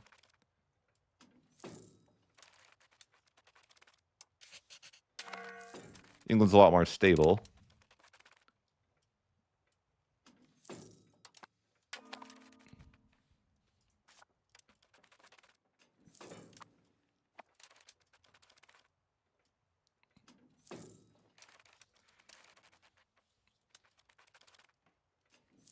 It's a bit silly that they get to keep my subjects and vice versa at the end of the 100 Years' War. When it ended like this, where we're still two separate nations. You know, why does he even have my subjects up here? I mean, oh well. Not really a big deal. It's kind of funny.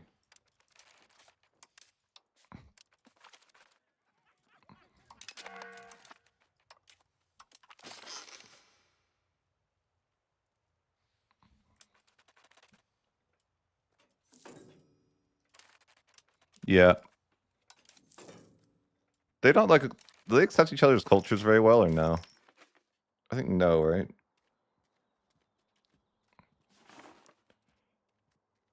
Yeah, actually not bad at all. But maybe when you own more of it, it'd be worse.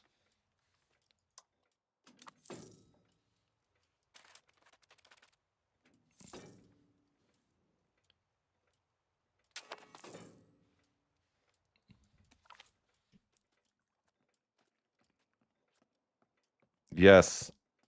Get the Philosopher's Stone. Search high and low. This could be a game-changing moment. What if they find it?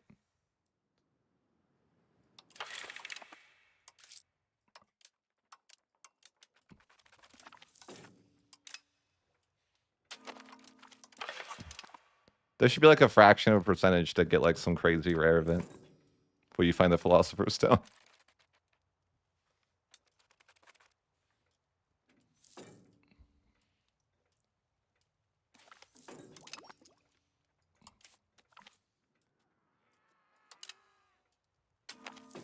Just saying it'd be a good idea.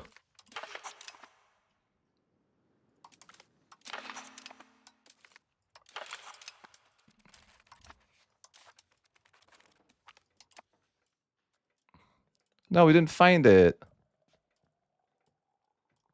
Unlucky. Guys, has anybody ever found the Philosopher's Stone? What happens if you do? Is there an event for it?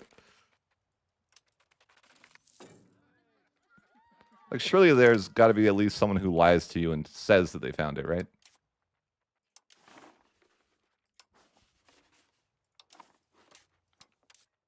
They just found like a rock somewhere and they're like, this is the Philosopher's Stone. There should be an event like that.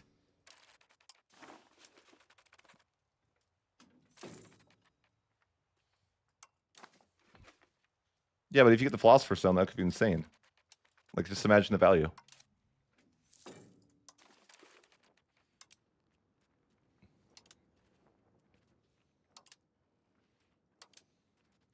Be huge value.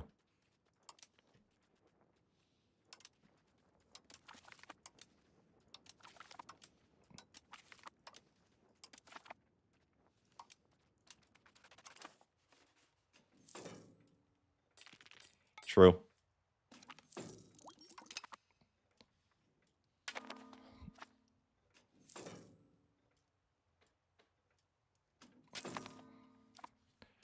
What year are we free? I do think it's going to be 2 more wars. Just guessing, but I'm like, probably.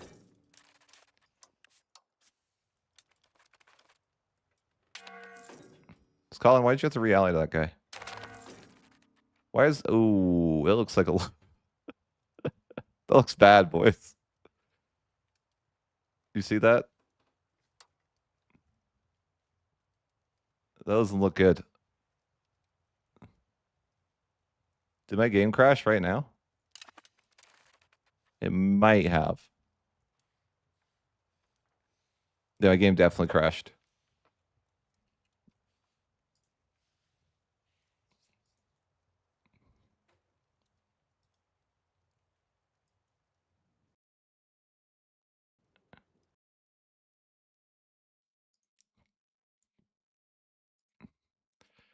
I mean, they just need to give you, well, a couple things. One, forts should not be detrimental for you to have. That's like 90% of why I want Alta 4, right? But I'm like, forts should not be a detriment to you in any way like that. That should not be how that works. That's like 90% why I want Alt F4. It's like, well, the Civil War is fine, but it's the forts.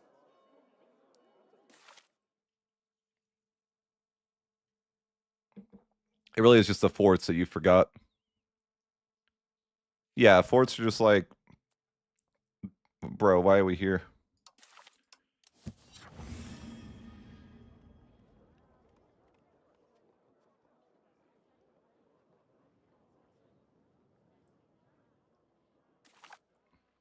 There should be a warning. They should add a warning that says you'll have to Alt F4 if you forget to delete the forts before you get a Civil War. Just you know, just for some clarity, transparency.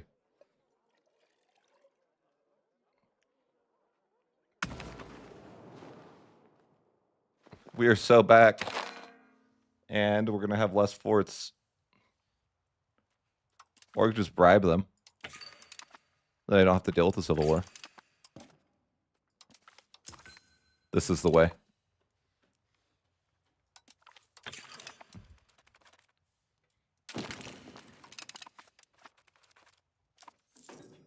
Hooray!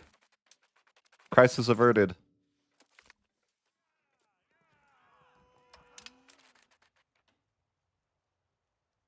I will say I've always wanted there to be a separate icon for Civil War.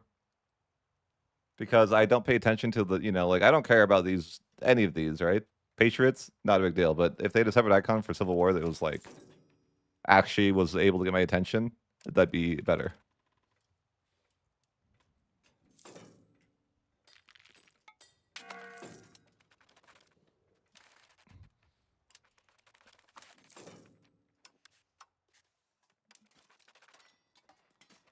No, there's not.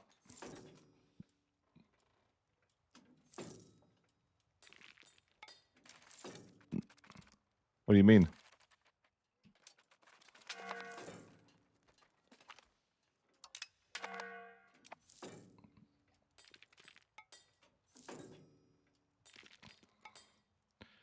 It's good. Have a good night, yeah.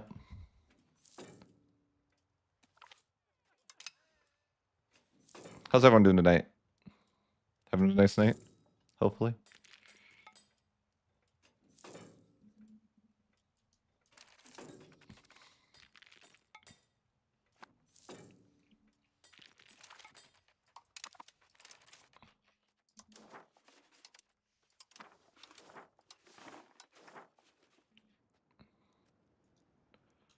And way too many subjects, you know? Feels bad.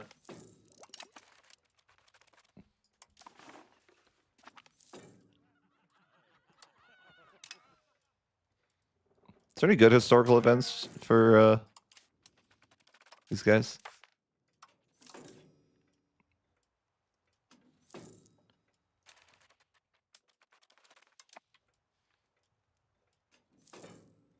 Yeah, no more college for a while. That feels good. I'm sure.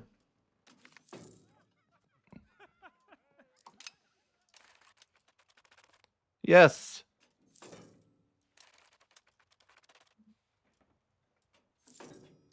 I don't know.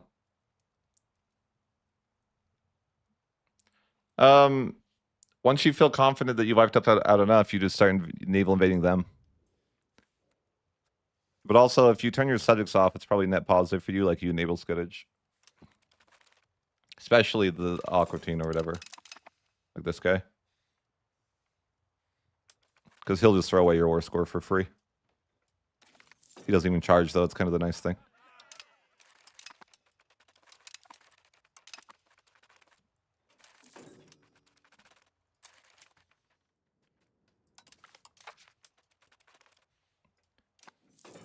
This is the year we can go to war. You have all the claims. Apparently, I thought they said they removed these. Oh wait, never mind. But that's them getting a claim.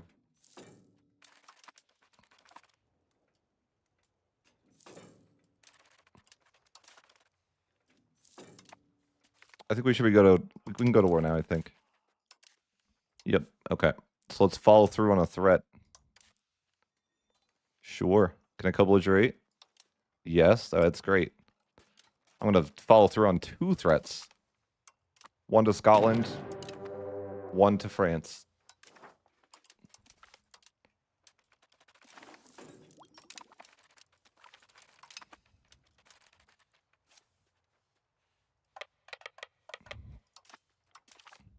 I don't have any subjects to help me out though, you know? It's tough out there. All these guys over here are kind of useless.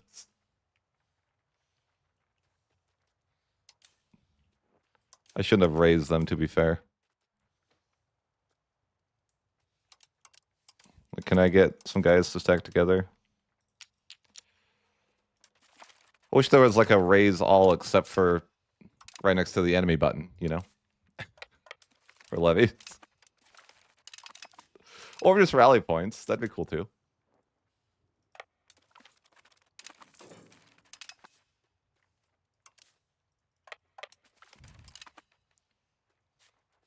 Because more or less, those guys are all going to die, you know?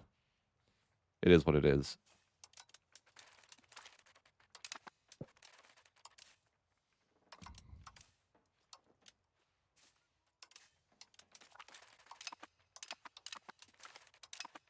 It's kind of funny you can use a subject CB when you don't even call the subject into the war.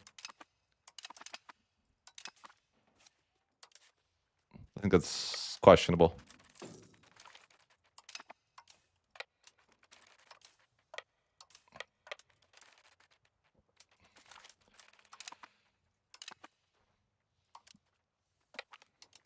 They actually built another fort, which is depressing.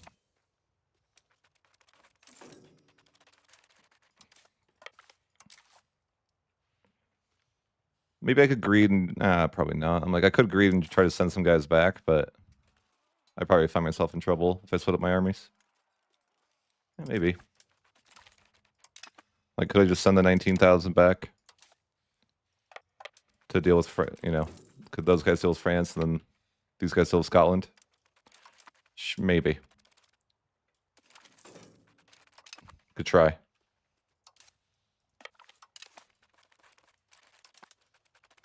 That or this is, you know, or this is either you win on two fronts or you lose on two fronts, right? What's it worth? We'll find out which result we get.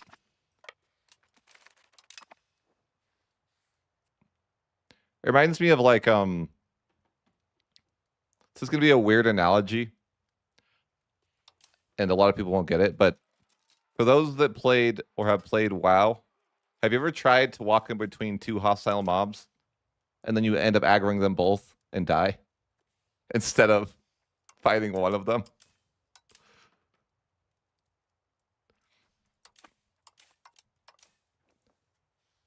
I feel like that's kind of, you know, what we're trying to do here, but hopefully we don't aggro both.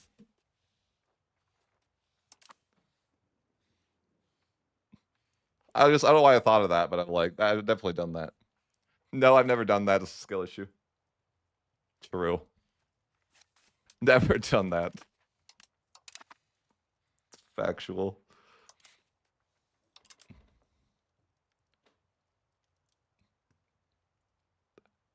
I play a mage. That still happens to me. Because you already blinked past the first mobs. Now what? You have to walk through the second ones. You know what I'm saying? Guys, you see my second channel? I got 10,000 views on a WoW video. On my second channel.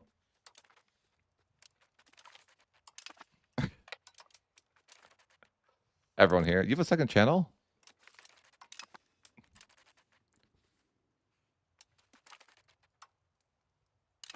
Yeah.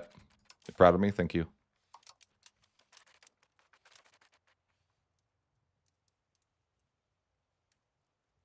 No, I think they don't even try that anymore. Patch notes that say I don't think they've ever really been somebody that's like, oh, it's fixed. No, they don't waste their time. WoW takes the approach of like the community is mad, so we're just gonna not talk to them, which I can respect. I can get behind that.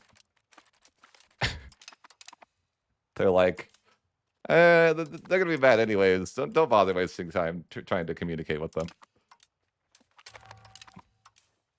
Smart.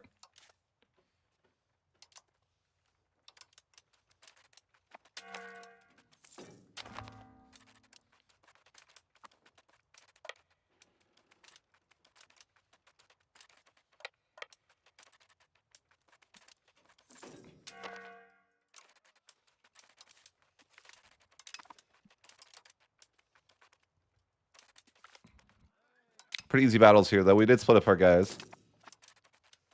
We, you know, we have some on each continent. There's no sorts of, like, defections anymore because the 100 Years' War is over, so we kind of just have to siege things out the slow way.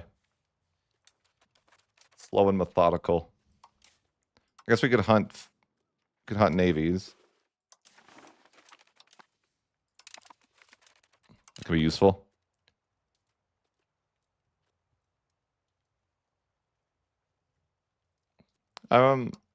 You know, there is something I wanted to try. Like random in WoW. I'm like the classic hardcore kind of looked fun. Like or but I don't know if it would be it would be fun until you died, of course, and then you'd be like, well, that was a freaking waste of my life. But you just don't die, right? Like it's skill issue if you die. And kills a lot of guys. Might have to, you know, get my other troops and group up or something. Or I can just pay him off again. He seems to like money, but he likes money less now. Oh, never mind. He still likes money. Okay, here you go, bud. Castile's still being greedy.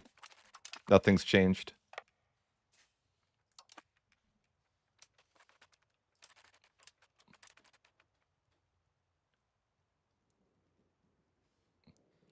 I think that'd be like the part of it, though, right? Like, that'd be part of the challenge. Would be like not doing that. You know, like yeah, that would be like lame if you're like doing with the healer would be like lame. I think. I think you could group for dungeons, sure, but I feel like normal content, it would be like lame to do that.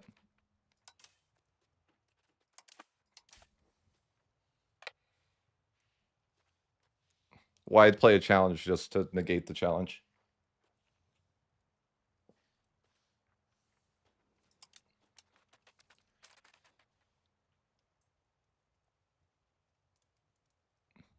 Yeah.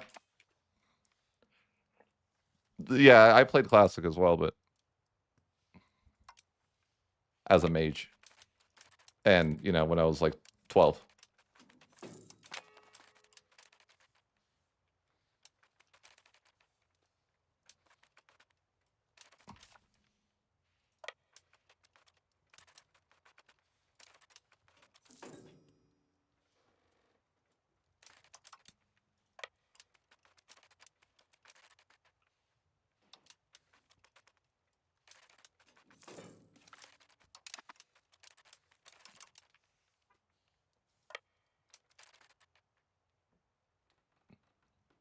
Your parents met playing WoW? Really? How have we not known this, man? Why did you never? I think maybe you did tell me that. Did you tell me that? I feel like maybe you did, but I kind of don't remember you saying that.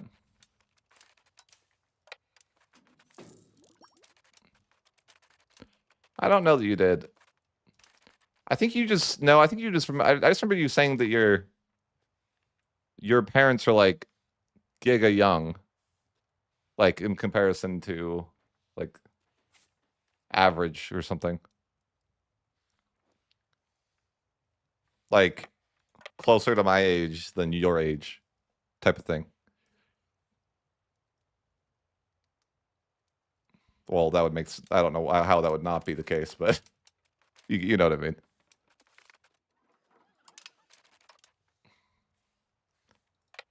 I think what I meant is like closer to my age than my parents would be to my age.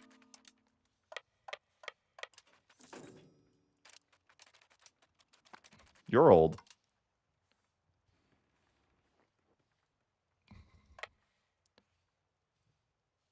Ah, there's still so many forts to siege. Life is a fort that you must siege. There's got to be some analogy in there, right? I need some deep, deep quote from my YouTube channel that revolves around forts and the sieging of forts.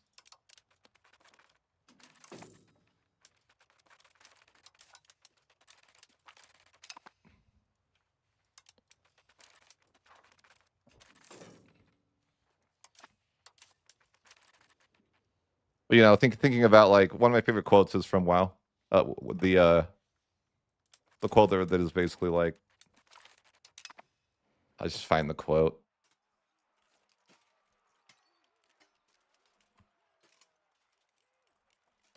I feel like it's like a life quote.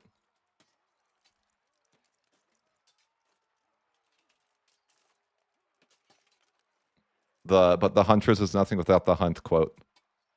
Basically.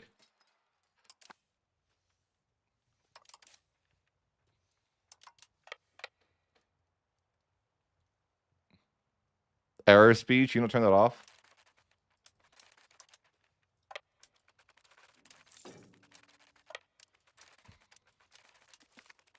Error speech is fried. Freaking hell.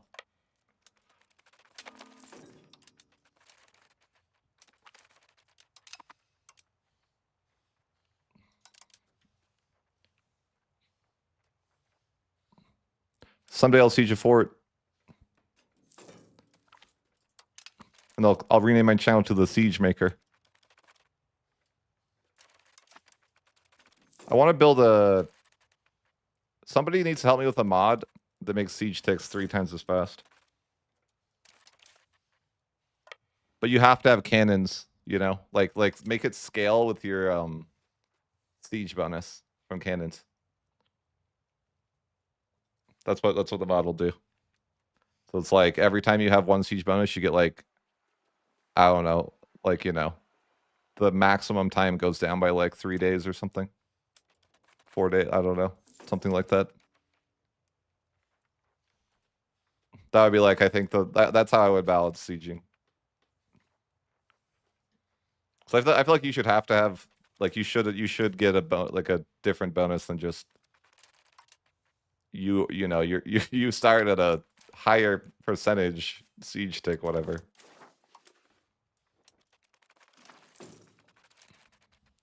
I thought this was Scotland. Why is he Alba? Or is it like, you know, it's the same thing? I don't know. Is he a pretender?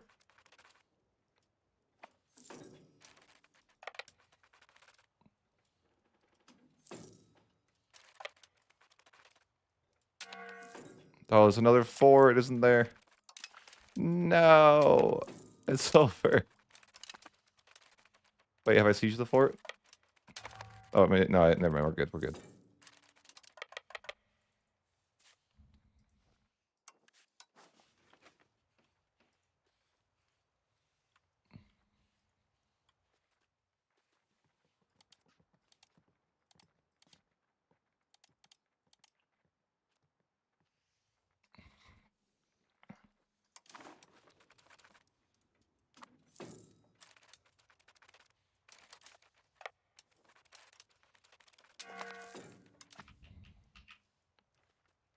I need to siege more forts here. I'm failing.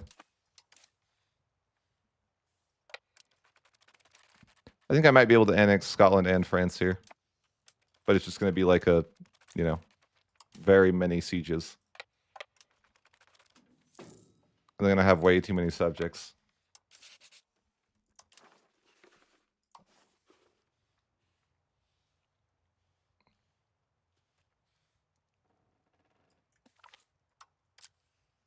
This guy seems like it's going to take forever. Yeah. Might as well annex the smaller subjects first.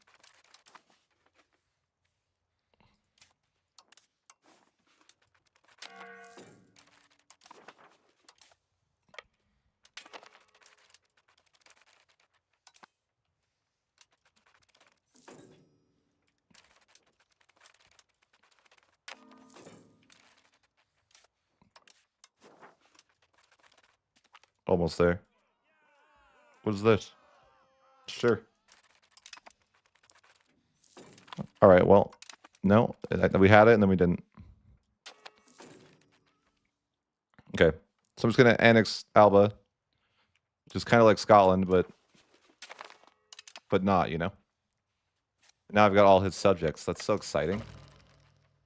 I could form Great Britain right now. But, you know, I don't know if I want to. It's not cursed enough.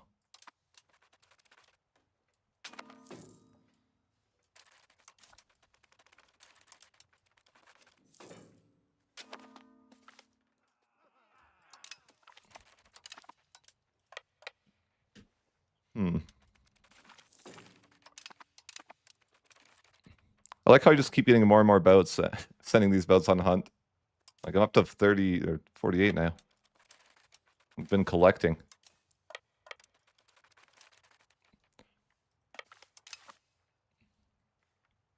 I really do hope they add a way that you can see what you could take in a war without having sieged every fort, basically, right? Like, so I could see if I could annex these guys under the assumption that I siege every fort.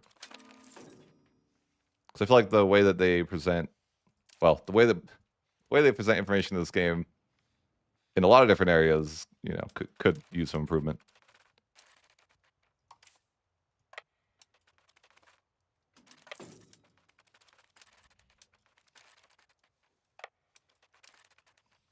The real question is, how long do you guys think it will take before we get the antagonism breakdown back? Where you could hover this and it would tell you. That's how long until we get this back? Put your predictions in.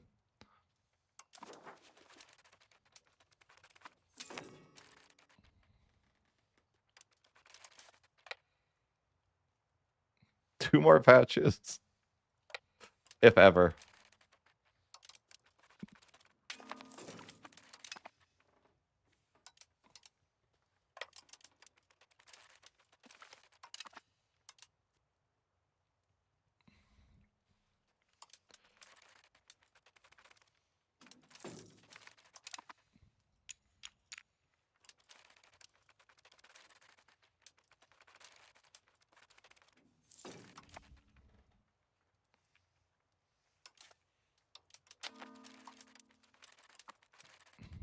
Uh-oh.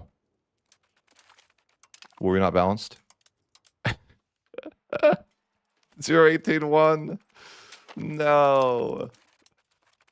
Why is it like this? 0-18-1 is not very balanced. Auto balance next patch? The dream? I think it's funny whenever you think like as like a player's perspective, the things that you want are never like the priority of the devs, like auto balance, right? I'm like auto balance I feel like should be like at the top of the list, and then like rally points as like some of the highest priority things I would want changed. And I feel like they're not even like crazy. Well, maybe the rally points is something they just don't want to do. That's fine, but at least the auto balance I feel like is something that's just like such an easy change that the community would be very happy with, and it wouldn't be like a lot of effort on their end.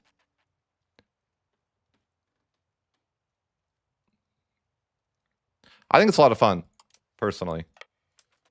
I think that there's issues, but I think if you haven't played a Paradox game, you're kind of buying into like they continue to work on the game model. Like that's something I will say. Like there are issues with the game, but the game will be getting better and better as time goes on. That's just kind of the Paradox model. So you're kind of investing into something that will be like fun now, but really fun in the future. If that makes sense.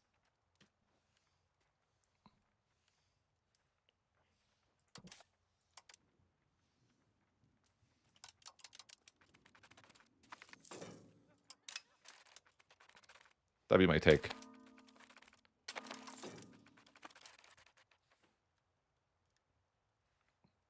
Are people getting mad?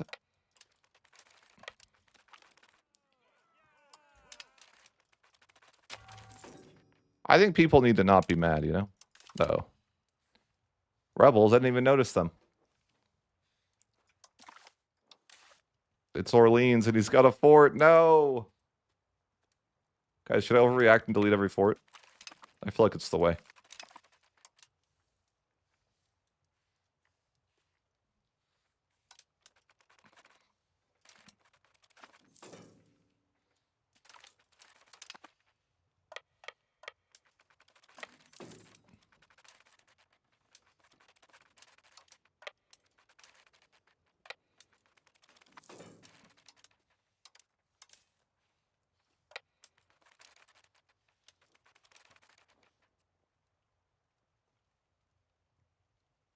You know, I liked that the way that he like copy pasted why you so shit at something is so funny to me. I'm like, that seems like Johan. You know, that's very Johan, being a troll like that.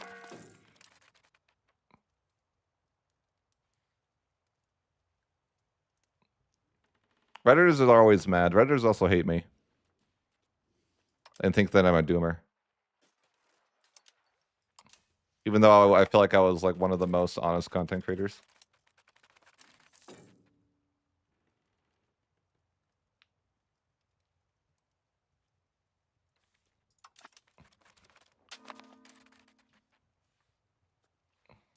Yeah. They hate me.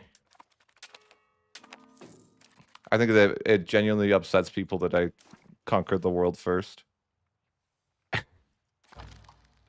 I hope so. Like, not that it happened, but just that it was me specifically. It's triggering.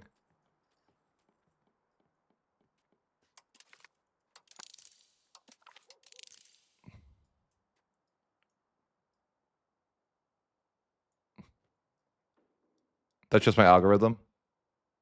Oh, okay. Well, that's good. That's good to hear.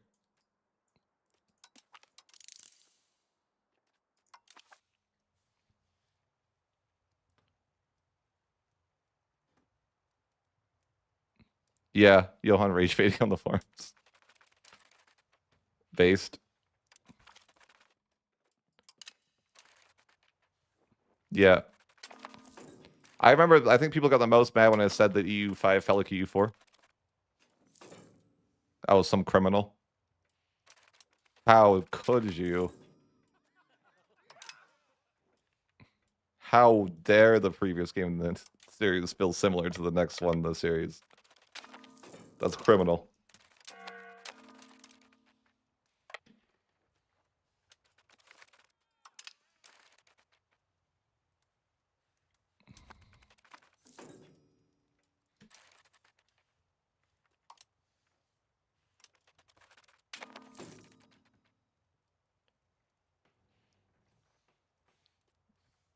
I was hoping it felt like Vic 3. Funny enough, I think there's a lot of Vic 3 like players that like the game. Let's get some additional taxes here, and you know, just normal parliament things. I still think they should nerf additional taxes and rework parliament. But I digress. You know, like I don't even know if I care about the claim. I just think the free money button is kind of stupid. Like, and it adds up. It makes your economy snowball so much faster, and then that makes you bored sooner. What do you guys think of that? Like, don't you guys think request additional taxes just like stupid? Free money for nothing? Like, oh, every 5 years we're just gonna give you free money.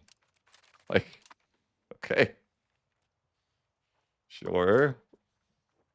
Or am I alone on that thought?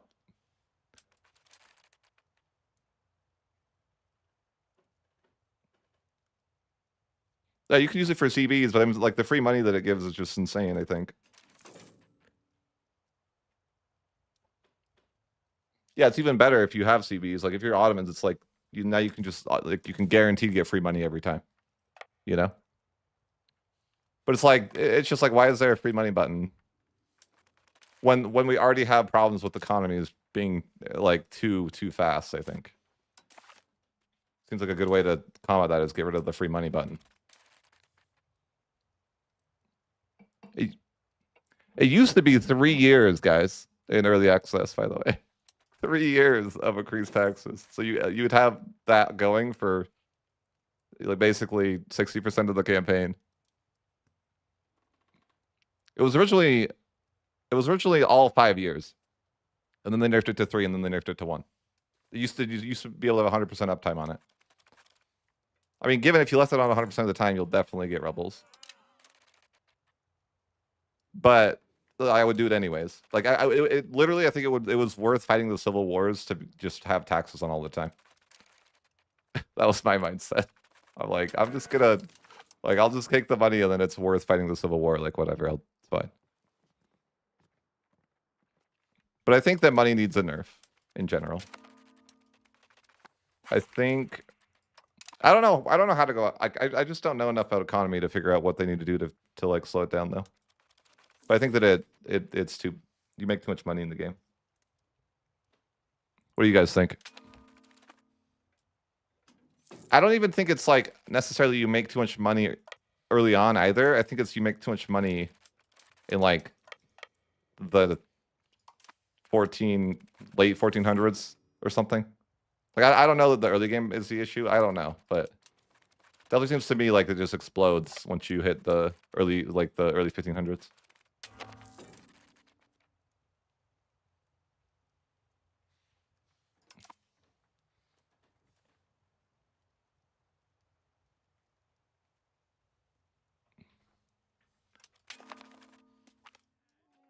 But also, I like what Lemon Cake was saying is true. The sense that like, I think economy is hard for newer players, which is also bad. So it's like if you make it harder, it might be worse for newer players too. But I don't know. It's a weird It's a weird like dynamic there.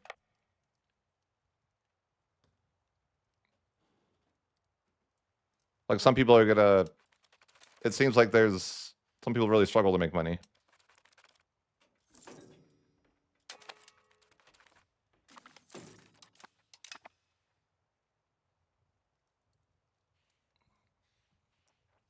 Which I don't really understand. Like they probably just don't understand the simplicity of it.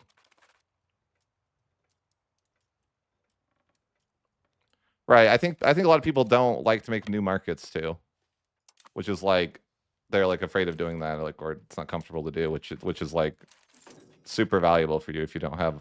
Basically, if you don't have the market center, it's probably mostly valuable for you to just make one. I'm sure there's exceptions to that, but it's a general statement, right?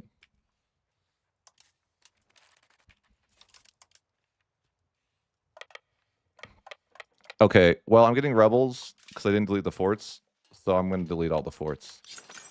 Fix the problem.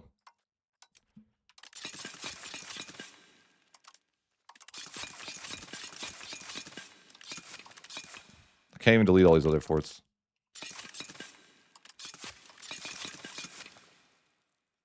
Just like I got to delete them all. The rebels are here. Forts are actively harmful for you, I feel like. How are we doing on fort sieges, speaking of? Not great. I don't know that taking the forts in like the war was even that useful. Because then they're just going to build more. Maybe it was. I guess they didn't rebuild, you know, as many as they started with. Maybe the play would have been to just take like 10 forts. Then maybe they wouldn't rebuild. How did I just lose a bunch of war score? Oh, I see. I don't have the wargle.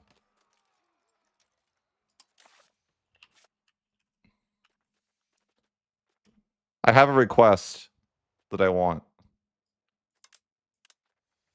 If you are in the war screen and you click this, it should take you to this location.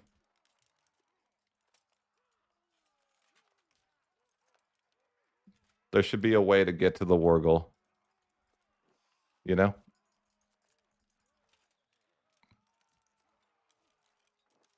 The dream.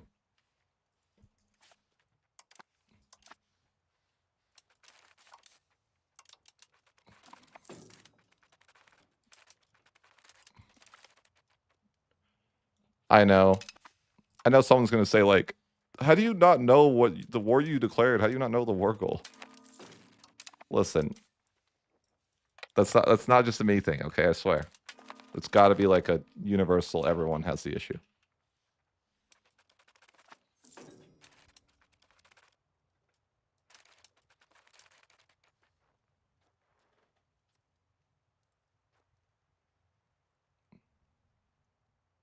Oh no, am I going to lose Orleans? It's telling me that I haven't contested or something. Where even is Orleans? Oh, over here. I think even though they can waste peace, they never do. Look, I'm at the war goal. They can't do this.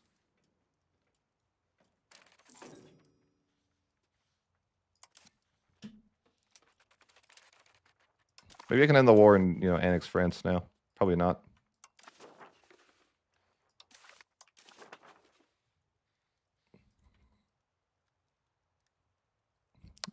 I doubt I can annex France here.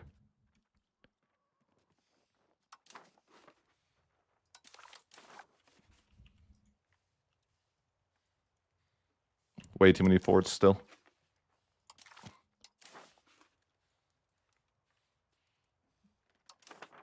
Yeah, this definitely looks like another war. If not two. Hmm.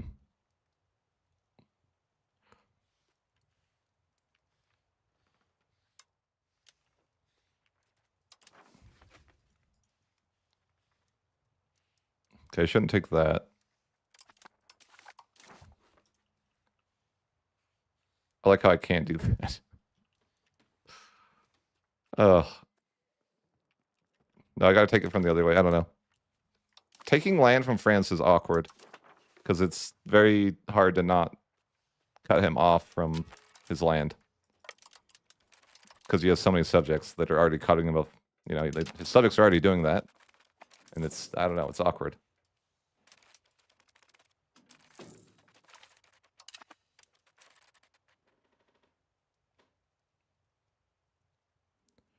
On what?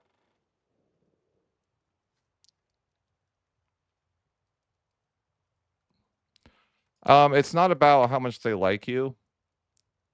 It's probably about, well, for one, it has a 50-year cooldown. And for two, they have to be the head of the culture. I don't know if they can tell you no. Or I didn't know that was a possibility.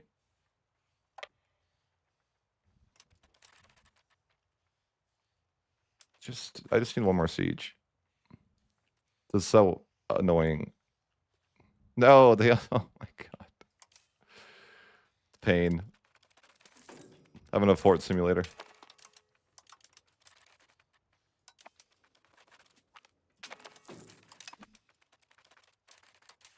Life is but a fort.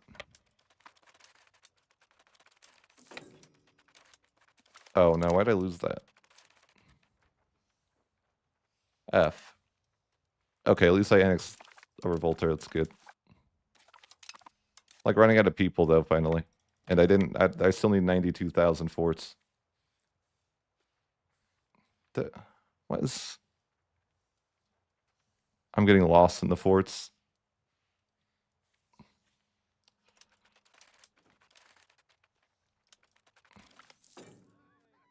What is this?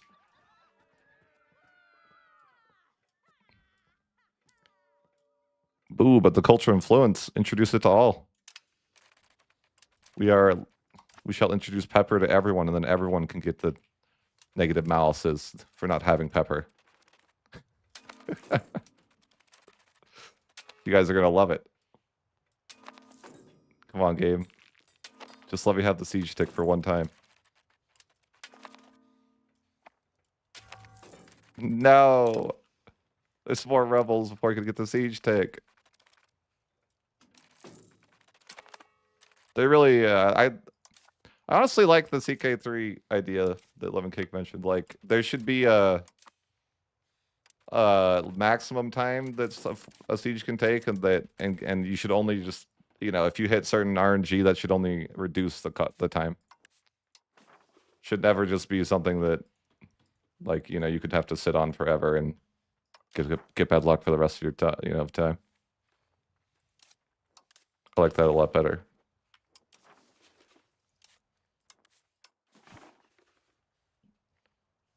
That sounds way better. I hate just like the RNG aspect of sieges in their current form.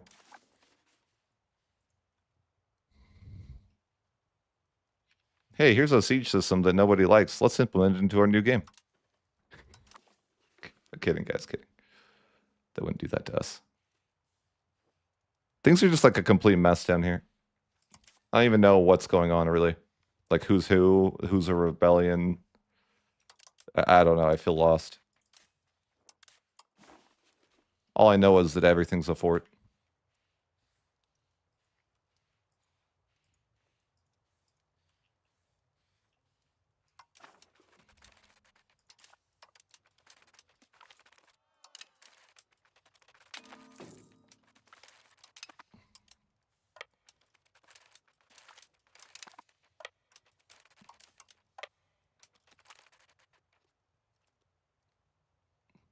I wish that in the peace deal there was like, I kind of wish it didn't. So like, if there's a way to toggle subjects being shown or something like that. Is there a way to do that by chance? Like, no, right?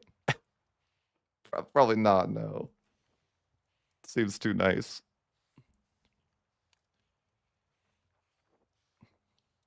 Well, I'm just gonna take some land in this war. It's a bit of a mess. Trying to annex all of France just because he's everywhere.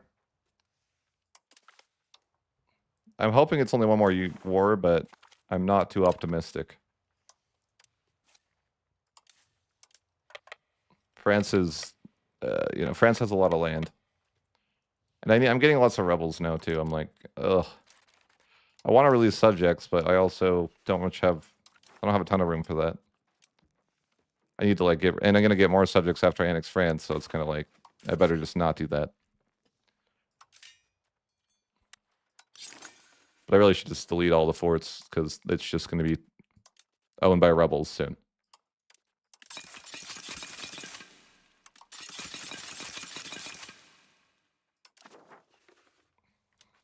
I wonder how my antagonism even is. Peasants revolt. Oh, what's the worst privilege ever? Who would do that? No. No. You're crazy.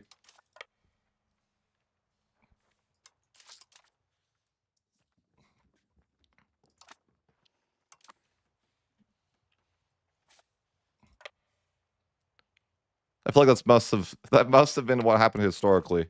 The peasants come up with some ridiculous thing and they just get laughed at and told they're crazy. And that's how it should have gone. Okay, they shouldn't have asked for something so ridiculous.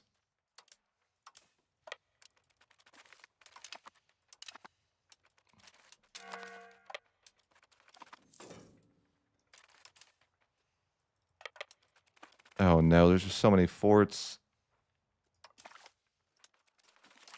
Maybe the play is don't siege the forts, and maybe they'll go home.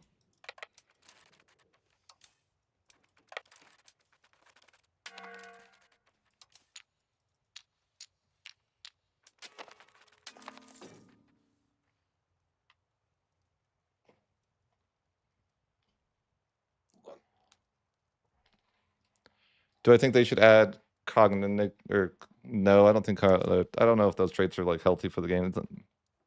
I think those traits are bad in CK3, right? Like people stack like ridiculous traits.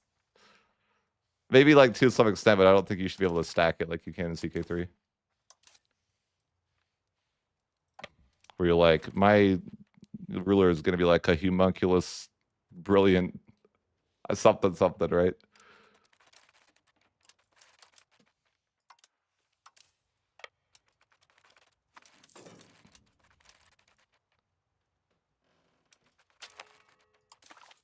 Yes, freedom.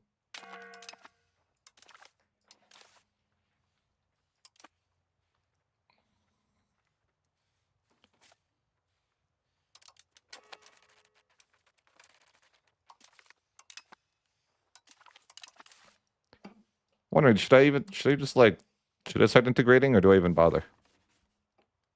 I feel like I don't even bother.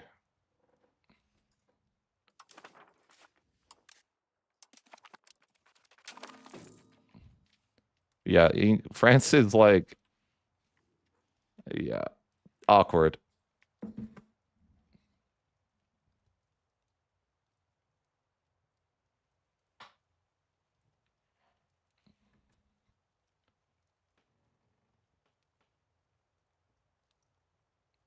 Yeah, just kind of just chilling, I guess. Suppose I could grab the Renaissance.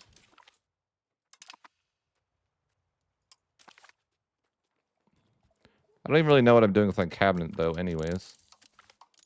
Because I'm mostly just using subjects. So I'm like, I don't know that it's that helpful.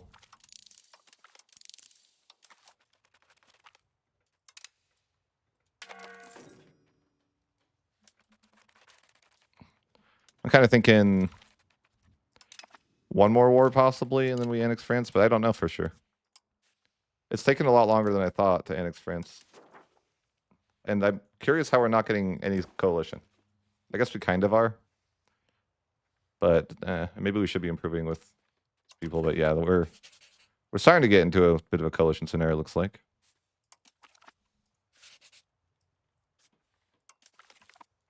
So this is a rare case where I'd like to be able to hover. And Lemon Cake told me to disable it, and now I can't see it. Thanks, Lemon Cake.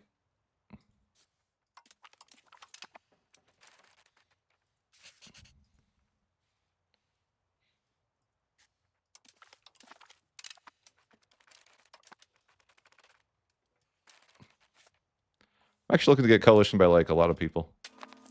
Probably need to start improving relations more. They're kind of mad about me trying to annex France.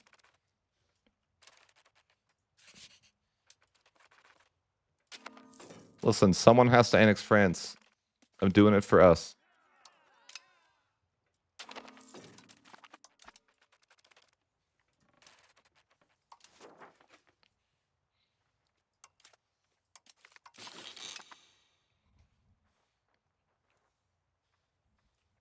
Where even is this rebellion? Like, I don't know.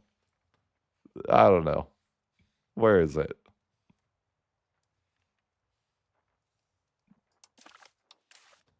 Ah.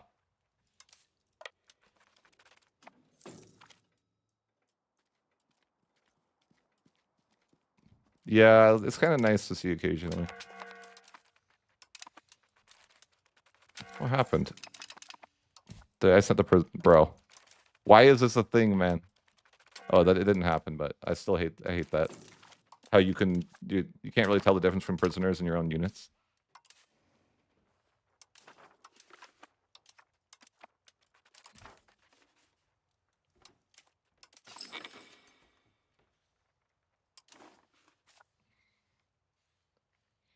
Yeah, I'm looking at quite a large coalition already. I need to shut that down.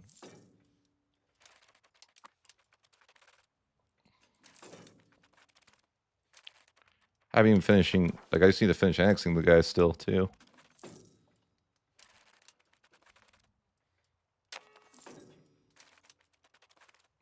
Definitely a bit harder to annex France than it is to annex England as France.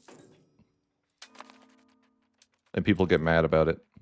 Nobody cares when you annex England as France. But they care if you annex France as England. Kind of rude if you ask me.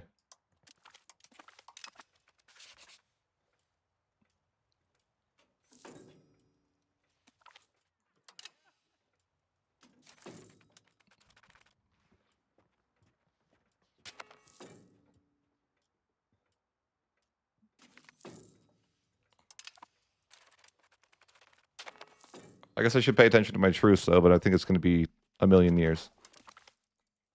Got the institution, though. I have a lot of money, but I haven't really bothered to spend it. That's why they invented the RGO builder. So you could spend your money without having to pay attention to what you're spending it on. That's also why they invented roads. Yeah, you can't be wasting money like that, right? What is happening? Why can't I click? You can't click London? Oh, this is fried. The setting is broken. Okay, that setting is cursed. Lemon Cake has put me in the curse. How does he build roads without that setting? I don't get it. Is this why it's happening, or is there another setting? No. Why can't I do this? Oh, it was on the wrong map mode. That's why, huh?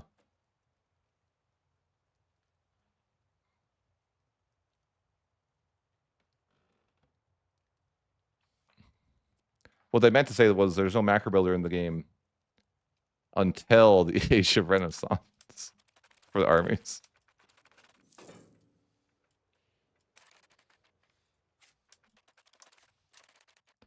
I'll have a claim. Well, actually, let me check my truce.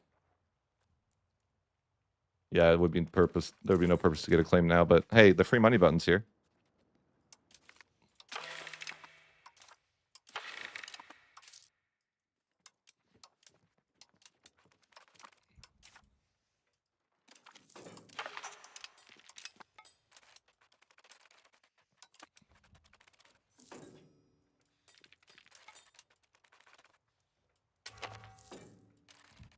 more rebels. It's over.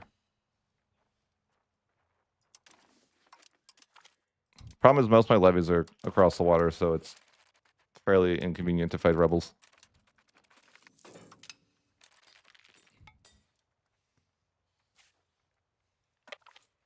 Oh, this is awkward. I'm gonna have to use boats.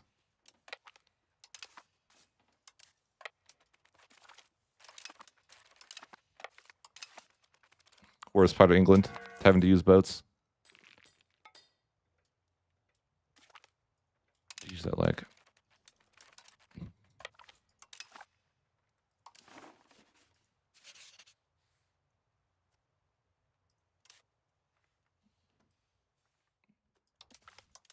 But yeah, I'm trying to work on this coalition because it's definitely real.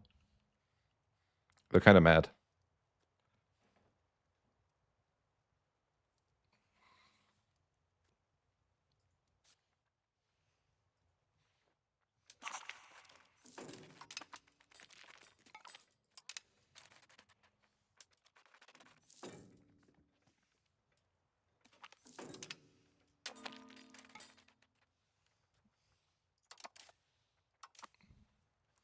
Didn't I try to send those guys? What happened? Why can't you do this? Why are you incompetent? Why, boats? What are the boats doing? Oh, they're still on the other actions. I don't know what's going on. Just stop doing what you're doing, please. Stop whatever you're doing and don't do it.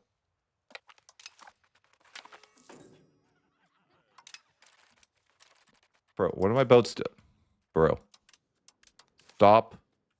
Did I not just tell you to stop? What do you need from me? To stop. I swear I told them to... Bro.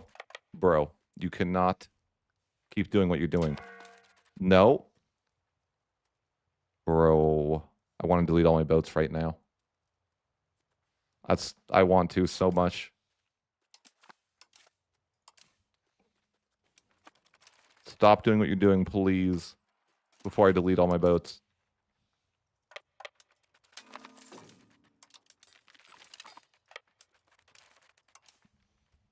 My command has to override that. That's crazy. That happens like that. They just like go back to what they're doing after you right click away. You're like, bro. No. What are you doing? What's happening? Why are they going over here?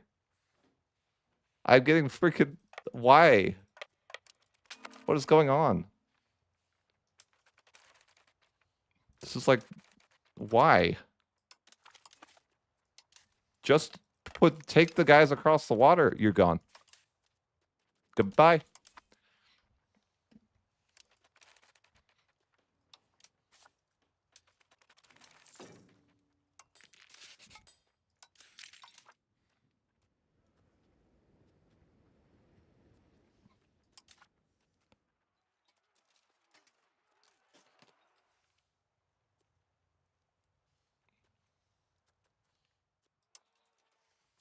Well, I'm going to need some mercenaries now.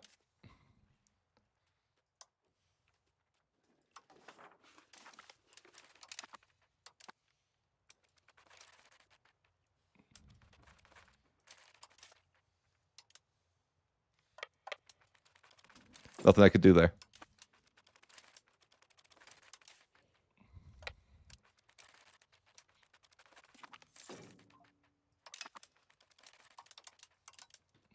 There's nothing I could do.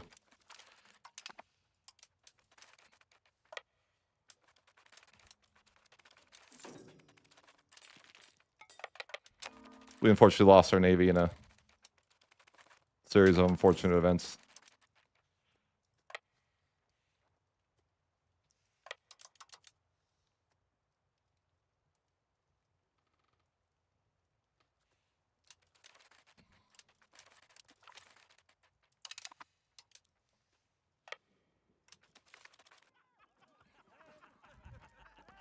The enemy's tongue?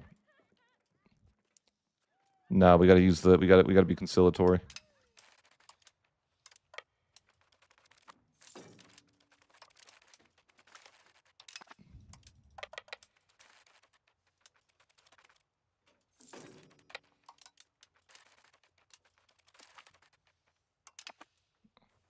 How is that not? The Netherlands are here? Bro, why? I don't even know those guys.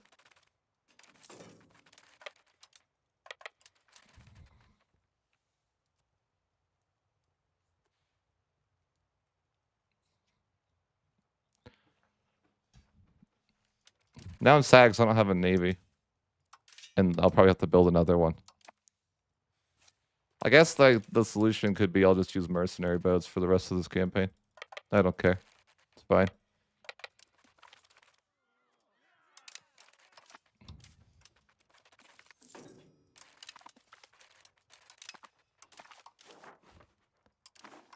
But hey, we annexed the Revolter. That's great. We unfortunately lost our navy there in that revolt.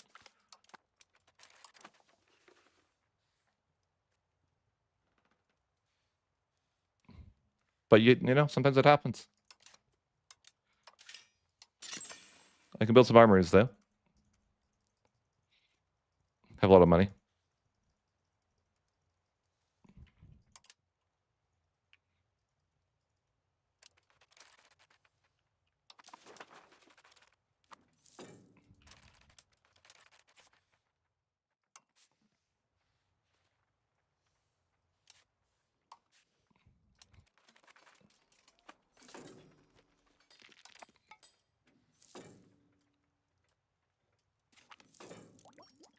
I feel like I tried to not delete the navy. I did. I gave it a chance.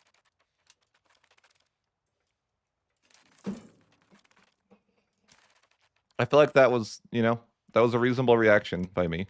It wasn't unreasonable. I try to be patient. I did. I really did.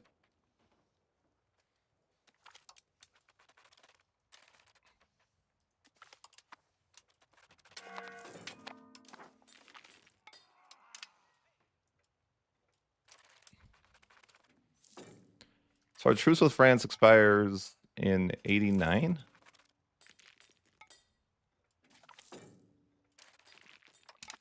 Bro, it's because if you keep not like if you get a new order over and over and you keep just trying to do the old order, of course you're gonna get fired. That's crazy to assume you wouldn't. Boss comes in like, I need these guys over the water ASAP, and you just go back over to there, and then they say it again, and then you just keep not listening. Yeah, you would definitely should be getting fired for that.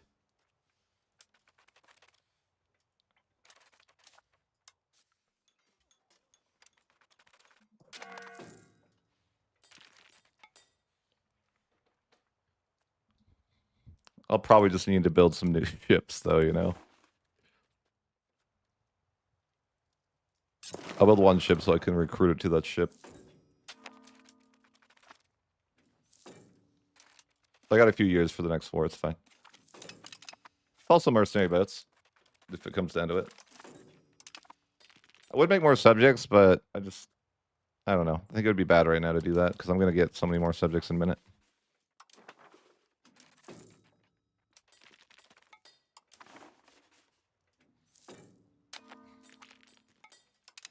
I could also just not make more subjects and just start integrating. Maybe I should do that. Certainly is a choice. Like, I'm doing nothing with my guys anyways, and I'll, you know, it could just be integrating.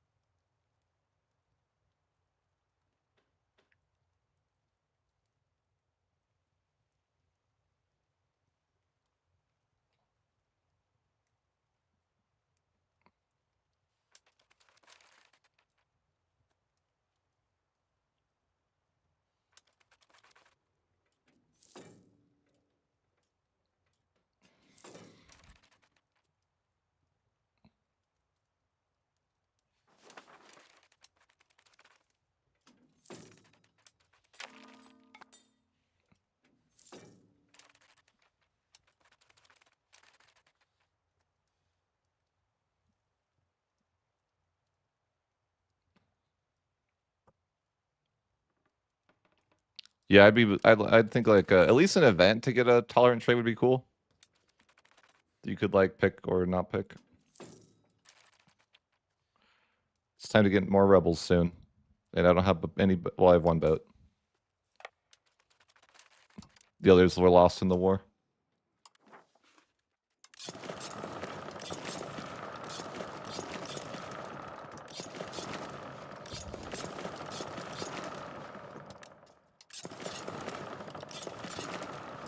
Why doesn't the plus work sometimes?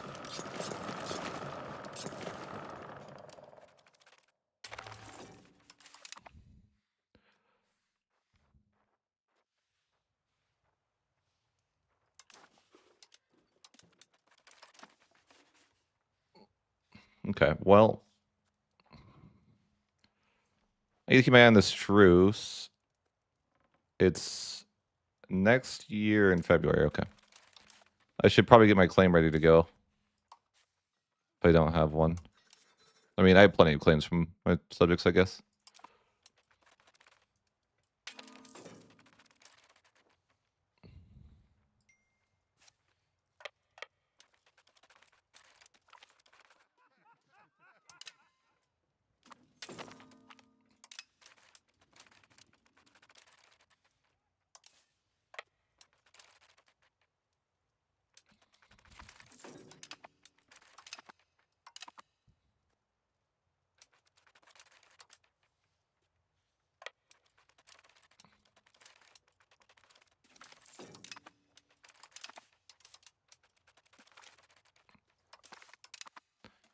Okay, so we should be ready to go to this war soon.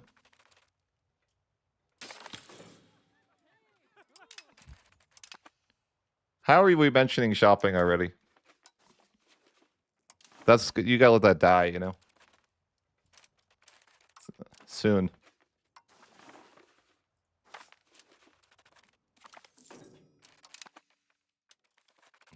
It's dead. Let it die.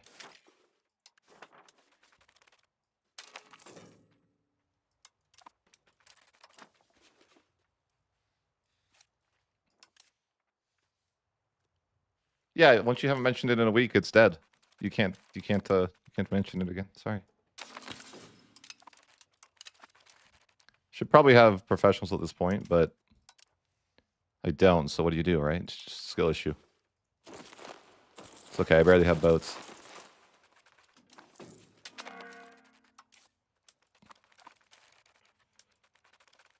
Why is it that when I hire professionals, they decide that they're just going to get on the boats? Like, no.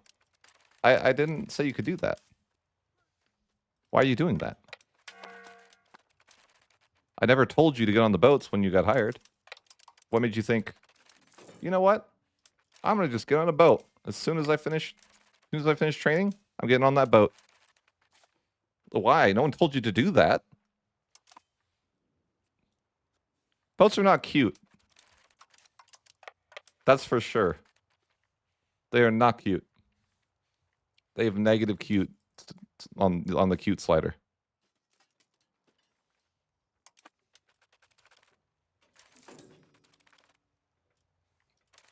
Bro, I don't even have an army, like.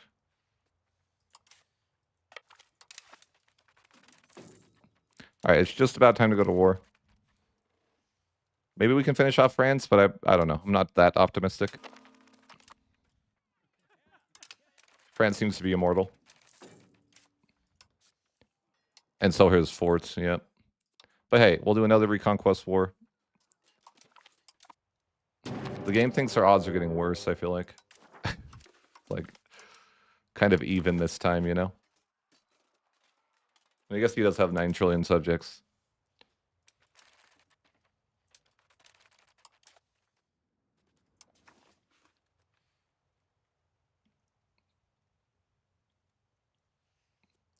Well, not like I did it. That's whatever the peace deal you choose, it's not like what I did. I tried to go for the forts and they just rebuilt some, but maybe, I don't know. Maybe that was fine too. I don't really know there's a way, an optimal way to piece them out though.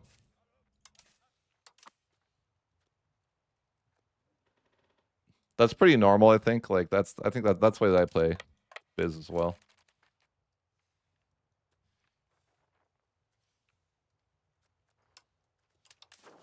Did I yeah, okay. Okay, I raised all levies, right? Yeah.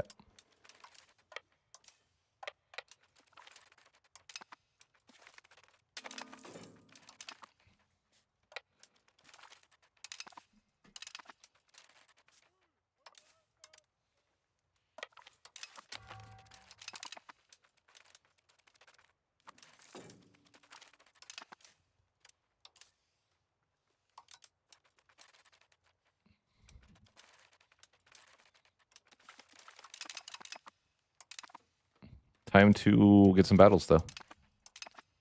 Actually need to, you know, I should group up here. Go help them. I didn't balance. And I lost that stack too. Oh my god. Bro, 221. I hate balance. There's gotta be an auto balance, like where's the auto balance mod? There's gotta be one out there, right? Boats are a trap. They just you just land and then you forget about balancing and then bam, you're dead.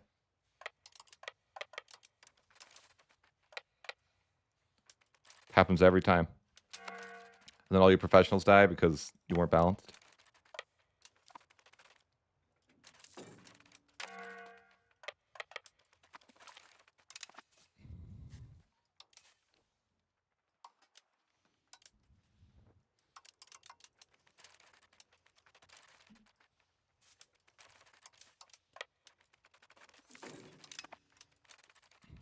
But hey, I usually only fall for the balance trap once per war.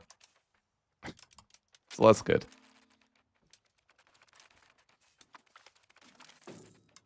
Seems like whenever you use boats, though, it like throws the balance way out of whack.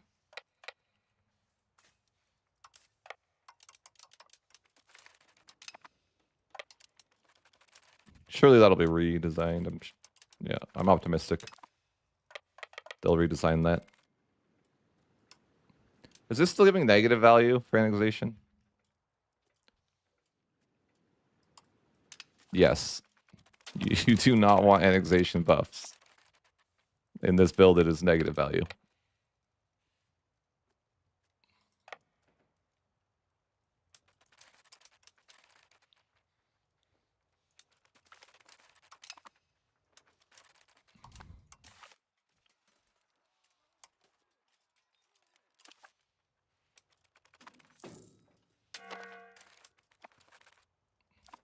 Should have done better.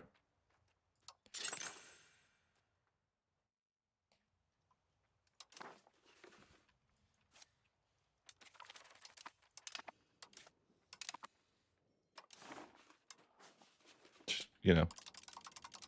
Better spend some of that money. Randomly. Don't want to spend it all.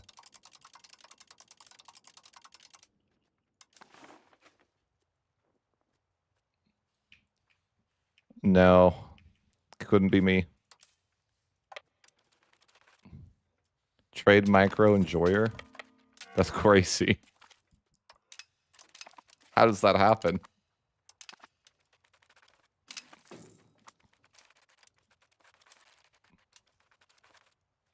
I thought those two things were impossible to be together.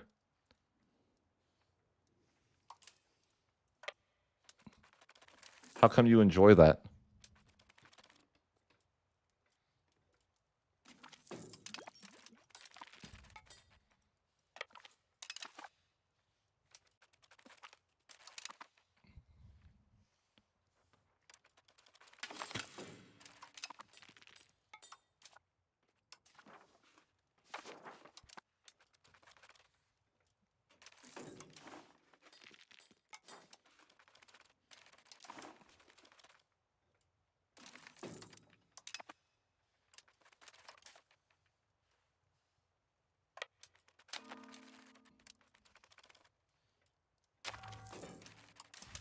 No.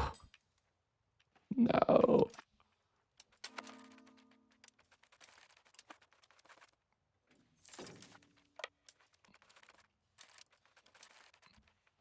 Wait, is that? No. Even a defeated France is a Ford enjoyer. I think he has like, what, At least 6 forts still.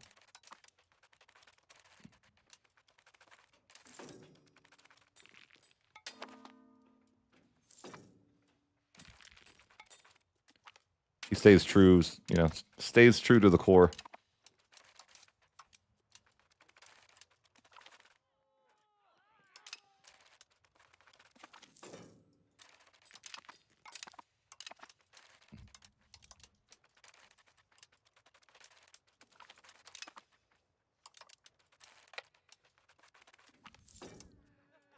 Slowly annexing a few subjects, though.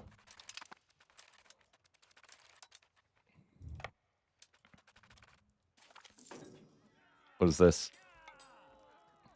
What is this here?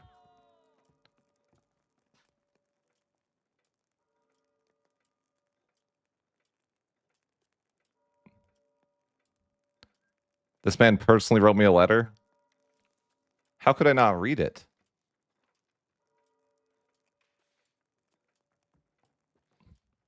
You... That's funny. It gives you a government reform? How's it even work?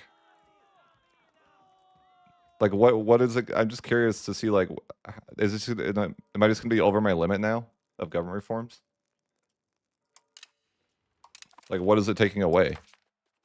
I had to click it for science. Yeah, now I'm just over the limit. It's not very useful to be over the limit.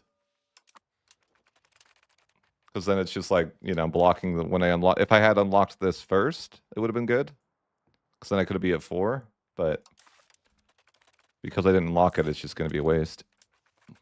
That's a weird event.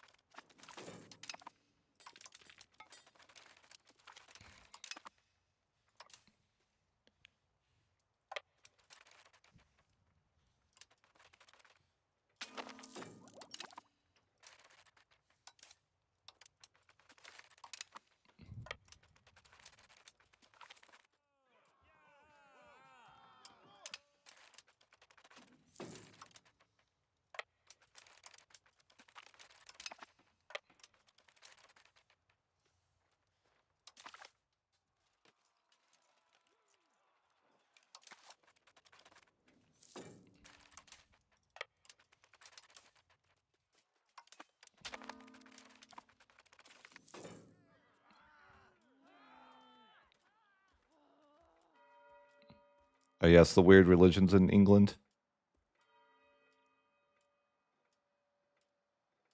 I'll click the historical approach, of course.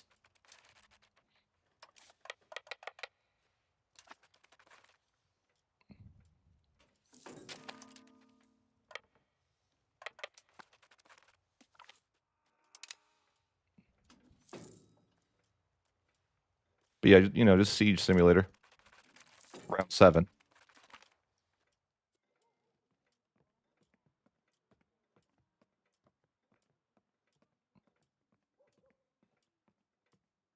Who even is this? This guy's trying to marry.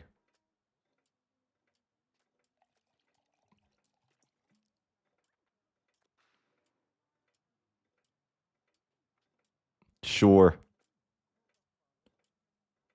Sure. You know, you wouldn't want to deny the king his one wish in life.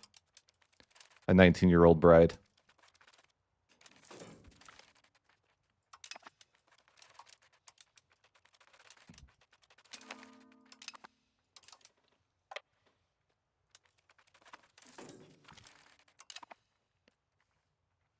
Bro, how did they get over? That's painful. How did they get over there? Why does it look like I'm fighting, like... It looks like I'm fighting England over here. Whose flag is that? Normandy? Okay. That's so annoying. Wait, what? How is this happening? I never annexed this guy. Like, what is happening? How's Aquitaine here? How's my subject helping another guy revolt? That's crazy. I don't even understand what's happening. Why is this happening to me? I actually don't. I've never seen something like that. That's crazy. A subject defected to help another person revolt? That can happen?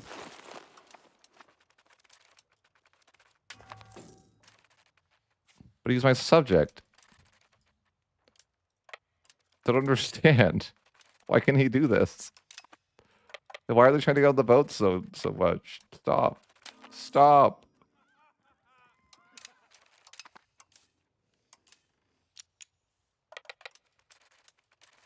Please stop. I wish I could disable that feature. Whatever they're trying to do, I hate it. And they got like professionals here too. I don't know. Do I need to hire mercenaries? It's crazy that I'm being invaded by someone who used to be my subject that somehow just got free independence.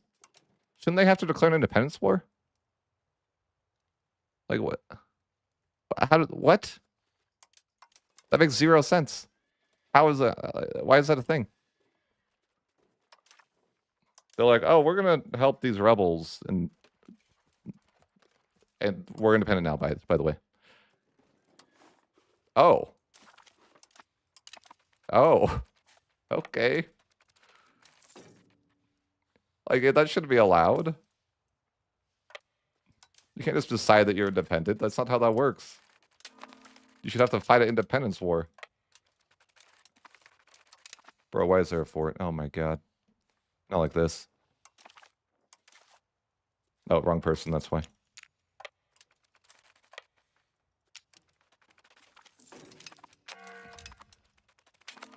This is too much pain. Oh my god.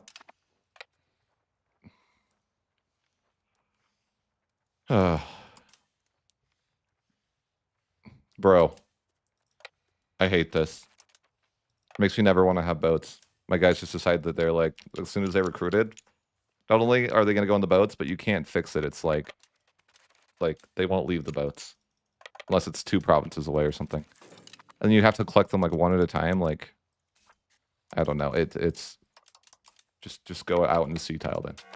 Whatever. You can hate boats.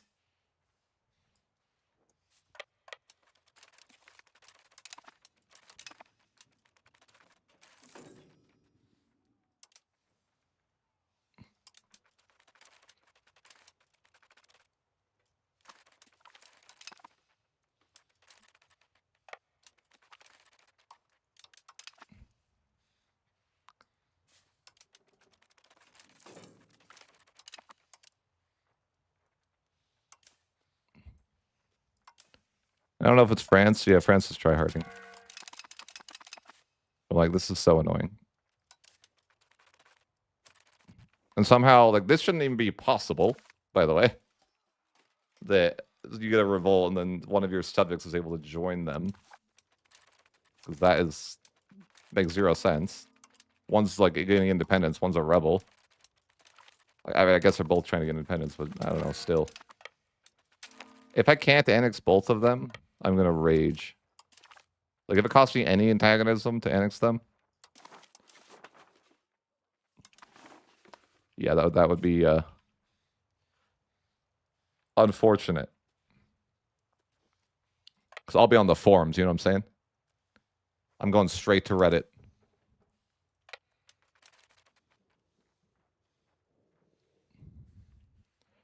This is so annoying. Like, bro, they still got on the boats. That's crazy. Kill you. Wait, we don't say that here. Why are they on the boats? Please never do that. How do I make it so they never do that? Please never do that. I don't know how to fix that, but it's so annoying.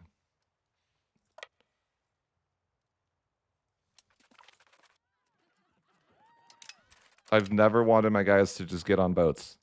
I never will.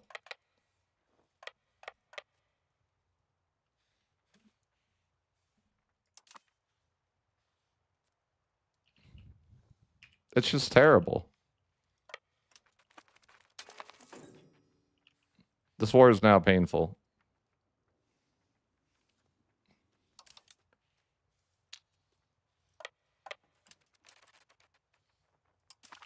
I don't want to be in this war. I hate it here, as it turns out.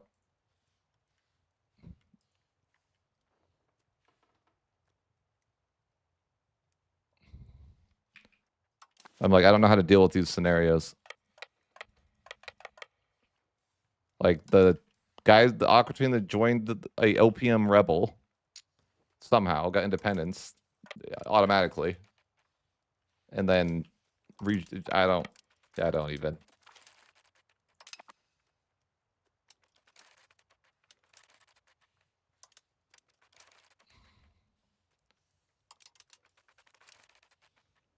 And then, you know, like, it's just a disaster.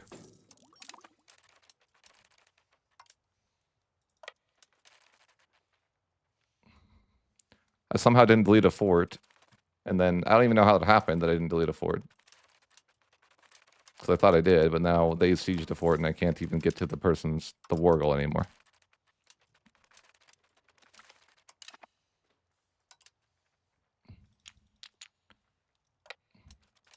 Magnetized forts are a mystery of the universe.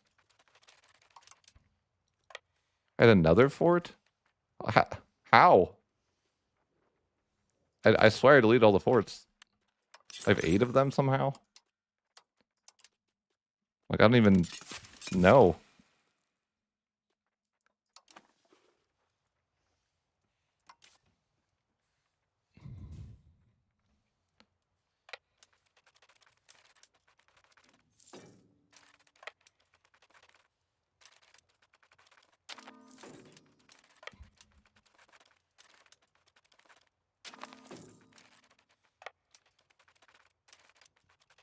Bro, that resets the siege? That's crazy. The AI's being super, super min-max. If they put the siege over to the other person, it cancels it. They just do it on a loop. Like, they're the most try-hard min-maxers I've ever seen. Look at this. They just, like, give it back and forth so it avoids getting siege. Oh, God.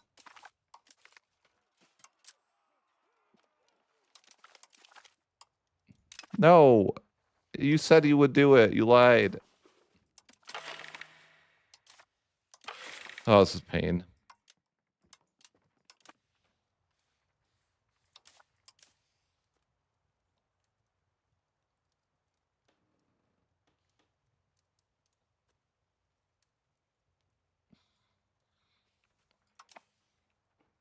This is frustrating.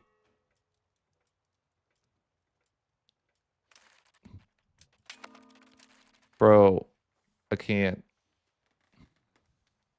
This is frustrating.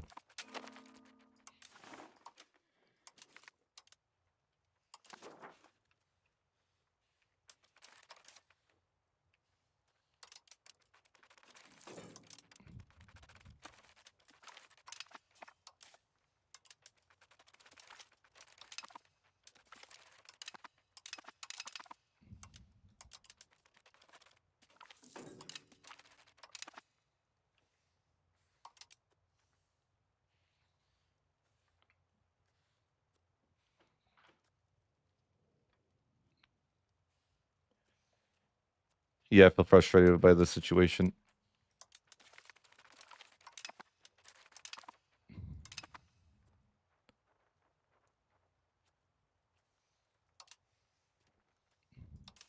I finally unsieged my fort. Just like, how... I don't even know what's going on. Who is this? This OPM? That I still can't walk to? Why can't I get there? This other person is... That's crazy. I'm being blocked by someone in a different war's fort from walking to my revolt. Ay, ay, ay. So in this game, it's just... It outdoes itself. Surpasses all expectations.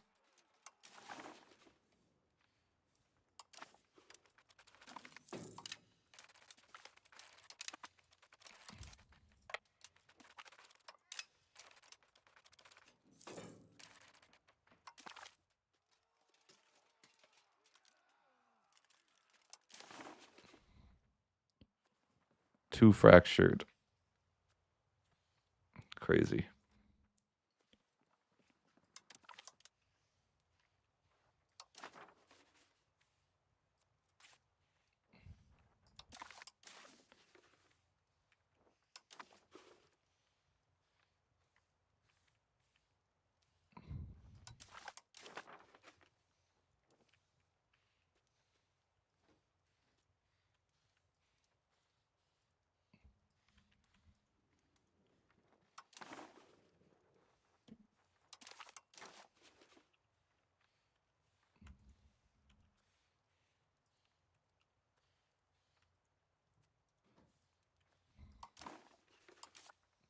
Could I annex France? I think I might be able to annex France if I just am more patient.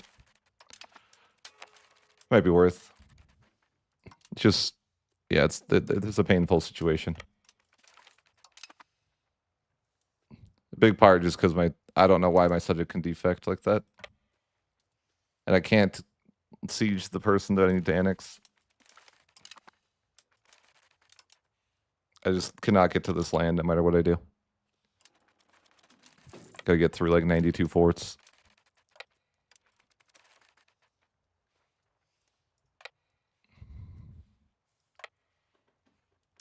I guess I should just deal with France first. Ignore the rebellion.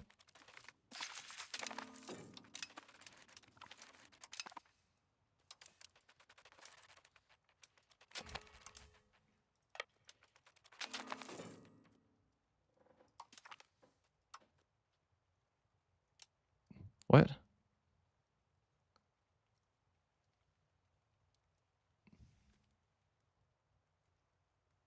Wait, so if I accept this, they get annexed? I hope that's the case. Can only dream.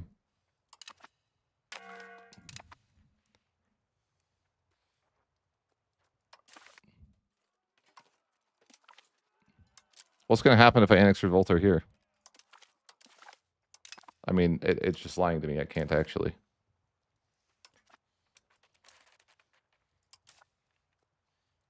I can't get to the land. It's so dumb. I hate the way forts work.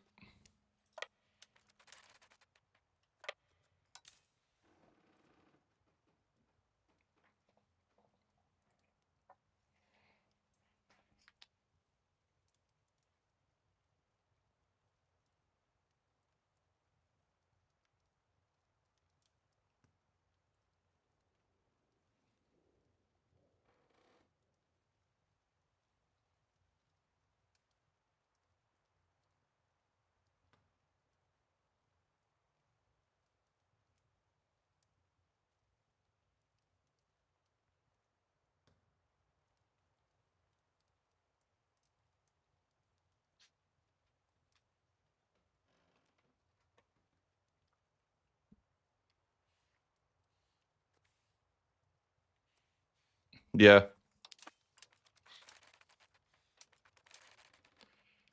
I was struggling to get through this war here.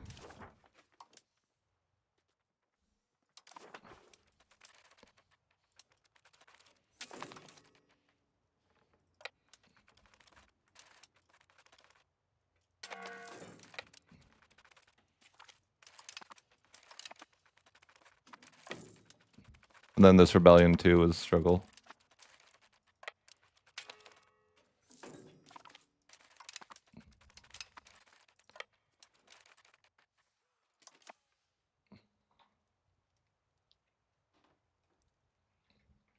And I don't really know how this guy's independent. Like, I don't know if I even annex this revolt. Like, this guy shouldn't even be independent. I feel like somehow he, like, I don't even know how that happened. It's really confusing to understand what exactly happened there. My subject that was loyal defected to help someone else get independence? Question mark? Why? How?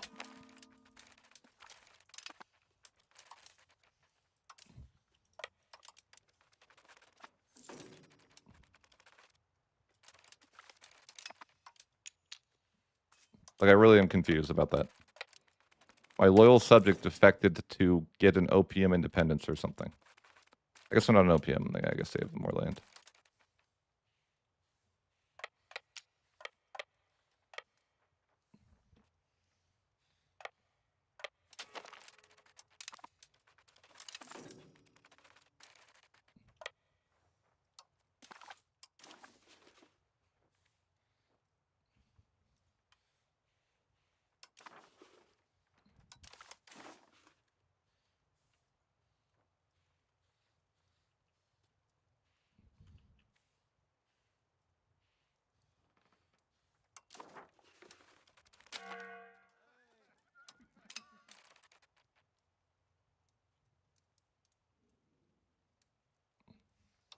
How?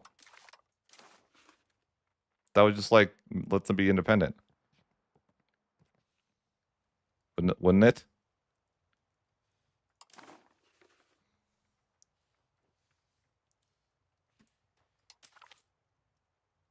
Yeah, you can't do that.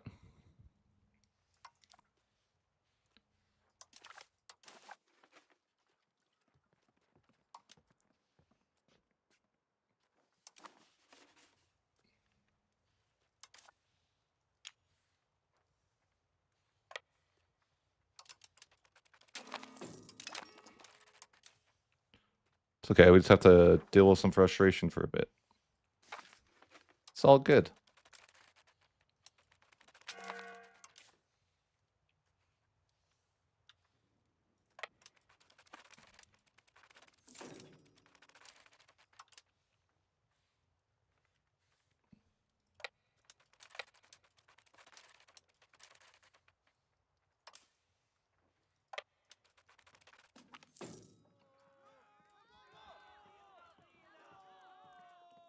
Sure, whatever you want. Whatever you want.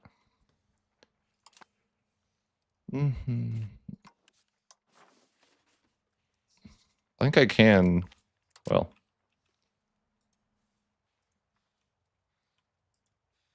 can I really not annex them by 1%? Apparently.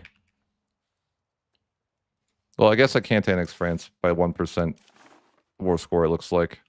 What do you do? Maybe I think I'm missing land from them anyways, so we'll just try to get a little bit from France and leave, and then we'll be back.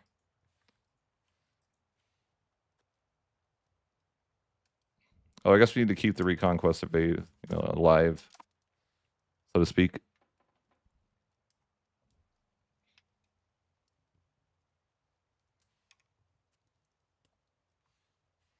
Because your subjects are disloyal.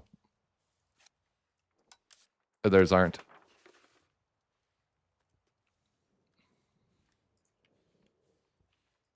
Why is France up here? I don't even know.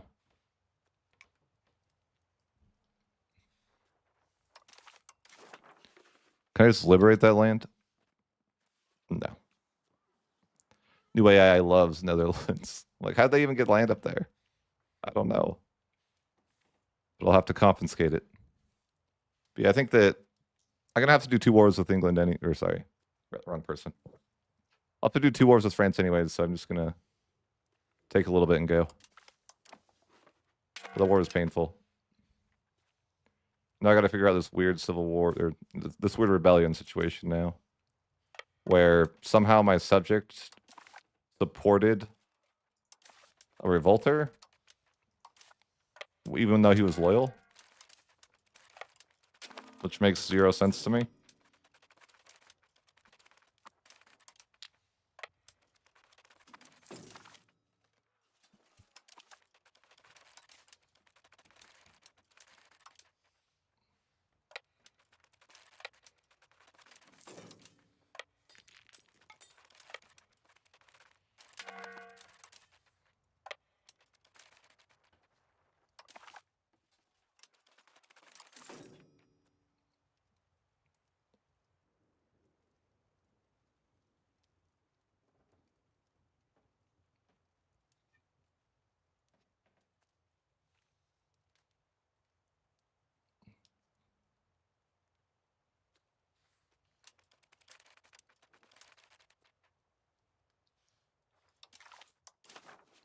I can't even talk to this guy.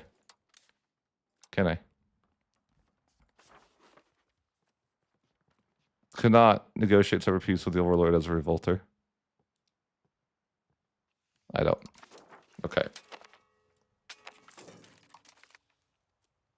Okay, well now he's giving me the peace deal to England. Annexes the revolter. Okay, I did get all the land back, so at least I'm happy with that.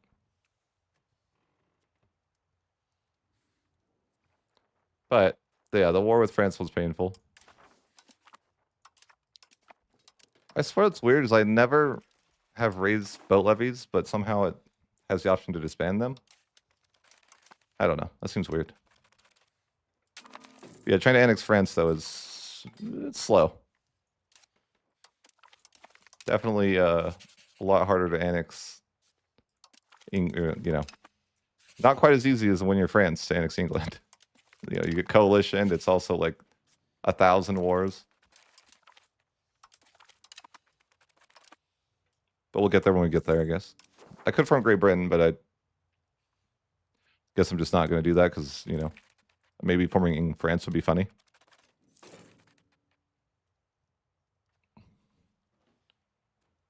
Yeah.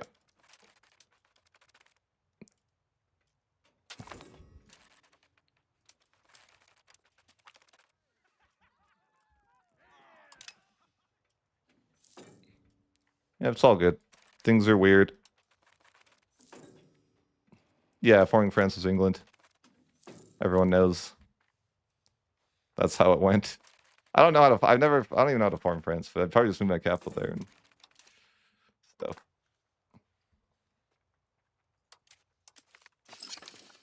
I'm sure my cultural influence is good, right? Yeah, it's not that great. I guess I could build libraries and universities. Do I have university? Oh wait, it's unlocking right now. Okay, as soon as that unlocks, we will build many universities.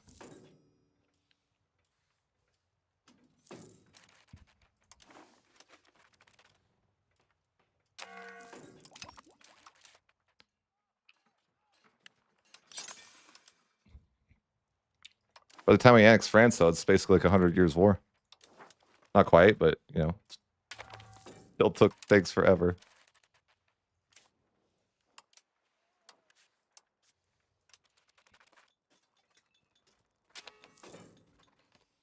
We only have a...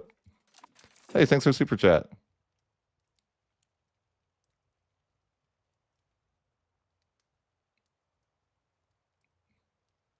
Not sure if it's right or not, but it...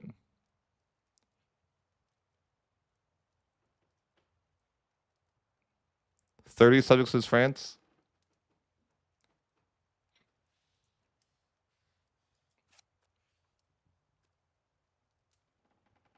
Here, I'll redirect you to my save.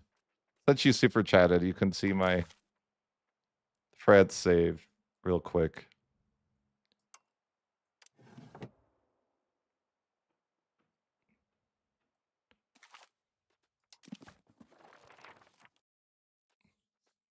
Subject mad? I don't know if you know what subject mad means. 30 subjects does not seem like subject mad.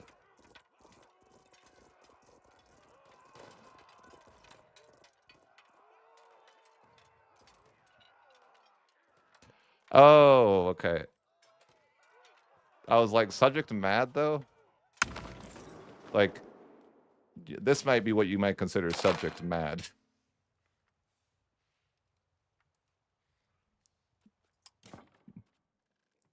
This is something I might consider subject mad. You know?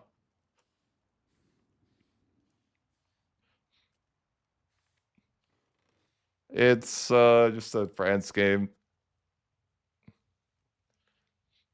where we went subject mad. I had 188 subjects before. There's some loyalty issues, but I learned this is ridiculous. I'm 106% over my relation limit, and that only gives me a -26 to loyalty of subjects, which is less than what decentralization gives. So you can literally be double your relation limit, and you'll probably be okay. No, you just said subject crazy, so I thought I would show you what I thought that meant.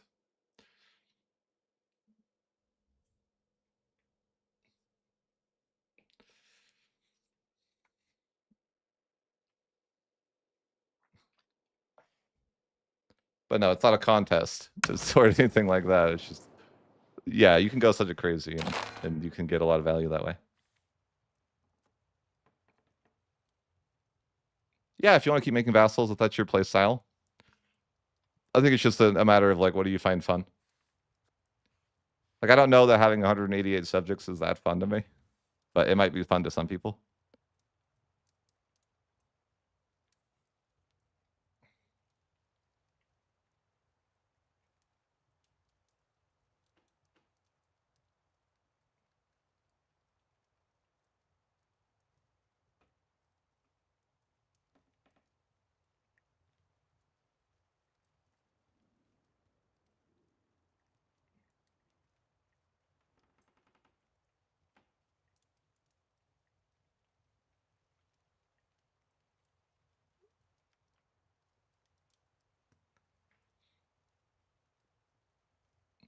Yeah, I think like I prefer like you can have a lot of subjects, but I think I prefer not to.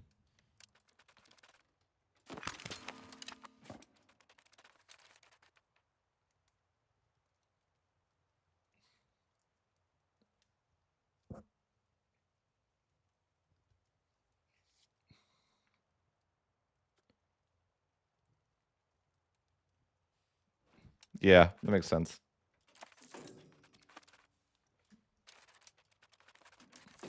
University law here. Let's just grab the efficiency of cabinet.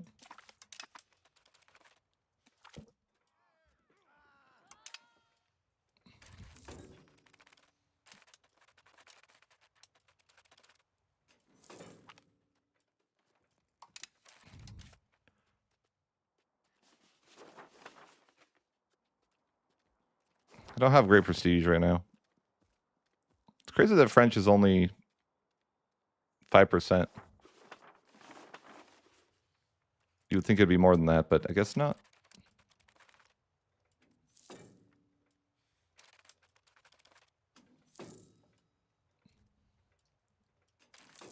But yeah, we just go to war with France in just a little bit.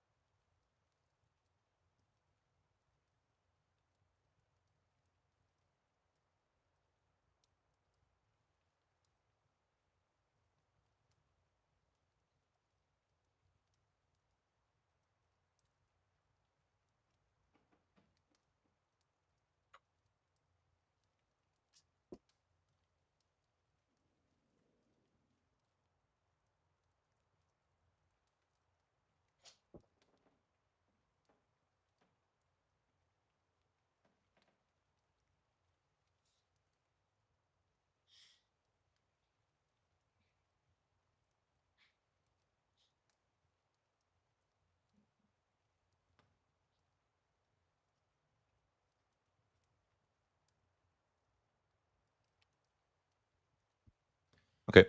Yeah, I was AFK for a second. Sorry.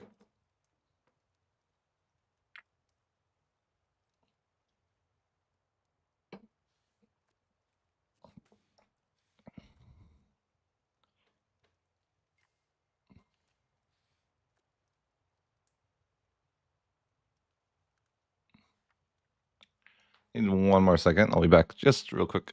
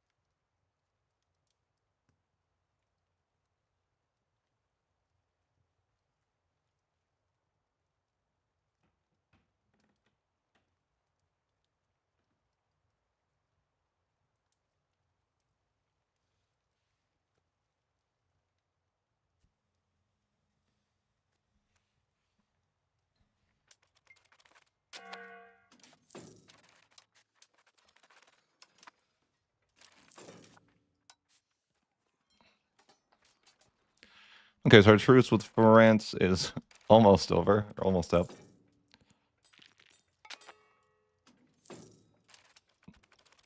It's tough to annex France as England, I will say.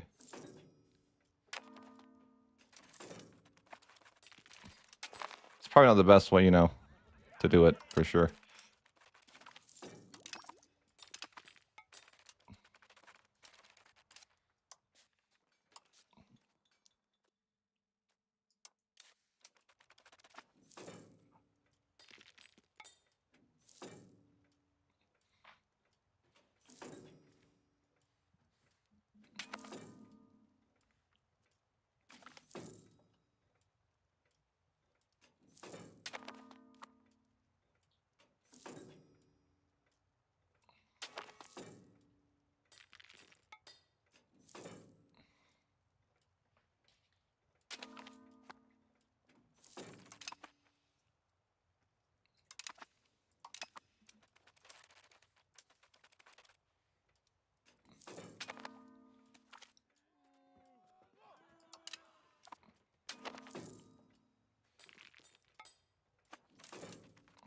Yeah.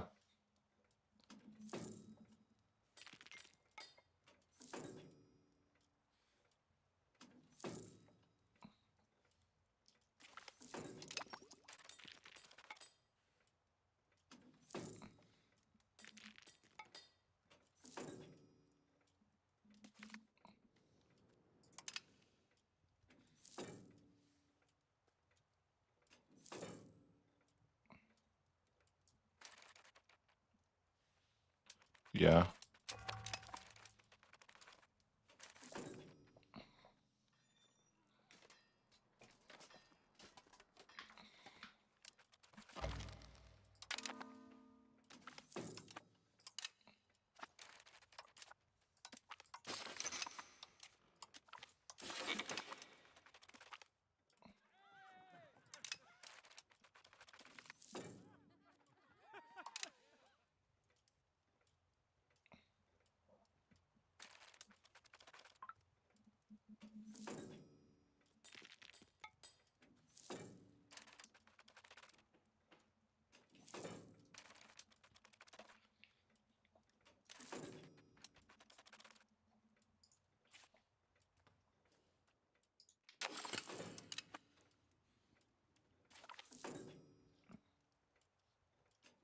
Well, you can't really keep them loyal.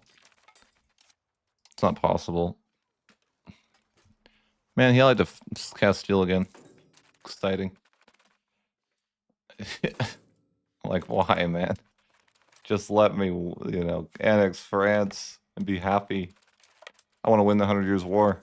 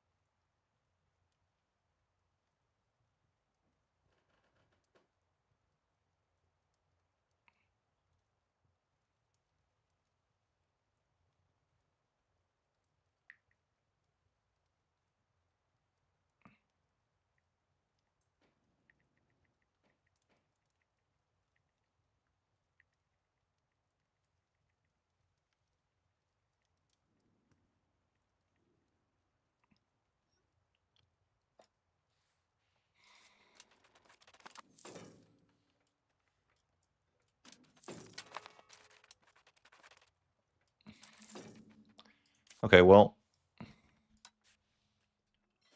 just about there.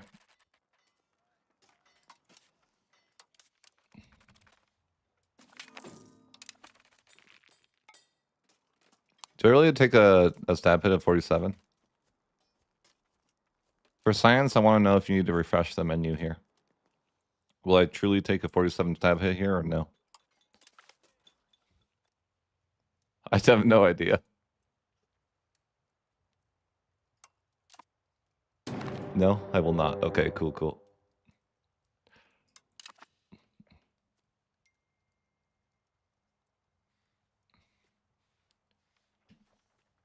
But yeah, that's fine. I just need to raise my boys. And hopefully this will be the, the last hurrah for France.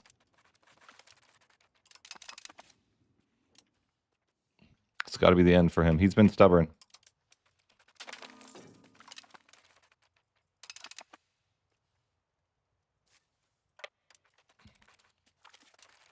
But man, we need rally points.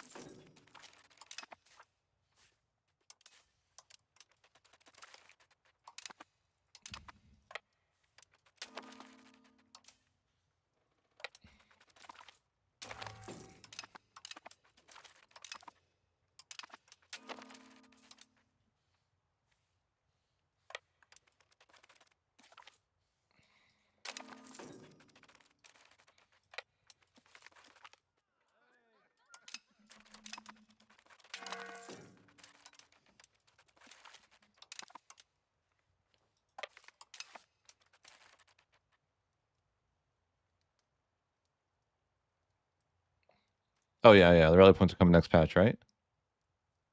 That's what I heard.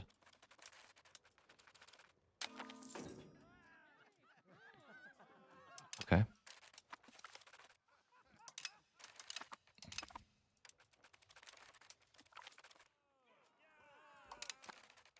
Am I going to have struggle with boats again? What? Whatever. Fine. I'll take it. I guess they were already across the water, just not visually.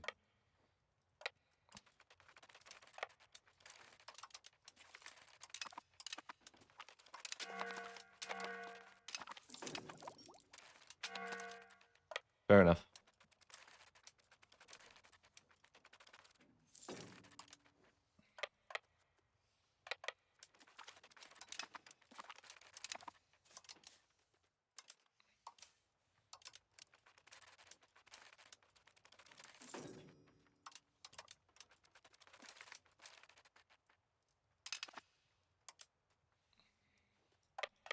No.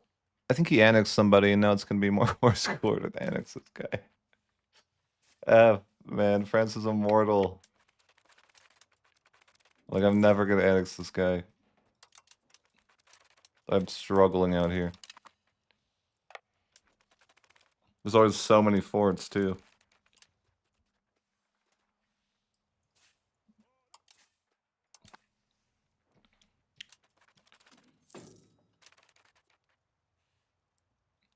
It's rough out here.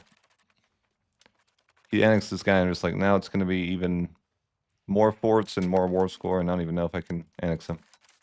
But I'm hopeful. I need to rebel crackdown. I can't handle more rebels. Not in Scotland.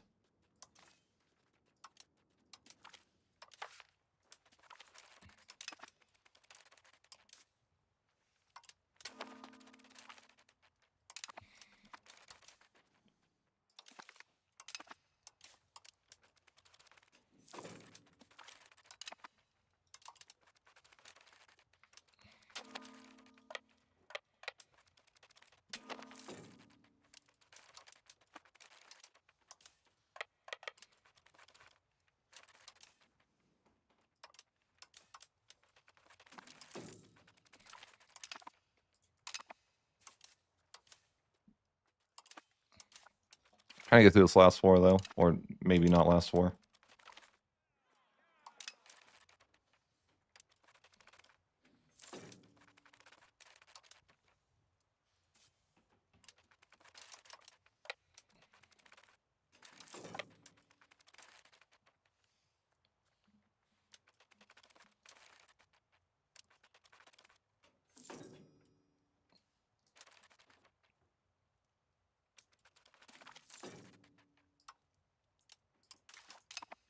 I lost my great power status, huh? Just like, let me rebel crackdown. I don't want to fight rebels right now.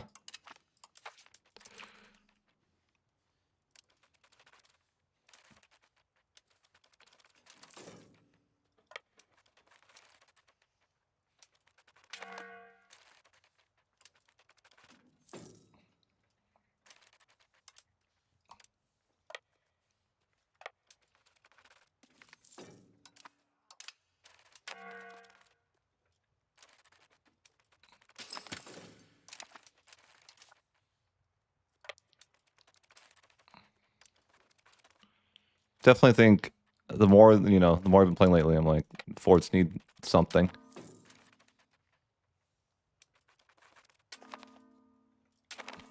I feel like that's what I'm doing in a war. Is like the war's over, and I'm just sieging forts for all time. Otherwise, I won't be able to annex them because I don't have too much force core. Or just reduce they should just remove that war score malice. Would be a pretty big deal, I think.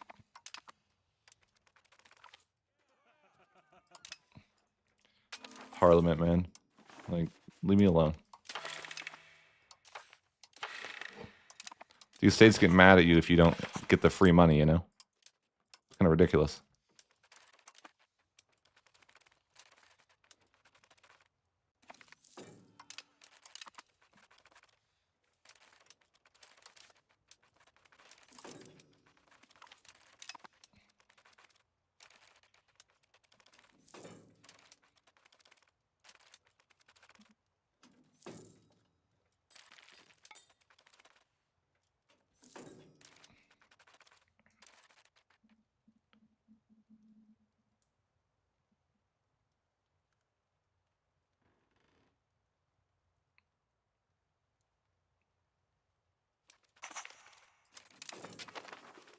It's not even twice the war score either. It's more than that.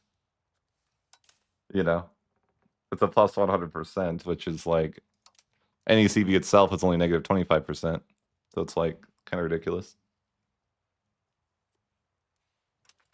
It's a weird number because it's like more than, it's like nothing really compares to how much more expensive it is than it should be. Except the old system where no CB was a negative 100%, but you guys never got to play that, so it wouldn't be comparable.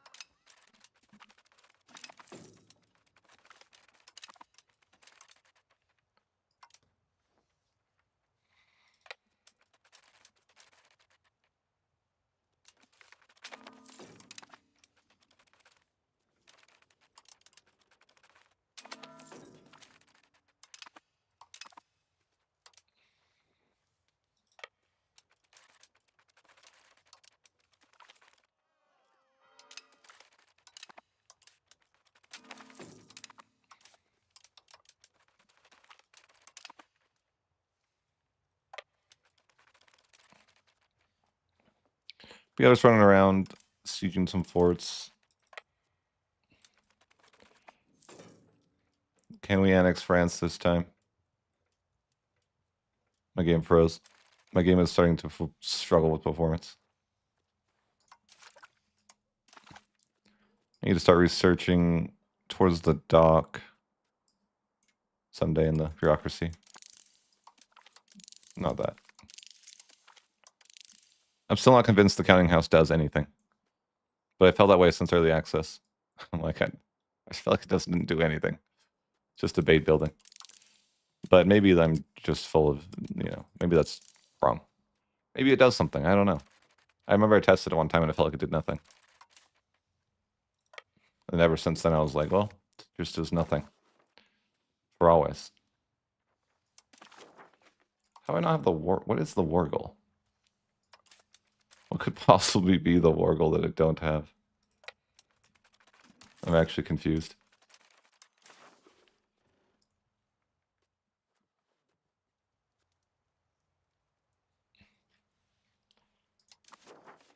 The France?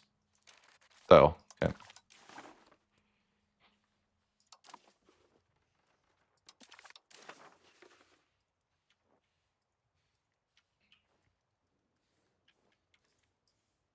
Oh no. It's gonna be too much war score. It never ends. I just know it. I'm like, it's gonna be too much war score to annex France, isn't it?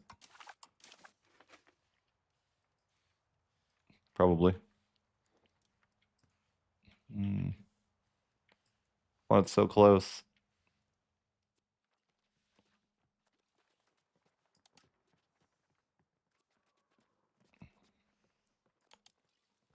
It's not too much war score. Let's go. We're free almost. As long as he doesn't annex anything.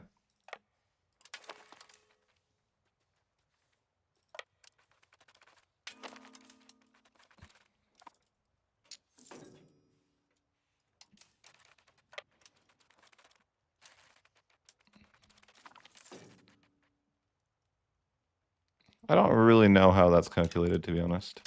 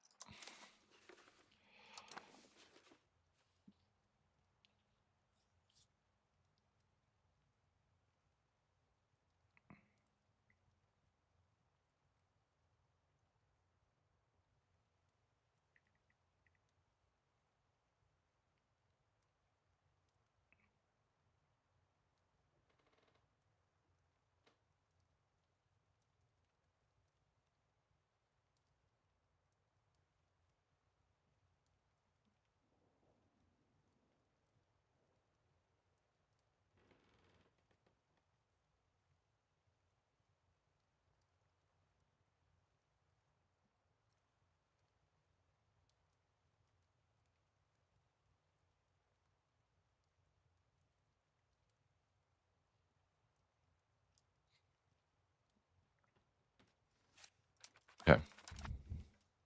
So I just need to figure out getting a little more war score, or just waiting, more or less. And then we finally annex France. Not easy to annex France, though, that's for sure. Oh no. They're trying to revolt. One last hurrah, but I'm like, no, no, no.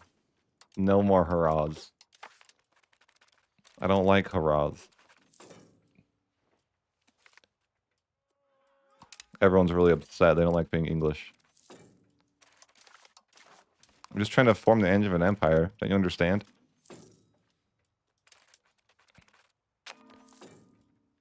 That'd be cool if that was actually formable. On a, side note.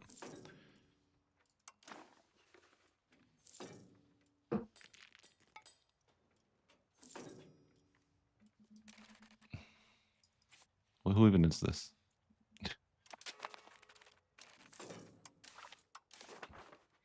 All right, I think we're free. Perfect.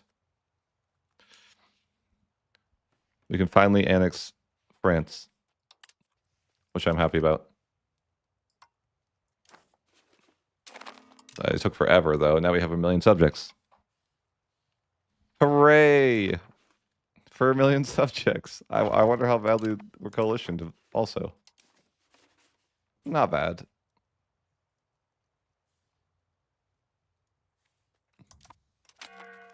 But yeah, that's interesting. So now it's a matter of...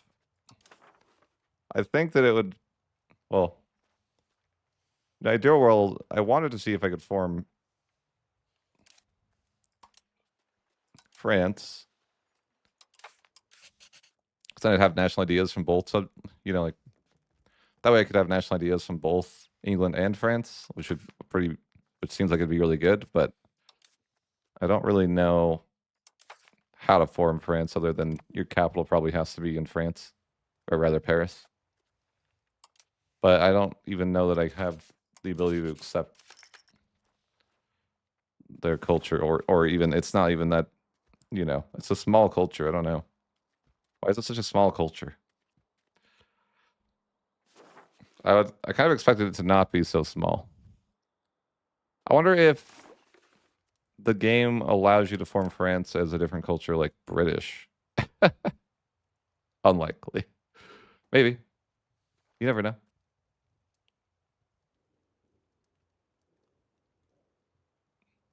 Yeah.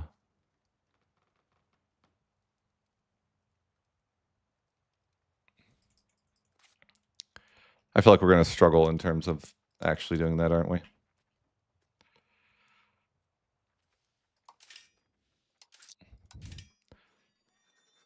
Well, probably just need to delete some forts and see what we can do.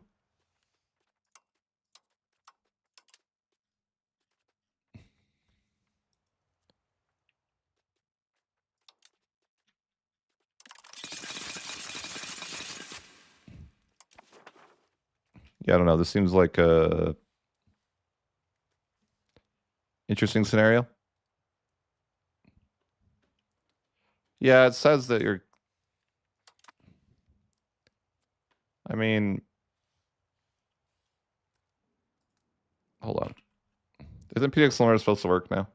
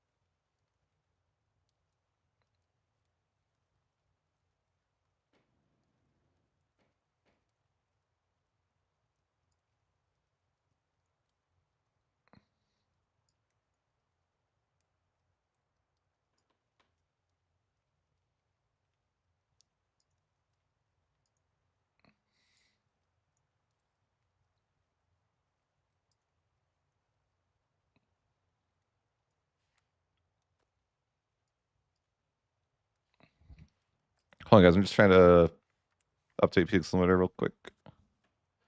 Make a save so I can try to move my capital. I just wanted to... hoping it will tell me what... I guess I won't show up unless I'm in the culture group, but how am I going to get main culture that group anyways? Seems painful. We'll figure it out in just a sec, though.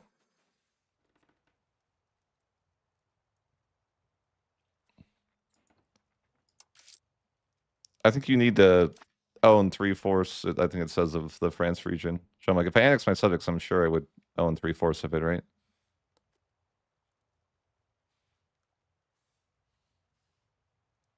Or I could just form Great Britain like a normal person.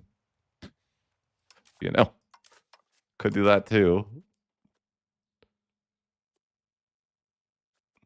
It's probably not a bad idea.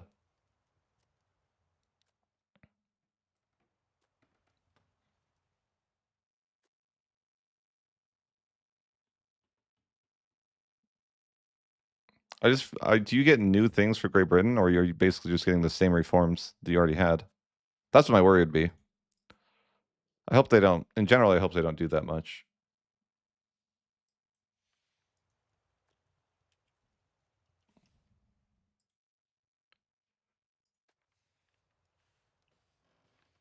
Let's try some weird stuff, though. I made a save, so I think we're good.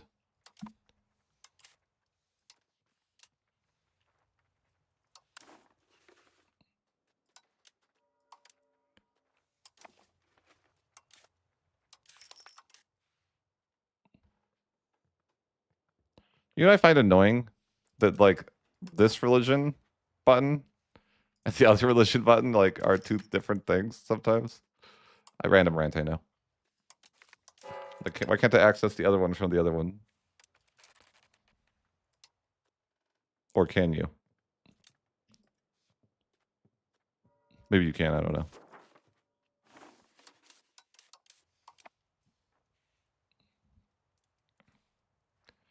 Anyways, I need a prestige so I could test this.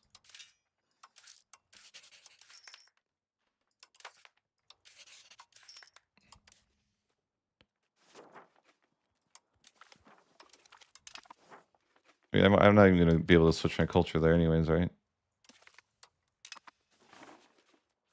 No.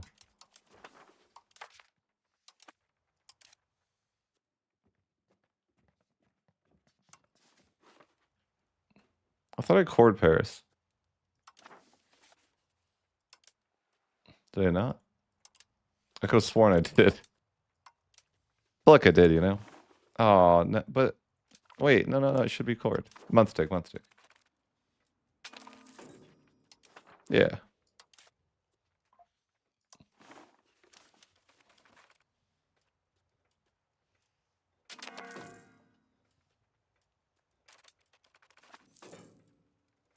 I mean, I don't know that's gonna help. I'm just testing something anyways.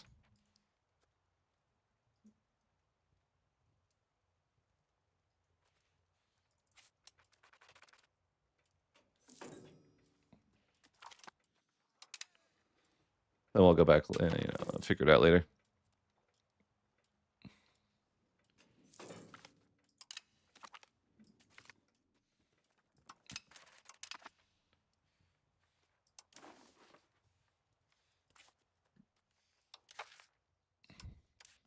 It's not gonna let me do that. Like, it doesn't say why I can't this anymore. Why?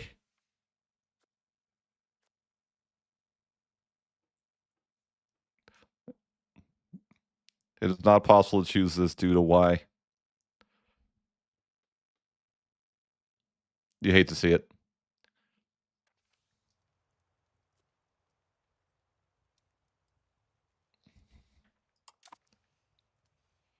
Well, I guess I could give away all my land just to see the conditions. And then I'll go back later and figure it out.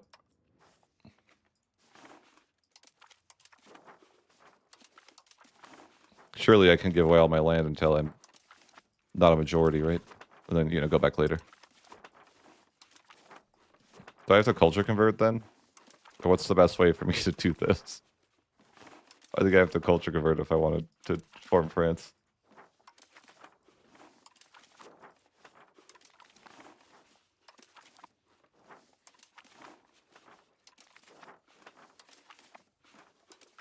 Or I could give away all my land to a disloyal subject and then annex them. Surely that's a good idea, right? I could. It sounds like a bad idea.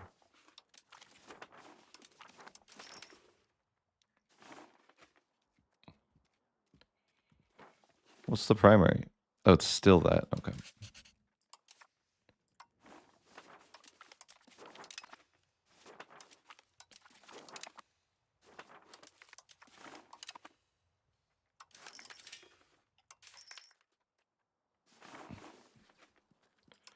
How is that not the... What's wrong? Is that not the majority? No? What is this? Crazy.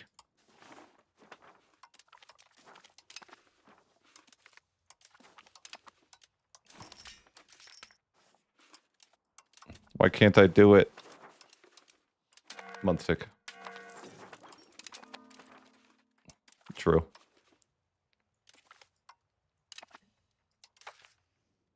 I like how my great power status went up way high for releasing all those subjects.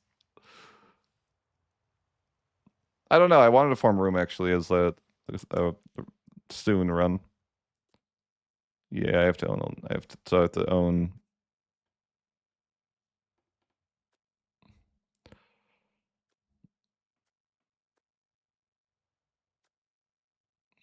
They got some pretty good stuff.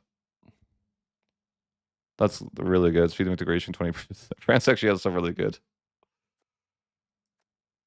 I wonder actually I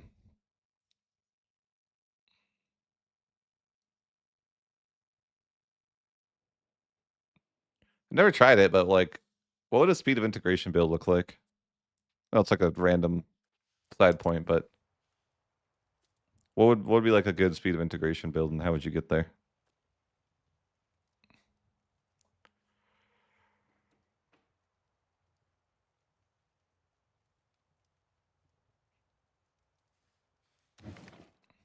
Gotta do some testing now.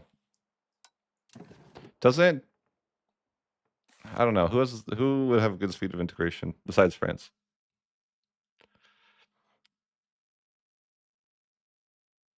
Yeah, don't the Ottomans have like something pretty good, or?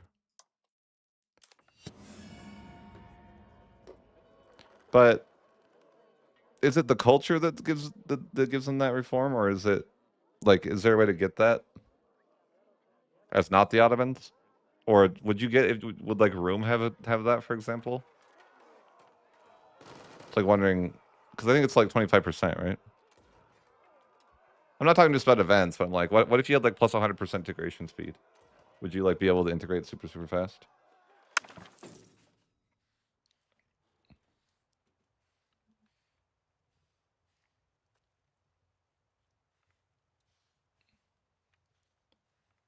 Like if you had your settings to like, you know, culture conversion.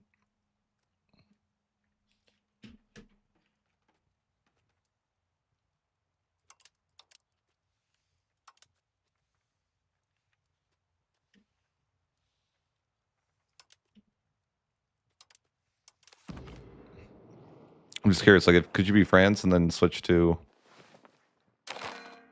Ottoman culture?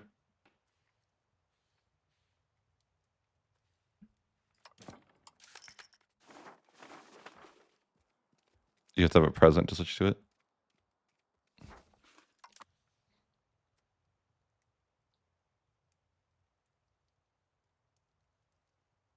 Yeah. Well, I'm just wondering, like, what is it that gives the Ottomans that? And could you, like, fortunately, I don't have. I'll just make the Ottomans nose to be here, you know? France is outside diplomatic range for Ottomans? Really?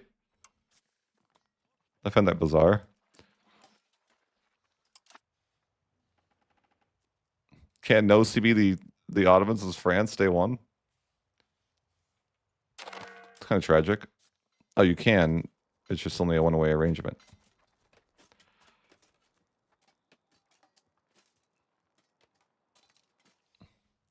Okay.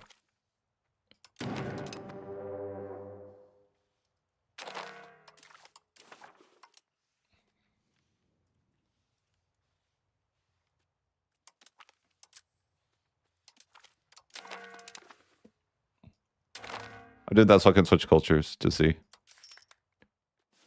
Which culture even is it? It might actually not let me because... Let's see. Oh, it's only 25. Dang it. That's not the right location. Anyways. So you get it from your government, right? Yeah, this 25%, which is decent. But is there any way to get this? Does anyone else? Like cultural, I think not. Probably not. Yeah, I doubt that. I doubt it. But it is pretty good. I don't know. It seems like it's probably just not worth even considering.